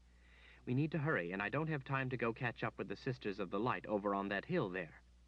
I need you to go to them and tell Sister Verna everything you know about what's happened. What should I tell her? Whatever you know about what you've seen and heard while you've been with us. Tell her the truth, and don't make anything up. It's important that she know what's going on. Tell her that Zed and I are going after Nathan, and that when we can, we will join up with them. But our first priority is finding the Prophet. Tell her to head north, as they're doing, to escape the Order. I can do that. It's not far, and the road right over here will take you to the road they will be riding up, so you won't miss them. Your horse knows and likes you, so she'll take good care of you. You'll be there in just an hour or two, and then you'll have all the sisters to keep you safe and love you. Sister Verna will know what to do. I'll miss you until you catch up with us, Holly said, her voice choked with tears. Anne hugged the little girl. Oh, child, I'll miss you so much, too. I wish I could take you with us. You've been such a help. But we must hurry if we're to catch Nathan. The sisters, especially Prelate Verna, need to know what's happened. It's important. That's why I must send you. Holly bravely snuffled back the tears. I understand. You can count on me, Prelate. Anne helped the girl up into the saddle and kissed her hand as she put the reins in them. Anne watched and waved farewell as Holly trotted off toward the Sisters of the Light. She turned to the fuming wizard. We'd best be going if we're to catch Nathan. She patted his bony shoulder. It won't be long. Just as soon as we catch him, I'll have that collar off your neck, I promise. Chapter 52. The Hagen woods were as dark and uninviting as ever, but Richard was sure that the Mryswith were gone. In their journey through the gloomy world, he hadn't sensed even one of them. The place, though forbidding, was deserted. The Mryswith had all left for Aidendrill. He shuddered to think what that meant. Kaelin sighed nervously, twining her fingers together as she stared at the Slith's pleasant, smiling quicksilver face. Richard, before we do this, just in case something goes wrong, I want to tell you that I know about what happened when you were a captive here, and I don't hold it against you. You thought I didn't love you, and you were alone, I understand. Richard leaned closer as he frowned. What are you talking about? What things I did? She cleared her throat. Marissa. She told me all about it. Marissa? Yes, I understand, and I don't blame you. You thought you would never see me again. Richard blinked in astonishment. Marissa is a sister of the dark. She wants to kill me. But she told me how when you were here before, she was your teacher. She said that, well, I met her and she's beautiful. You were lonely, and I don't blame you. Richard took her by the shoulders and forced her to turn away from staring at the Slith. Kaelin, I don't know what Marissa told you, but I'm telling you the truth. Since the day I met you, I've loved no one but you. No one. Yes, when you made me put on the collar and I thought I would never see you again, I was lonely, but I never betrayed your love, even when I thought I had lost it. Even though I thought you didn't want me, I never... with Marissa or anyone else. Really? Really. She smiled her special smile, the one she gave no one but him. Addie tried to tell me the same thing. I was afraid I would die before I could see you again, and wanted you to know that I love you, no matter what. Part of me is afraid of doing this. I'm afraid I'll drown in there. The Slith felt you, and she says you can travel. You have an element of subtractive magic, too. Only those with both magics can travel. It'll work, you'll see. He smiled encouragement. It's nothing to be afraid of, I promise. It's unlike anything you've ever felt before. It's wondrous. All right now? She nodded. All right. She threw her arms around him and hugged him so hard she pressed the wind out of him. But if I drown, I just want you to know how much I love you. Richard helped her up onto the stone wall around the Slith and then glanced around at the dark woods beyond the ruins. He didn't know if there really were eyes watching or if it was simply his apprehension.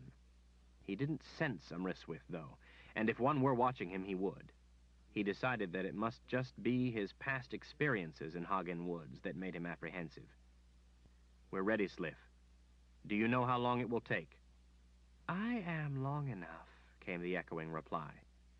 Richard sighed and tightened his grip on Kaelin's hand. Do as we've told you. She nodded, gasping her last breaths. I'll be with you. Don't be afraid. The liquid silver arm lifted them, and the night went truly black. Richard gripped Kaelin's hand tightly as they plunged downward, knowing how hard it had been for him to breathe in the Slith the first time. When she returned the squeeze, they were already in the weightless void.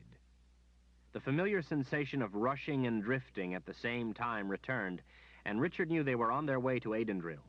As before, there was no heat, no cold, no sense of being soaked in the quicksilver wet of the Slith. His eyes beheld light and dark together in a single spectral vision, while his lungs swelled with the sweet presence of the Sliff as he inhaled her silken essence.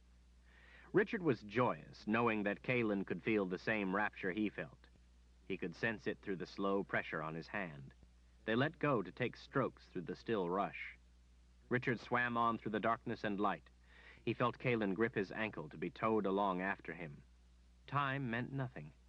It could have been a glimmer of a moment, or the slow passing of a year as he soared ahead with Kaelin holding onto his ankle. As before, abruptly, it ended. Sights of the room in the keep exploded about him, but he knew what to expect, and this time there was no terror. "Breathe," the Sliff said. He let out the sweet breath, emptying his lungs of the rapture, and pulled in a breath of the alien air. He felt Kaelin come up behind him, and in the silence of Kolo's room, he heard her expel the Sliff and inhale the air. Richard bobbed up, the Sliff sloughing off him as he boosted himself up onto the wall and over. Once his feet hit the floor, he turned and bent to help Kaelin out. Marissa smiled at him. Richard went rigid. At last his mind worked. "Where's Kaelin? You're bonded to me. You gave an oath." "Kaelin?" came the melodious voice. "She's right here." Marissa reached down into the quicksilver. "But you won't be needing her anymore. And I'm keeping my oath, an oath to myself." She lifted Kaelin's limp form by the back of her collar. With the aid of her power, Marissa heaved Kaelin out of the Sliff's well. Kaelin hit the wall and slumped, unbreathing, to the floor. Before Richard could rush to her, Marissa wrapped the blades of a yabri against the stone. The sweet song gripped him, making his legs go weak and impotent as he stared spellbound at Marissa's smiling face. "The yabri sings for you, Richard. Its song calls you." She drifted closer, bringing the humming yabri closer. She held it up, turning the resplendent object of his hunger, displaying it, tantalizing him with it. Richard wet his lips as his bones resonated with the purring hum of the yabri. The vibrant sound transfixed him. She floated closer, finally offering it to him. His fingers at last touched it, and the song coursed through every fiber of his body, charmed every corner of his soul. Marissa smiled as his fingers curled around the crossbar. He shuddered with the enchantment of having it in his grasp. His fingers tightened in painful pleasure. She brought another yabri out from under the silvery pool. "That's only the half of it, Richard. You need both." She laughed, a pleasant lilting sound, as she tapped the second yabri against the stone. The song nearly blinded him with its longing for his touch. He struggled to keep his knees from buckling. He had to get to the second yabri. He leaned over the wall, stretching for it. Marissa's grin mocked him, but he didn't care. He only needed to have the twin to his yabri in his other hand. "Breathe," the Sliff said. Distracted, Richard glanced over. The Sliff was looking at the woman slumped on the floor against the wall. He was about to speak when Marissa tapped the second yabri against the stone again. His legs went boneless. He held his left arm with the yabri in his fist over the wall to hold himself up. "Breathe," the Sliff said again. Through the enchanting, purring song singing through his bones, Richard struggled to make sense of who it was against the wall that the Sliff was speaking to. It seemed important, but he couldn't reason why. Who was it? Marissa's laugh echoed around the room as she tapped the yabri again. Richard let out a helpless cry, both of ecstasy and longing. "Breathe," the Sliff said again, more insistent. Through the numbing song of the yabri, it came to him. His inner need surged up, sluicing through the benumbing melody that encased him. "Kaelin." He looked at her. She wasn't breathing. An inner voice cried out for help. When the yabri sang again, his neck muscles went flaccid. His swirling gaze focused on something in the stone under him. Exigency stirred his muscles. His hand extended. His fingers touched it. His grip enveloped it. And a new need coursed through his bones. A need he knew well. With an explosion of fury, Richard yanked the sword of truth from the stone floor, and the room rang with a new song.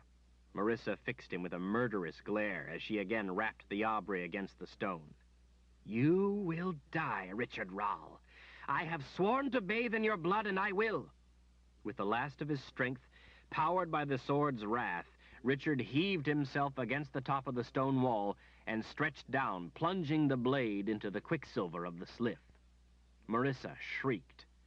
Silver veins fluxed through her flesh. Her screams echoed around the stone room as her arms reached up in a frantic effort to escape the sliff, but it was too late. The metamorphosis coursed through her, and she waxed as glossy as the sliff, like a silver statue in a silver-reflecting pool. The hard edges of her face softened, and what had been Marissa dissolved into the lapping waves of quicksilver. "Breathe," the sliff said to Kaelin. Richard threw the Aubrey aside as he dashed across the room. He scooped Kaelin up in his arms and carried her to the well. He draped her over the wall, wrapped his arms around her abdomen, and squeezed. "Breathe! Kaelin, breathe!" he compressed again.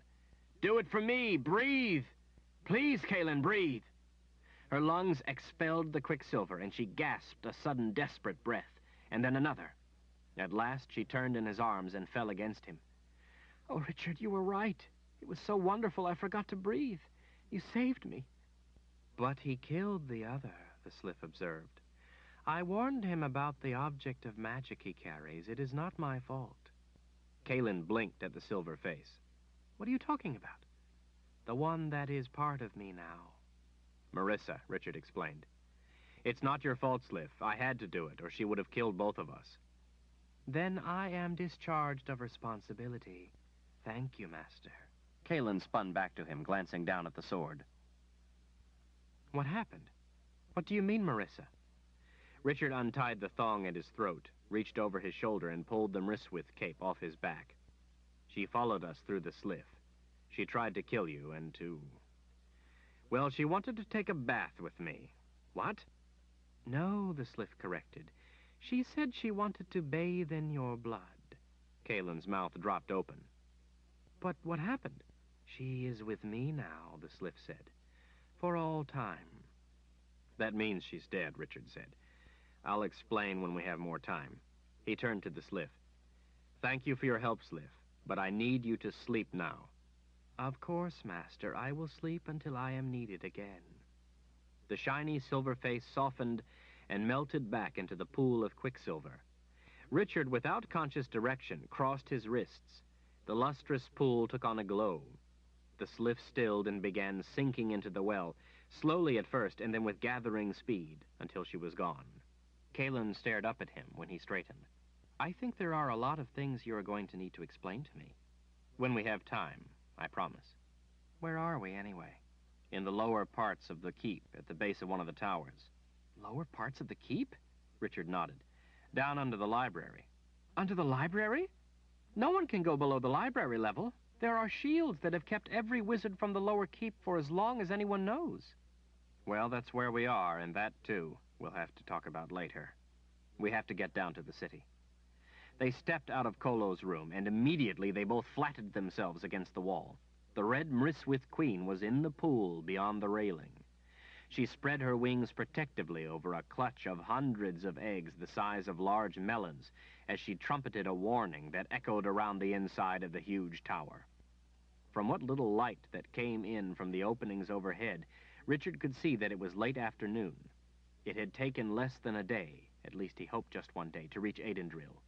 In the light, he could also see the vast extent of the clutch of splotchy gray and green eggs atop the rock. "It's the mrisswith queen," Richard hastily explained, as he climbed the railing. "I have to destroy those eggs." Kaelin shouted his name, trying to call him back as he vaulted the railing into the dark, slimy water. Richard held out his sword as he waded through the waist-deep water toward the slick rocks in the center. The queen rose up on her claws, venting a clacking bellow. Her head snaked close to him, her jaws snapping. In that moment, Richard swung the sword. The grotesque head recoiled. She huffed a cloud of acrid aroma at him that carried a clear message of warning. Relentlessly, Richard slogged ahead. Her jaws gaped, revealing long, sharp teeth. Richard couldn't let the mrisswith have Aidendril. And if he didn't destroy these eggs, then there would be even more mrisswith to deal with. "Richard, I tried to use the blue lightning, but it won't work down here. Come back!" The hissing queen snapped at him. Richard stabbed at the head when it came close, but she kept just out of reach and roared in anger. Richard was able to keep the head at bay while he groped for a handhold. He found a crag to grasp and scrambled up onto the dark, slimy rocks. He swung the sword, and when the menacing jaws pulled back, he hacked at the eggs. Stinking yolk oozed across the dark stone as he broke the thick, leathery shells. The queen went wild. Her wings flapped, lifting her clear of the rock and out of the reach of Richard's sword. Her tail lashed around, snapping like a huge whip. When the tail came close, Richard swung the sword to keep her at bay. He was more interested in destroying the eggs at the moment. Her teeth snapped as she lunged at him. Richard thrust the sword, piercing her neck with a glancing strike, enough that the queen reeled back in pain and fury. Her frantically flapping wings knocked him sprawling against the rock. Richard rolled to the side to avoid the slashing claws. Her tail thrashed at him again, and her jaws snapped. Richard was forced to forget the eggs for the moment and defend himself. If he could kill her, it would simplify the task. The queen squealed in anger. A moment later, Richard heard a crunching sound. He turned toward the noise and saw Kaelin smashing eggs with a board that had been part of the door to Kolo's room. He scrambled across the slippery rock to put himself between Kaelin and the enraged queen. He slashed at the head when it tried to bite them, at the tail when it tried to sweep him from the rock, and at the claws when they tried to rip him apart. "You just keep it away," Kaelin said as she swung the board, smashing eggs and wading into the gooey yellow muck. "And I'll take care of these." Richard didn't want Kaelin in danger, but he knew she was defending her city too, and he couldn't ask her to go hide. Besides, he needed her help. He had to get down to the city. "Just hurry," he said, between dodging and attacking. The huge red bulk flung itself at him, trying to crush him against the rock. Richard dove to the side, but the queen still came down on his leg. He cried out in pain and slashed with the sword as the beast gnashed at him. The board suddenly whacked down on top of the fleshy slits atop the queen's head. She staggered back in howling pain, her wings flapping wildly and her claws raking the air. Kaelin hooked an arm through his and helped pull him away as the red body lifted. They both tumbled back into the stagnant water. "I got them all," Kaelin said. "Let's get out of here." "I have to get her, or she'll just lay more." But the Mryswith queen, seeing all her eggs destroyed, switched from attack to escape. Her wings beat madly, lifting her into the air. She lunged at the wall, fastened her claws to the stone, and began to climb toward a large opening high up on the tower. Richard and Kaelin pulled themselves out of the reeking pool and onto the walkway. Richard started for the stairs that wound their way up around the inside of the tower, but when he put weight on his leg, he crashed to the floor. Kaelin helped him stand. "You can't get to her now. We destroyed all the eggs. We'll just have to worry about her later. Is your leg broken?" Richard leaned against the railing, rubbing the painful bruise as he watched the queen climb out of the opening high up in the tower. "No. She just mashed it against the rock. We have to get down to the city." "But you can't walk." "I'll be all right. The pain is easing up. Let's go." Richard took one of the glowing spheres to light the way, and with Kaelin giving him support, they started out of the belly of the keep. She had never been in the rooms and halls he took her through. He had to hold her in his arms to help her get through the shields, and constantly caution her what she mustn't touch and where she must not step. She repeatedly questioned his warnings, but followed his insistent orders, muttering to herself that she had never known these peculiar places existed in the keep. By the time they had wound their way up through the rooms and halls to the top, his leg, though it still hurt, was working better. He could walk, if with a limp. "At last I know where we are," Kaelin said, when they came up to the long hall before the libraries. "I was worried we would never get out from down there." Richard headed toward the corridors he knew to be the way out. Kaelin protested that he couldn't go that way, but he insisted that that was the way he always went, and she reluctantly followed. He held her to get her through the shield into the great hall at the entrance, and they were both glad for the excuse. "How much farther?" she asked, as she looked around the near barren room. "Right here. This is the door out." When they went through the door to the outside, Kaelin turned around twice in astonishment. She snatched his shirt and gestured to the door. "There? You went in there? That's the way you went into the keep?" Richard nodded. "That's where the stone path led." She pointed angrily above the door. "Look what it says, and you went in there?" Richard glanced up at the words carved in the stone lintel above the huge door. "I don't know what those words mean." "Tavol de Ator Mortado," she said, reading the words aloud. "It means path of the dead."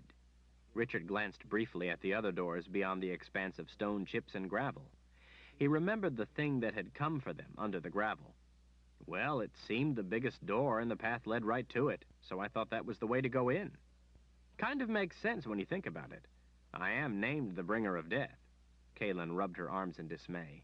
We were frightened you would come up into the keep. We were scared to death you would go in there and be killed. Dear spirits, I can't believe you weren't. Not even the wizards would go in this entrance. That shield just inside wouldn't allow me to pass without your help. That alone means it's perilous beyond. I can pass all the shields except those protecting the most dangerous places. Richard heard a crunching of rock and saw movement in the gravel.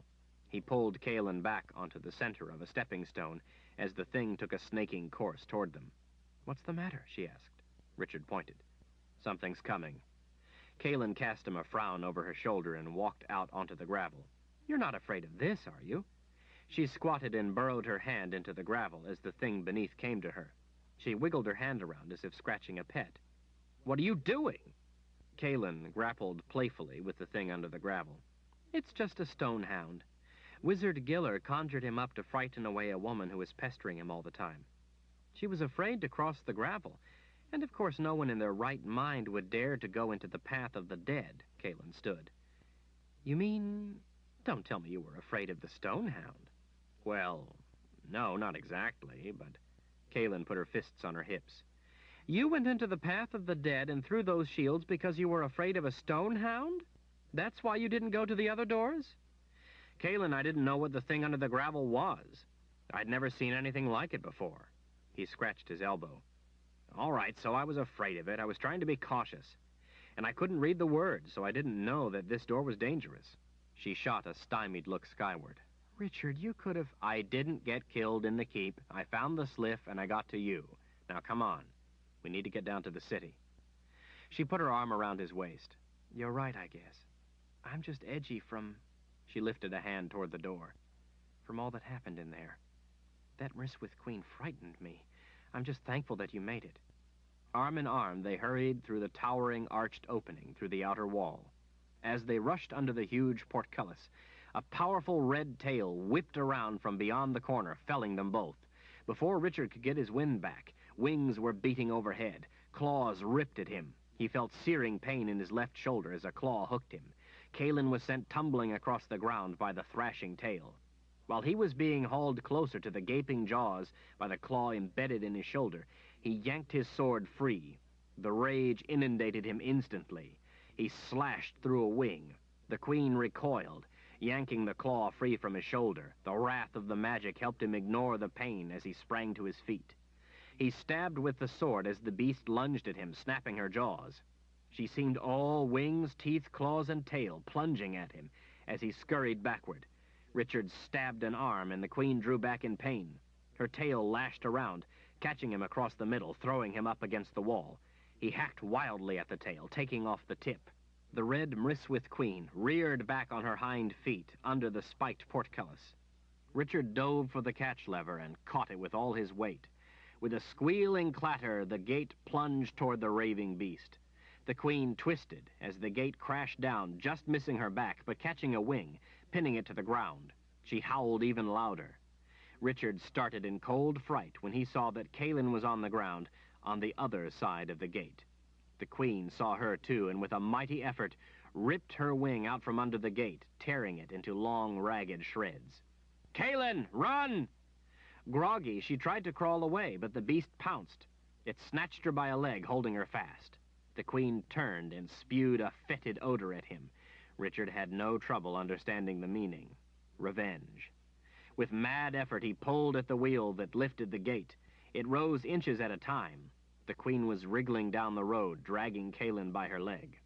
Richard released the wheel, and driven by the fury of the magic, spun the sword at the flat bars of the portcullis. Sparks and hot shards of steel smoked through the air. Screaming in rage, he swung the sword again at the iron, ripping another gash through the bars. A third swing, and a piece was cut free. He kicked it over and plunged through the opening. Richard charged down the road toward the retreating red beast. Kaelin clawed at the ground in a desperate attempt to get away. When it reached the bridge, The Queen hopped up on the wall at the edge, snarling at him as he came at full speed. The Queen flapped its shredded wings, as if it didn't realize it couldn't fly. Still running, Richard screamed out as it turned, spreading its wings in readiness to leap off the bridge with its prize. Page 444. The tails swept across the road as Richard raced onto the bridge. He lopped off a 6-foot section. The Queen spun, holding Kalin upside down by her leg like a stick doll. Richard, beyond reason, swung the sword in a blind rage as she snapped at him. Sprayed by the beast's blood, he slashed off the front half of a wing, the bones splintering to white shards under his blade. She lashed her truncated tail at him as she flapped her other mangled wing. Kalin screamed as she stretched toward Richard, her fingers spread just out of reach. He drove the sword into the red belly. A red claw pulled Kalin away as he tried to snatch her hand. Richard sheared the other wing off at the shoulder. Blood sprayed the air as the raging beast twisted this way and that, trying to get at him. It kept her from her hunger to rip Kalin apart. Richard took off another section of tail when it came close enough. As the reeking blood sprayed everywhere, the Queen's reactions became sluggish, allowing Richard to inflict still more wounds. Richard lunged and seized Kalin's wrist, and she his, as he drove the sword hilt deep up into the underside of the heaving red chest. It was a mistake. The mortally wounded Mriswith Queen had a death grip on Kalin's leg. The red beast teetered, and with a nightmarishly slow twist, tumbled off the bridge over the yawning abyss. Kalin shrieked. Richard tightened his hold on her with all his strength. The pull on his arm as the Queen fell slammed his stomach against the wall above the dizzying drop. Richard swung the sword over the edge and with one powerful stroke sheared the arm that held Kalin's leg. The red beast spiraled down between the sheer walls that dropped for thousands of feet, to disappear in the distance far below. Kalin hung by his hand over the same drop.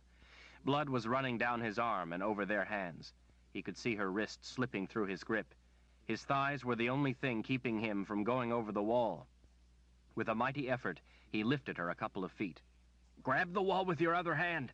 I can't hold you. You're slipping."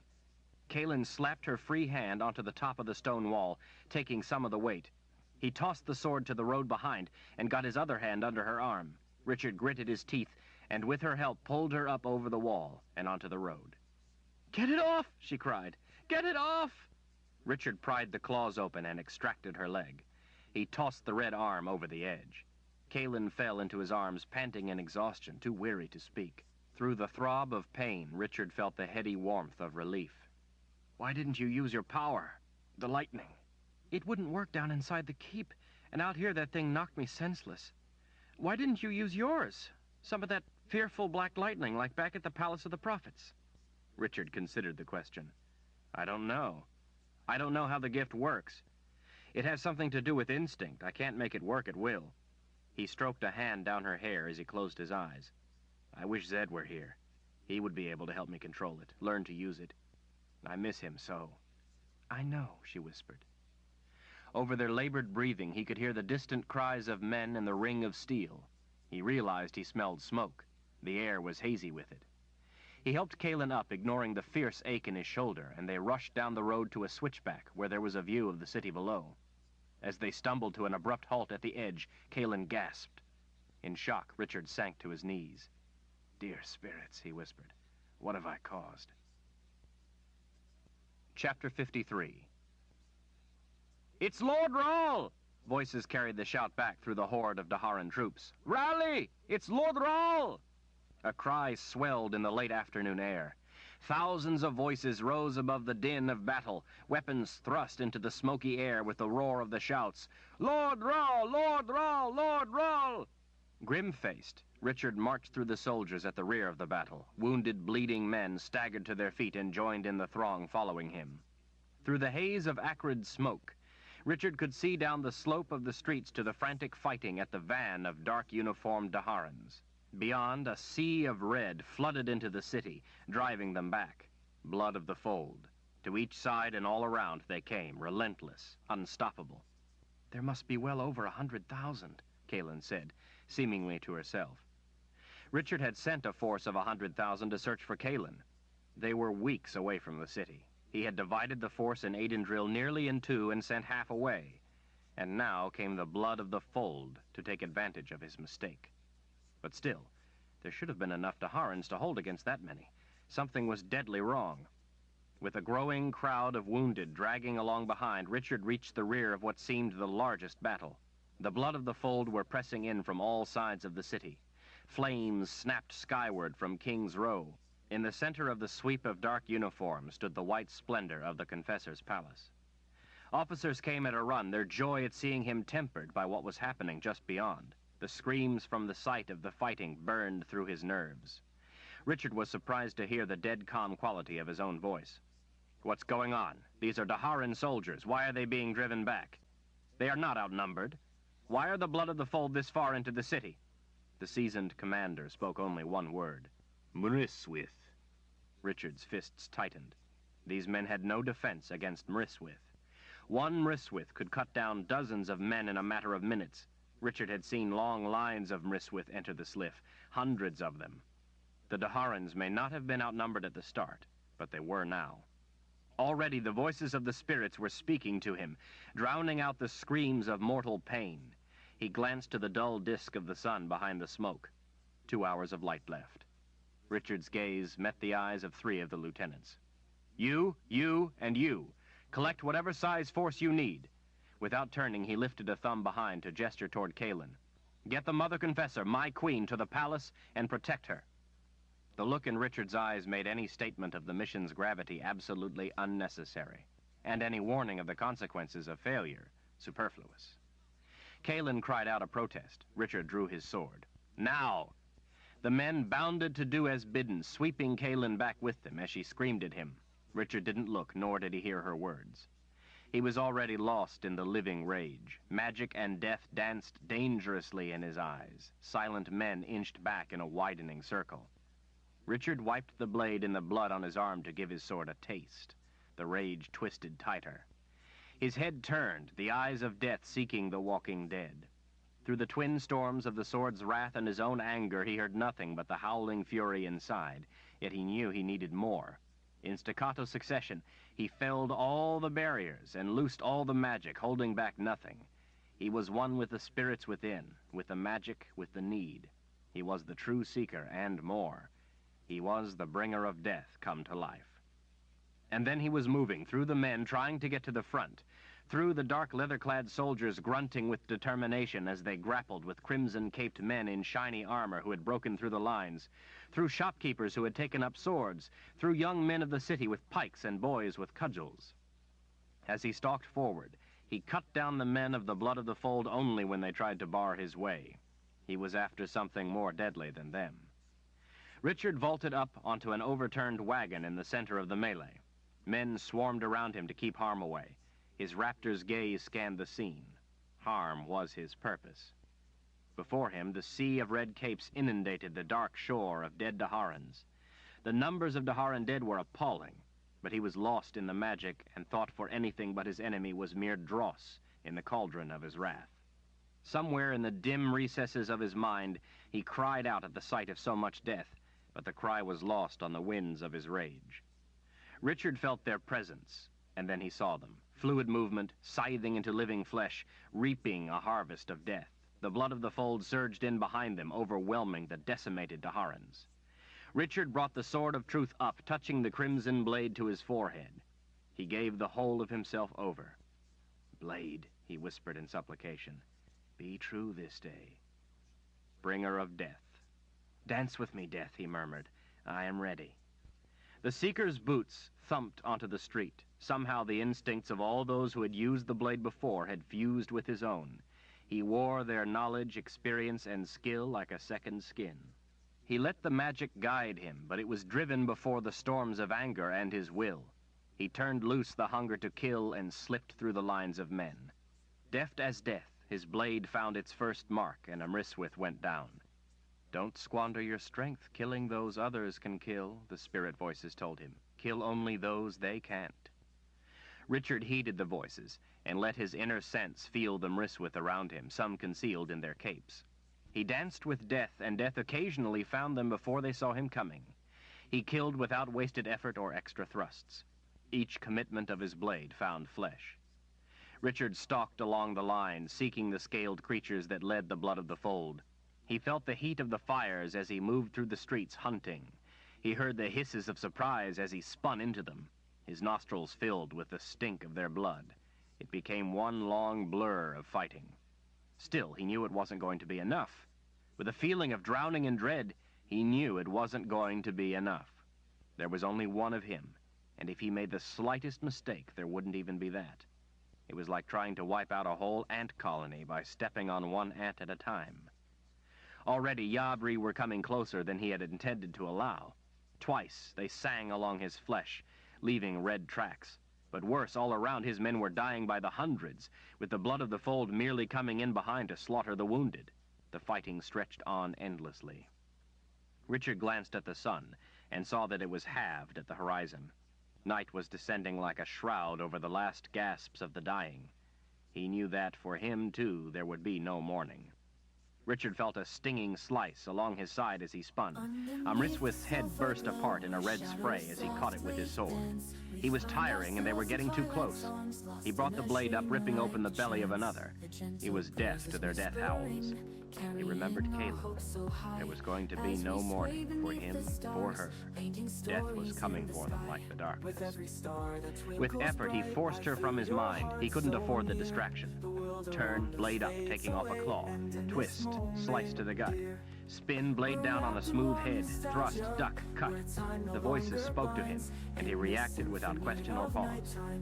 With choking consternation, he realized that they were being pushed to the center of Aidendrill. He turned and looked beyond the large square, swept with the turmoil, disorganization, and confusion of the brawl of battle to see the Confessor's palace not a half-mile away.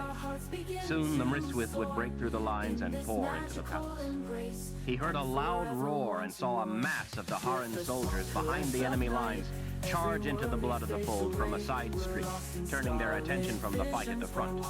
From the other side, a like number poured in, pinching off a large number of crimson-caped men in the wide thoroughfare. The Daharans hacked into the pocket of the blood of the fold, cutting them to pieces. Richard stilled to a statue when he saw Kaelin leading the charge from the right. She was leading not only Daharan troops, but men and women of the palace staff. His blood ran cold as he remembered how the people at Ebenesia had joined in the defense of the city at the end. What was she doing? She was supposed to be at the palace where it was safe. He could see that while it was a bold move, it was going to be fatal. There were too many of the blood, and she would be trapped in the middle of them. Before that could happen, she pulled the men back. Richard lopped off the head of Amriswith. Just as he thought she must have retreated to safety, she made another stabbing attack from another street at a different place in the line. The crimson-caped men at the front turned to the new threat, only to be set upon from behind. The Mryswith blunted the effectiveness of the tactic, and soon sliced into the new front with the same deadly efficiency they had been using all afternoon. Richard cut a line straight through the mass of crimson capes toward Kaelin. After fighting Mryswith, men seemed slow and dull by comparison. Only the distance made it a struggle. His arms were weary, and his strength was flagging. "Kaelin, what are you doing?" The rage of the magic powered his voice as he snatched her by the arm. "I sent you to the palace where you would be safe." She pulled her arm away. In her other hand, she held a sword slick with blood. "I will not die cowering in a corner of my home, Richard. I will fight for my life. And don't you yell at me." Richard spun when he felt the presence. Kaelin ducked as blood and bone glutted the air. She turned and shouted orders. Men wheeled to the attack at her word. "Then we die together, my queen," Richard whispered, not wanting her to hear his resignation. Richard felt the massing of Mryswith as the lines were pushed back to the square. The sense of their presence was too overpowering to pick out individuals. Over the heads of the sea of red capes and polished armor, he could see something green in the distance advancing toward the city. He couldn't make meaning of it. Richard shoved Kaelin back. Her protest was cut short when he spun into the line of scaled creatures as they became visible right before them. He danced through their charge, cutting them down as fast as he could move. Through his frenetic onslaught, he saw something else he could make no sense of. Spots. He thought it must be that he was so tired, he was beginning to see a sky full of spots. He screamed with rage at a Yabri that came too close. He lopped off the arm and then the head in quick succession. Another blade came at him, and he ducked under it, coming up sword first. He backhanded another with the knife in his other hand. He had to kick the one behind before he had time to yank his sword free. With cold fury, he realized that the Mryswith had finally determined that he was their only threat and were surrounding him. He could hear Kaelin screaming his name. He could see beady eyes everywhere. There was nothing he could do and nowhere to run, even if he wanted to. He felt the sting of blades that came too close before he could stop them. There were too many. Dear spirits, there were just too many. He didn't even see any soldiers close anymore. He was surrounded by a wall of scales and flashing three-bladed knives. Only the rage of the magic slowed them. He wished that he had told Kaelin he loved her instead of yelling at her. Something brown flashed in his side vision. He heard a howl from a Mryswith, but it wasn't one he killed.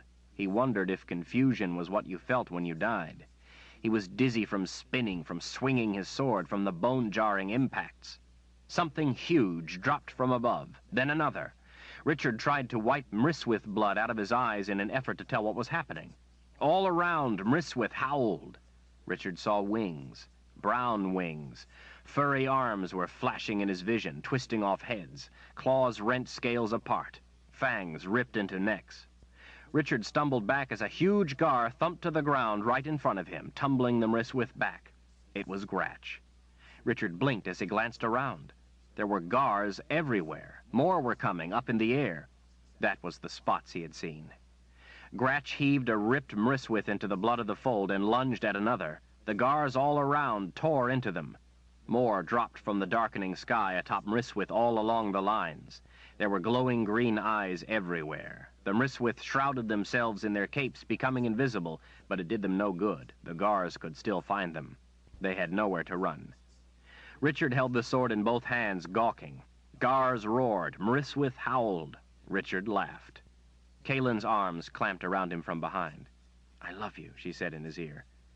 "I thought I was going to die, and I hadn't told you." He turned and looked into her wet green eyes. "I love you." Richard heard shouts over the cries of battle. The green he had seen were men. There were tens of thousands of them charging into the rear of the blood of the fold, pouring in around buildings, crushing the crimson-caped men back.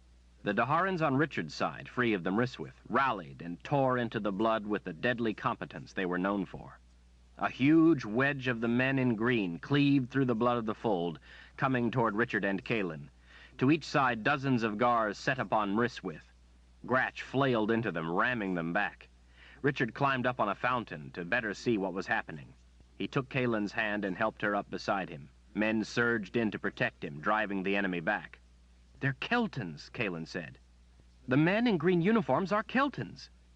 At the van of the Keltish charge was a man Richard recognized, General Baldwin.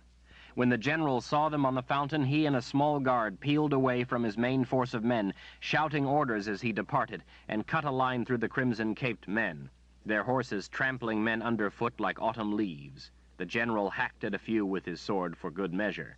He broke through the battle lines and reined in before Richard and Kaelin, standing on the fountain. General Baldwin sheathed his sword and bowed in his saddle. His heavy serge cape, fastened at one shoulder with two buttons, draped to one side, revealing the green silk lining. He came up and clapped a fist to his tan surcoat. "Lord Rahl," he said with reverence. He bowed again. "My queen," he said with even more reverence. Kaelin leaned toward him when he came up, her tone ominous. "Your what?" Even the man's shiny pate reddened. He bowed again. "My most glorious, esteemed queen and mother confessor?" Richard tugged the back of her shirt before she could speak. "I told the general here how I had decided to name you the Queen of Kelton." Her eyes widened. "The Queen of—" "Yes," General Baldwin said, as he glanced about at the battle. "It kept Kelton together, and our surrender unbroken. As soon as Lord Rahl told me of this great honor, that we were to have the Mother Confessor as our queen, just as Gallia, showing how he honors us as our neighbors, I brought a force to Aidendrill to help protect Lord Rahl and our queen, and to join in the battle against the Imperial Order. I didn't want either of you to think we aren't prepared to do our part." Kaelin finally blinked and straightened. "Thank you, General. Your help came just in time. I am most appreciative." The general pulled off his long black gauntlets and tucked them through his wide belt. He kissed Kaelin's hand. "If my new queen will excuse me, I must return to my men. We have half our force spread out behind just in case these traitorous bastards try to escape." He blushed again. "Pardon a soldier's language, my queen." As the general returned to his men, Richard scanned the battle. The guards were searching, looking for more Mryswith, and finding only a few. Those didn't last long. Gratch looked to have grown another foot since Richard had last seen him, and was now the size of any of the males. He seemed to be directing the search. Richard was dumbfounded, but his joy was tempered by the scale of the carnage before him. "Queen?" Kaelin said. "You named me Queen of Kelton, the Mother Confessor?" "It seemed a good idea at the time," he explained. "It seemed the only way to keep Kelton from turning on us." She appraised him with a small smile. "Very good, Lord Rahl." As Richard finally sheathed his sword, he saw 3 spots of red break through the dark leather of Daharan uniforms. The 3 moored Sith, Aegil in hand, came at a run across the square. Each wore her red leather, but it did a poor job this day of disguising the blood all over them. "Lord Rahl! Lord Rahl!" Berdine flew at him like a squirrel flinging itself for a branch. She landed on him, webbing him in arms and legs, knocking him back off the wall and into the fountain full of snowmelt. She sat up on his stomach. "Lord Rahl, you did it! You took the cape off like I told you! You heard my warning after all!" She fell on him again, clutching him in red arms. Richard held his breath as he went under. Though the icy water wouldn't have been his choice, he was glad for the excuse to wash off some of the stinking Mryswith blood. He gasped for air when she grabbed his shirt in her fist and hauled him up. She sat in his lap, legs around his middle, and hugged him again. "Berdine," he whispered, "my shoulder is hurt. Please don't squeeze so hard." "It's nothing," she announced, in true Mord Sith disregard for pain. "We were so worried. When the attack came, we thought we would never see you again. We thought we had failed." Kaelin cleared her throat. Richard held out an introductory hand. "Kaelin, these are my personal guards, Kara, Raina, and this is Berdine. Ladies, this is Kaelin, my queen." Berdine, making no attempt to get off his lap, grinned up at Kaelin. "I'm Lord Rahl's favorite." Kaelin folded her arms as her green-eyed glare darkened. "Berdine, let me up." "You still smell like a Mryswith." She shoved him back in the water and again hauled him up by his shirt. "That's better." She pulled him closer. "You ever run off like that again without listening to me, I'll do more than give you a bath." "What is it about you and women and baths?" Kaelin asked in an even tone. "I don't know." He looked out over the battle still raging and then back to Berdine's blue eyes. He hugged her with his good arm. "I'm sorry. I should have listened to you. The price of my foolishness was too great." "Are you all right?" she whispered in his ear. "Berdine, get off me. Let me up." She flopped off his lap to the side. "Kolo said that the Mryswith were enemy wizards who traded their power for the ability to become invisible." Richard gave her a hand up. "I nearly did too." She stood in the water on her tiptoes and pulled his shirt collar aside, inspecting his neck. She let out a relieved sigh. "It's gone. You're safe. Kolo said how the change came, how their skin began to scale over. He said that that ancestor of yours, Ulrich, created a force to battle the Mryswith." She pointed. "Gars." "Gars?" Berdine nodded. "He gave them the ability to sense Mryswith, even when they were invisible. That's what gives the Gars' eyes that green glow. Because of this interrelationship of magic all the Gars share, those who dealt directly with the wizards accrued dominance over the others, becoming something like the wizards' generals among the Gar nation. These intermediary Gars were greatly respected by the other Gars, and got them to fight alongside the people of the New World against the enemy Mryswith, driving them back to the Old World." Richard stared in astonishment. "What else did he say?" "I haven't had time to read any more. We've been kind of busy since you left." "How long?" He stepped out of the fountain and addressed Kara. "How long have I been gone?" She glanced at the keep. "Nearly 2 days, night before last. Today at dawn the sentries came in a lather and said the blood of the fold were right on their heels. They attacked shortly after. The fighting has been going on since this morning. At first it was going well, but then the Mryswith." Her voice trailed off. Kaelin put an arm around his waist to steady him as he spoke. "I'm sorry, Kara. I should have been here." He stared in a daze at the sea of dead. "This is my fault." "I killed 2, Raina announced, without any attempt to mask her pride. Ulick and Egan came at a run and spun to a stop in defensive positions. "Lord Rahl," Ulick said over his shoulder, "are we ever glad to see you? We heard the cheer, but every time we got to you, you were somewhere else." "Really?" Kara said, lifting an eyebrow. "We managed." Ulick rolled his eyes and turned toward the battle. "Are they always like this?" Kalen whispered in his ear. "No," he whispered back. "They're on their best behavior for you." Richard saw white flags flying among the blood of the fold. No one paid them any heed. "The Harans give no quarter," Kara explained when she saw where he was looking. "It is to the finish." Richard hopped down off the fountain. When he strode off, his guards immediately followed. Kalen caught up with him before he had taken 3 strides. "What are you doing, Richard?" "I'm putting a stop to this." "You can't do that. We have sworn to kill the Order to a man. You must let it be done. That's what they would have done to us." "I can't do it, Kalen. I can't. If we kill them all, then others of the Order will never surrender, knowing it would mean death. If I show them that we will take them prisoner instead of killing them, then they'll be more willing to quit. If they are more willing to quit, we win without losing the lives of so many of our men, and that makes us stronger. Then we win." Richard started shouting orders. They were carried through the ranks of his men, and the din of battle slowly began subsiding. The eyes of thousands began turning to him. "Let them through," he told a commander. Richard went back to the fountain and stood on the wall, watching the commanders of the Blood of the Fold lead their men to him. All around, Daharan's bristling steel stood guard. A corridor opened, and the crimson-caped men stepped forward, glancing from side to side as they came. An officer halted at their lead before Richard. His voice was hoarse and subdued. "Will you accept our surrender?" Richard folded his arms. "Depends. Are you willing to tell me the truth?" The man glanced about at his quiet, bloody men. "Yes, Lord Rahl." "Who told you to attack the city?" "The Mryswith gave us instructions, and many of us were instructed in our dreams by the Dreamwalker." "Do you wish to be free of him?"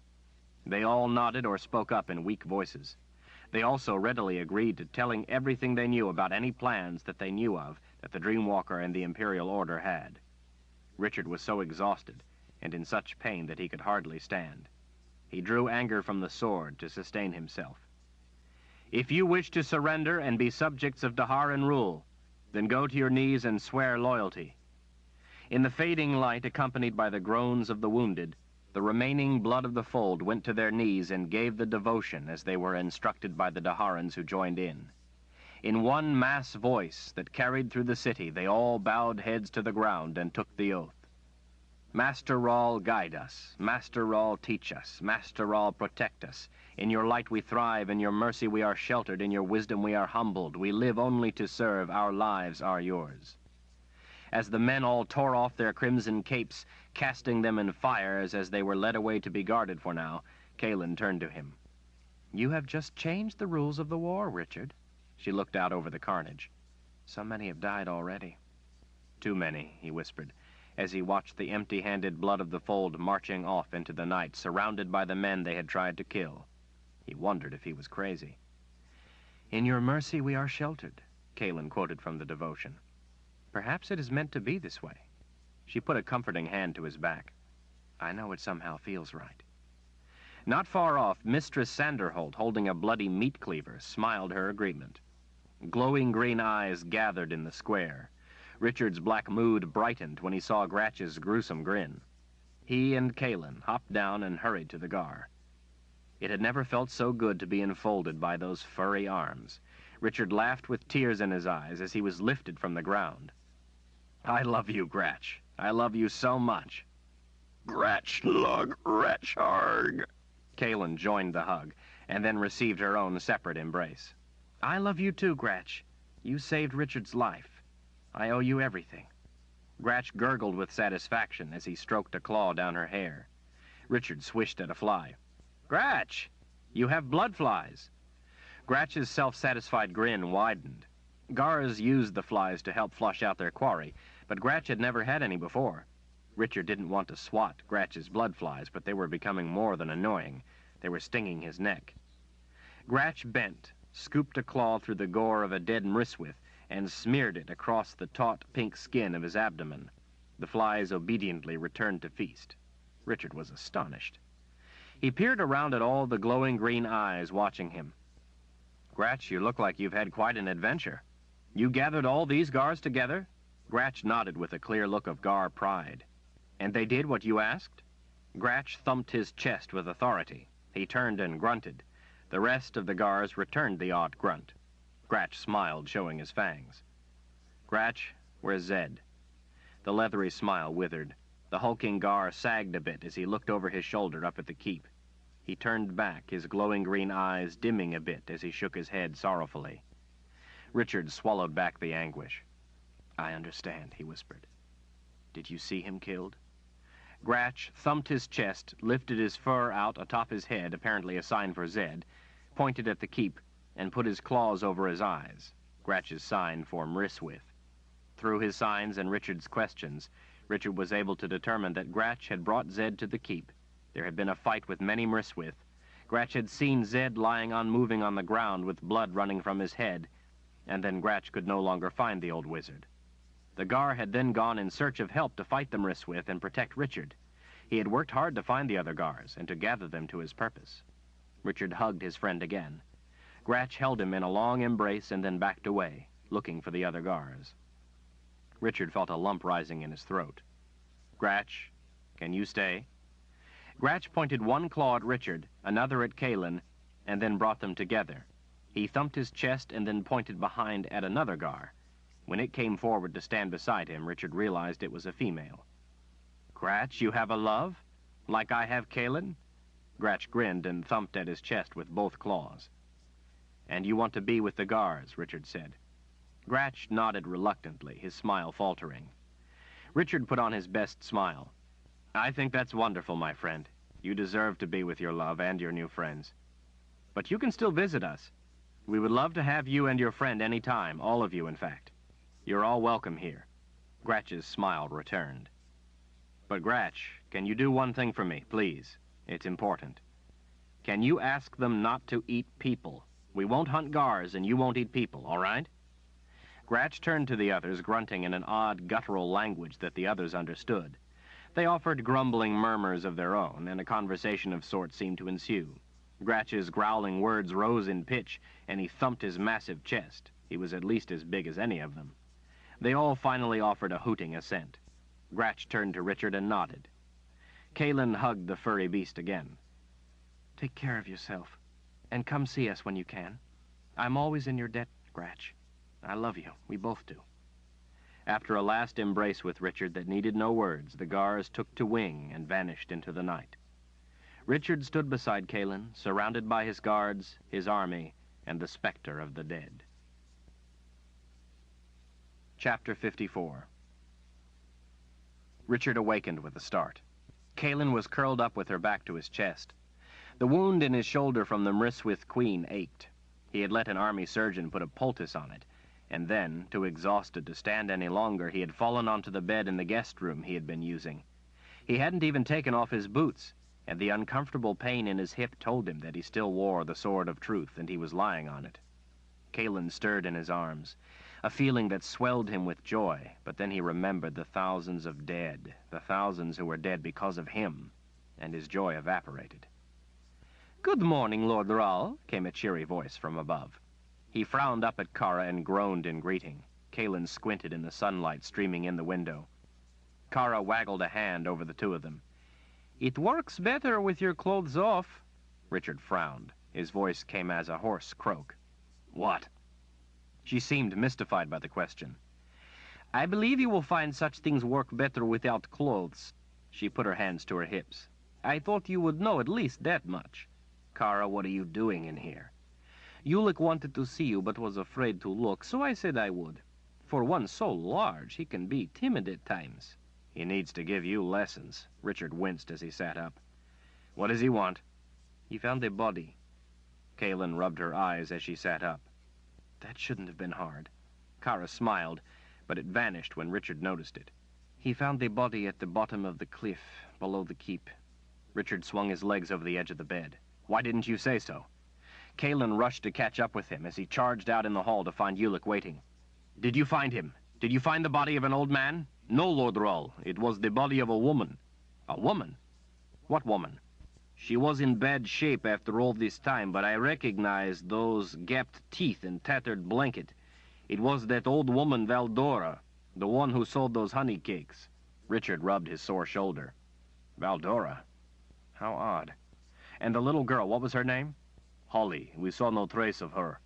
We found no one else, but there's a lot of area to search, and animals could have... Well, we may never find anything. Richard nodded, words failing him.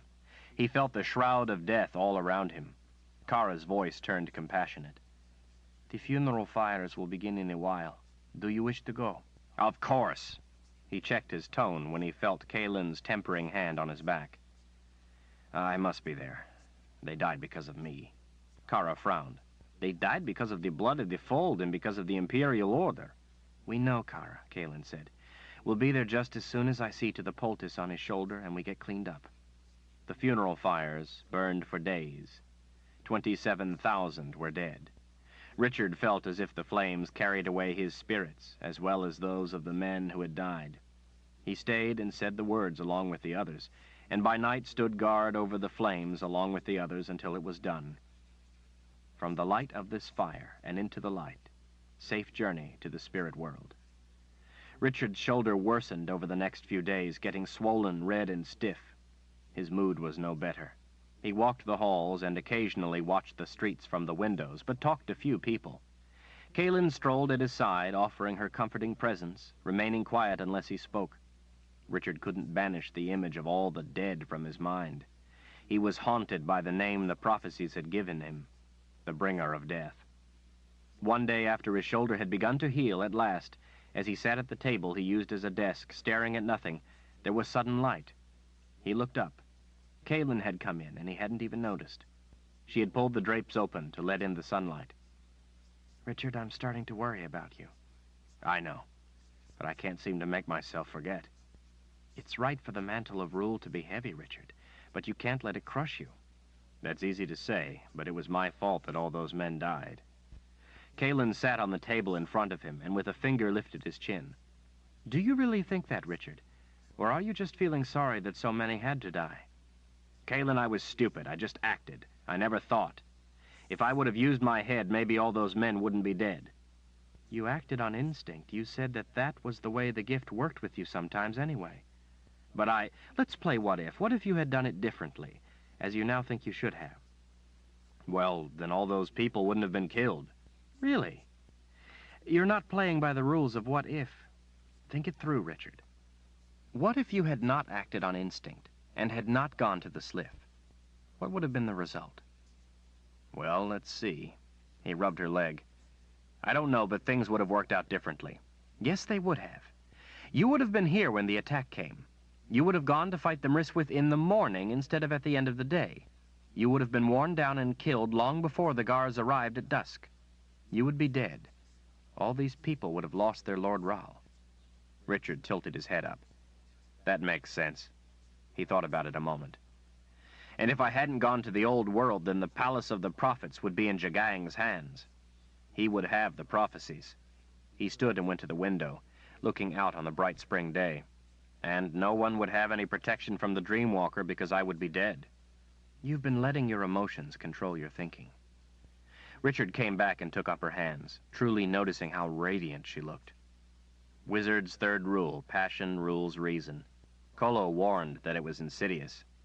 I've been breaking it by thinking I had broken it. Kalen slipped her arms around him. Feeling just a little better then? He put his hands on her waist as he smiled for the first time in days. You've helped me see. Zed used to do those kinds of things. I guess I'll just have to count on you to help me. She hooked her legs around him and pulled him closer. You had better.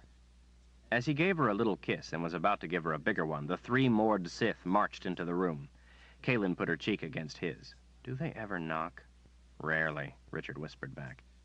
They enjoy testing. It's their favorite thing to do. They never tire of it. Kara in the lead came to a halt beside them, looking from one to the other. Still with the clothes, Lord Rahl? You three look well this morning. Yes, we are, Kara said. And we have business. What business? When you have the time, some representatives have arrived in Edendril and have requested an audience with the Lord Rahl. Berdine brandished Kolo's journal. And I would like to have your help with this. What we already learned has helped us, and there is much more yet that we haven't translated. We have work to do. Translate? Kalen asked. I know many languages. What is it? Haidaharen, Berdine said, taking a bite out of a pear in her other hand. Lord Rahl is getting even better at Haidaharen than me. Really? Kalen said. I'm impressed. Few people know Haidaharen. It's an extremely difficult language, I'm told. We worked on it together, Berdine smiled. At night. Richard cleared his throat. Let's go find out about the representatives. He boosted Kalen with his hands on her sides and set her on the floor. Berdine gestured with her pear. Lord Rahl has very big hands. They fit perfectly over my breasts. One eyebrow went up over a green eye. Really? Yes, Berdine observed. He had us all show him our breasts one day. Is that right? All of you? Kara and Raina waited without expression as Berdine nodded. Richard put a hand over his face. Berdine took another bite of her pear. But his big hands fit best over my breasts. Kalen ambled toward the door. Well, my breasts aren't as large as yours, Berdine. She slowed as she passed Raina. I think Raina's hands would fit mine better. Berdine choked and coughed on her bite of pear as Kalen strolled from the room. A smile spread on Raina's lips. Kara burst into a hearty laugh. She clapped Richard on the back as he walked past. I like her, Lord Rahl. You may keep her. Richard paused. Well, thank you, Kara. I'm fortunate to have your approval. She nodded earnestly. Yes, you are. He hurried out of the room, finally catching up with Kalen down the hall. How did you know about Berdine and Raina? She regarded him with a puzzled frown. Isn't it obvious, Richard? The look in their eyes? You must have noticed right away, too. Well, Richard glanced back down the hall to make sure the women hadn't caught up yet. You'll be happy to know that Kara said she likes you and that I'm allowed to keep you. Kalen slipped an arm around his waist. I like them, too. I doubt you could find guards who would better protect you. Is that supposed to be a comfort? She smiled as she leaned her head against his shoulder. It is to me. Richard changed the subject. Let's go see what these representatives have come to say. Our future, everyone's future, hinges on this. Kalen, wearing her white Mother Confessor's dress, sat silently in her chair, the Mother Confessor's chair, beside Richard, under the painted figure of Magda Cirrus, the first Mother Confessor, and her wizard Merit. Escorted by a smiling General Baldwin, Representative Garthram of Liffany, Representative Theriot of Hergeborg, and Ambassador Bezencourt of Sandaria crossed the expanse of polished marble floor. They all seemed surprised and pleased to see the Mother Confessor sitting beside Richard. General Baldwin bowed. My queen, Lord Rahl? Kalen smiled warmly. Good day, General Baldwin. Gentlemen, Richard said, I hope all is well in your lands. What have you decided? Representative Garthram smoothed his gray beard. After extensive consultation with the rule at home, and with Gallia and Kelton leading the way, we have all decided that the future lies with you, Lord Rahl. We have all brought the surrender documents, unconditional as per your request. We wish to join with you to be part of Dahara and under your rule. The tall Ambassador Bezencourt spoke up. While we are here to surrender and join with Dahara, it remains our hope that the Mother Confessor approves. Kalen considered the men for a moment. Our future, not our past, is where we and our children must live. The first Mother Confessor and her wizard did what was best for their people and their time. As the Mother Confessor now, I and my wizard, Richard, must do what is best for ours. We must forge what we need to fit our world, but our hopes are for peace, as were theirs. Our best chance for strength that will ensure a lasting peace lies with Lord Rahl. Our new course has been set. My heart and my people go with him. As the Mother Confessor, I am a part of this union, and I welcome you to it.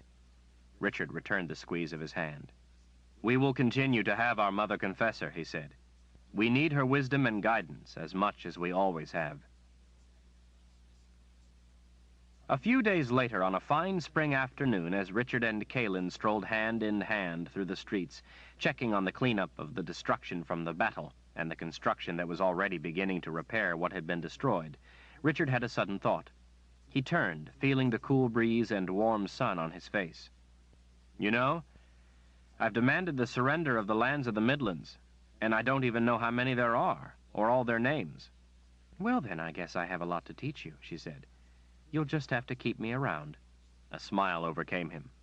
I need you, now and always. He cupped her cheek. I can't believe we're together at last. He glanced up at the 3 women and 2 men not 3 paces behind them. If only we could be alone. Kara arched an eyebrow. Is that a hint, Lord Rahl? No, it's an order. Kara shrugged. Sorry, but we can't follow that order out here. You need protection. Do you know, Mother Confessor, that we sometimes have to tell him which foot to use next? He sometimes needs us for the simplest of instructions.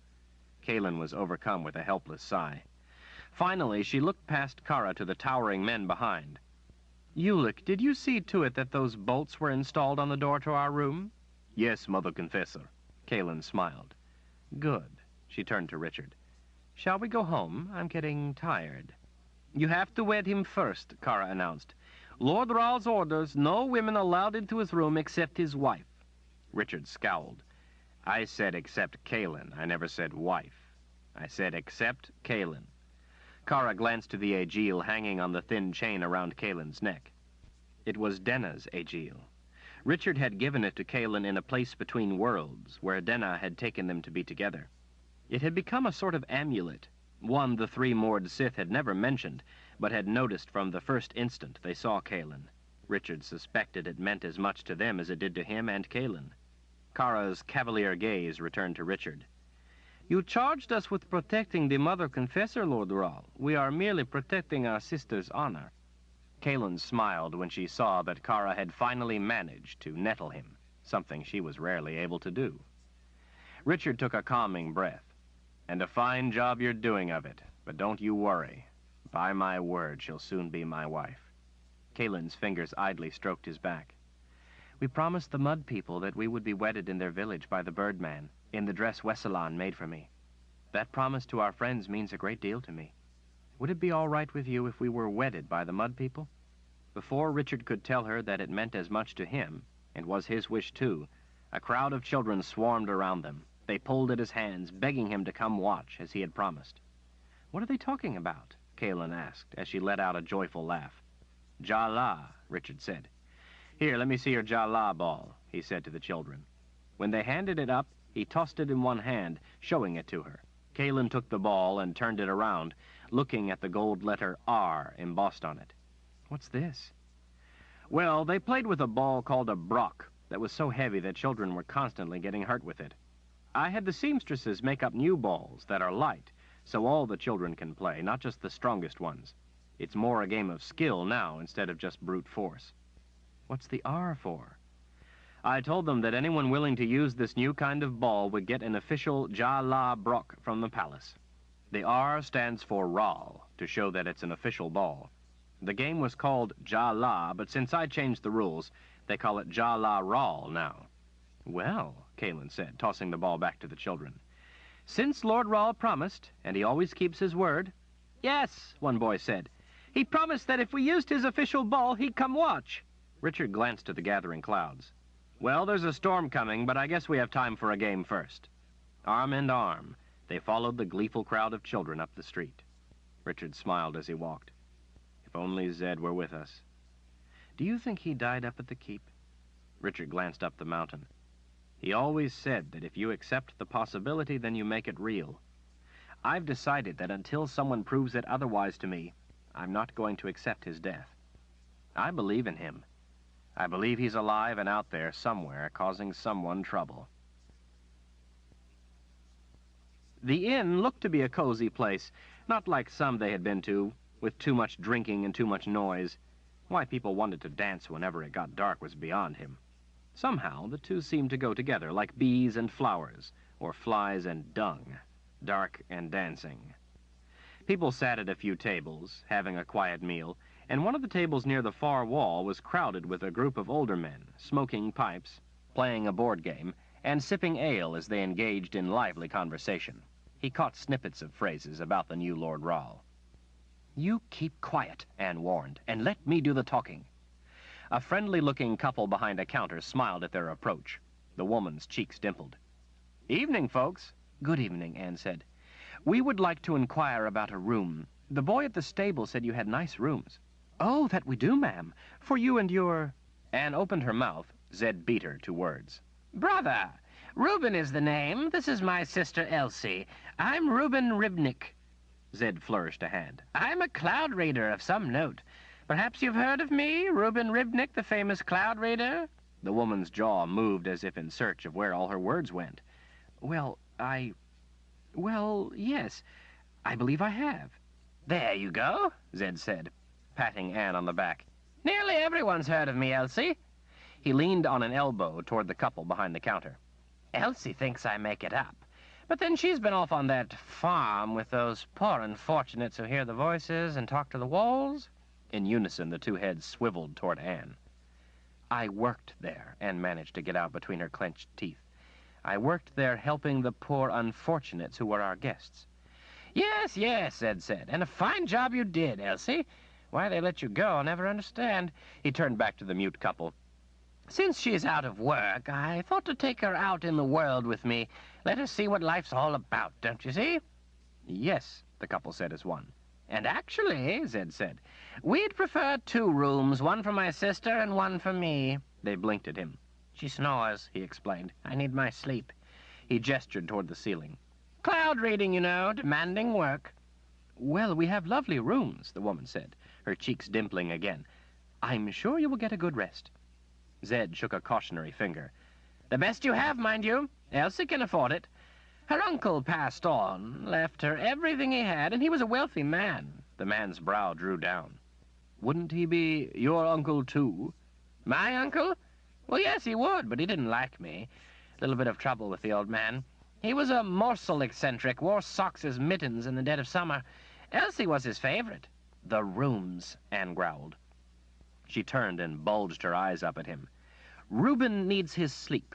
He has a lot of cloud reading to do and must be at it early in the morning. If he doesn't get his sleep, he gets the oddest burning rash in a ring around his neck. The woman started around the counter. Well, let me show you to them then. That wouldn't be roasted duck I smell, would it? Oh, yes, the woman said, turning back.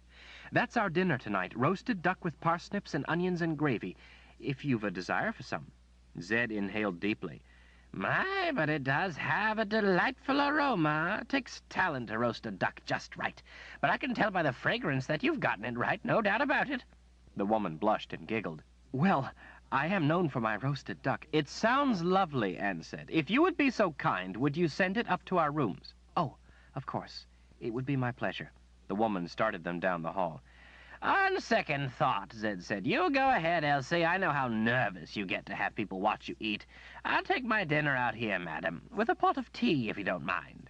Anne turned and shot him a scowl. He could feel the collar at his neck heat. Don't be long, Reuben. We must get an early start. Zed waved a dismissive hand.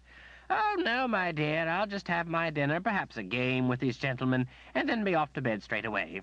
See you in the morning, bright and early, so we can be off to show you the world. Her glare could have boiled pitch. Good night, then, Reuben.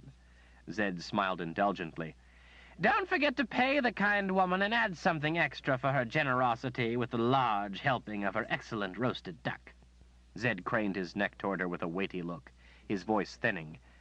And don't forget to write in your journal before bed. She stiffened. My journal? Yes, the little travel journal you keep. I know how you like to write about your adventures, and you haven't been keeping up to date like you should.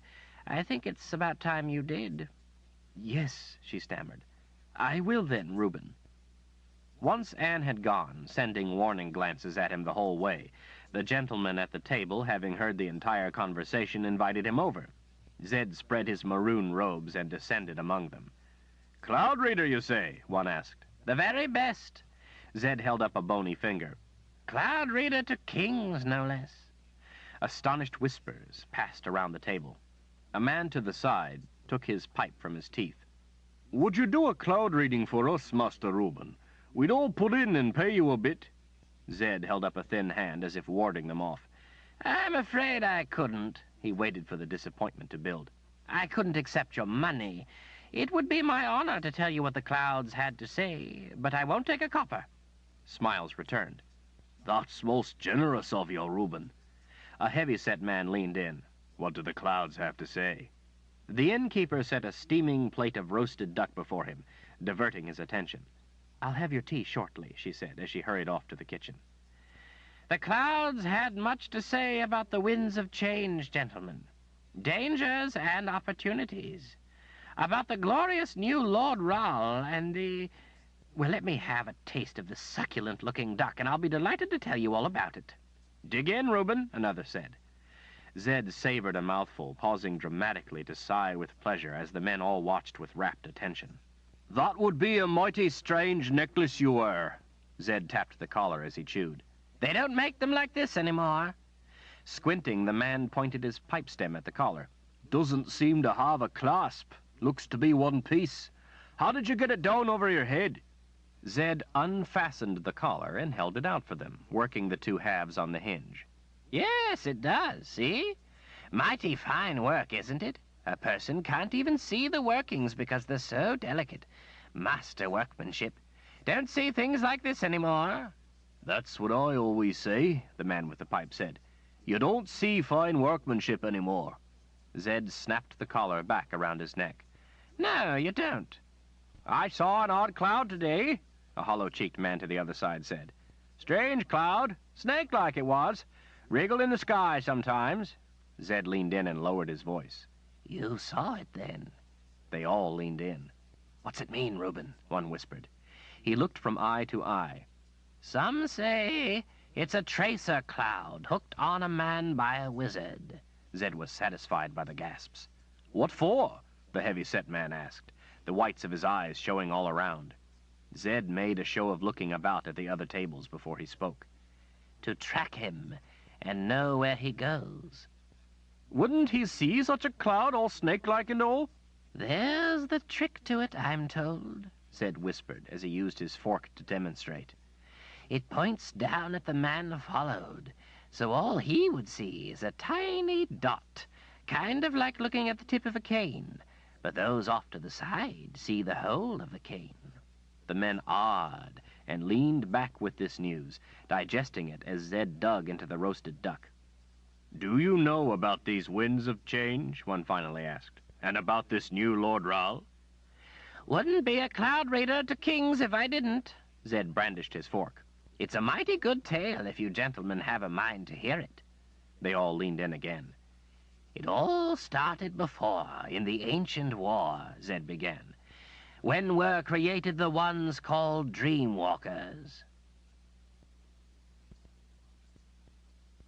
End of Blood of the Fold, The Sword of Truth, Book 3, by Terry Goodkind.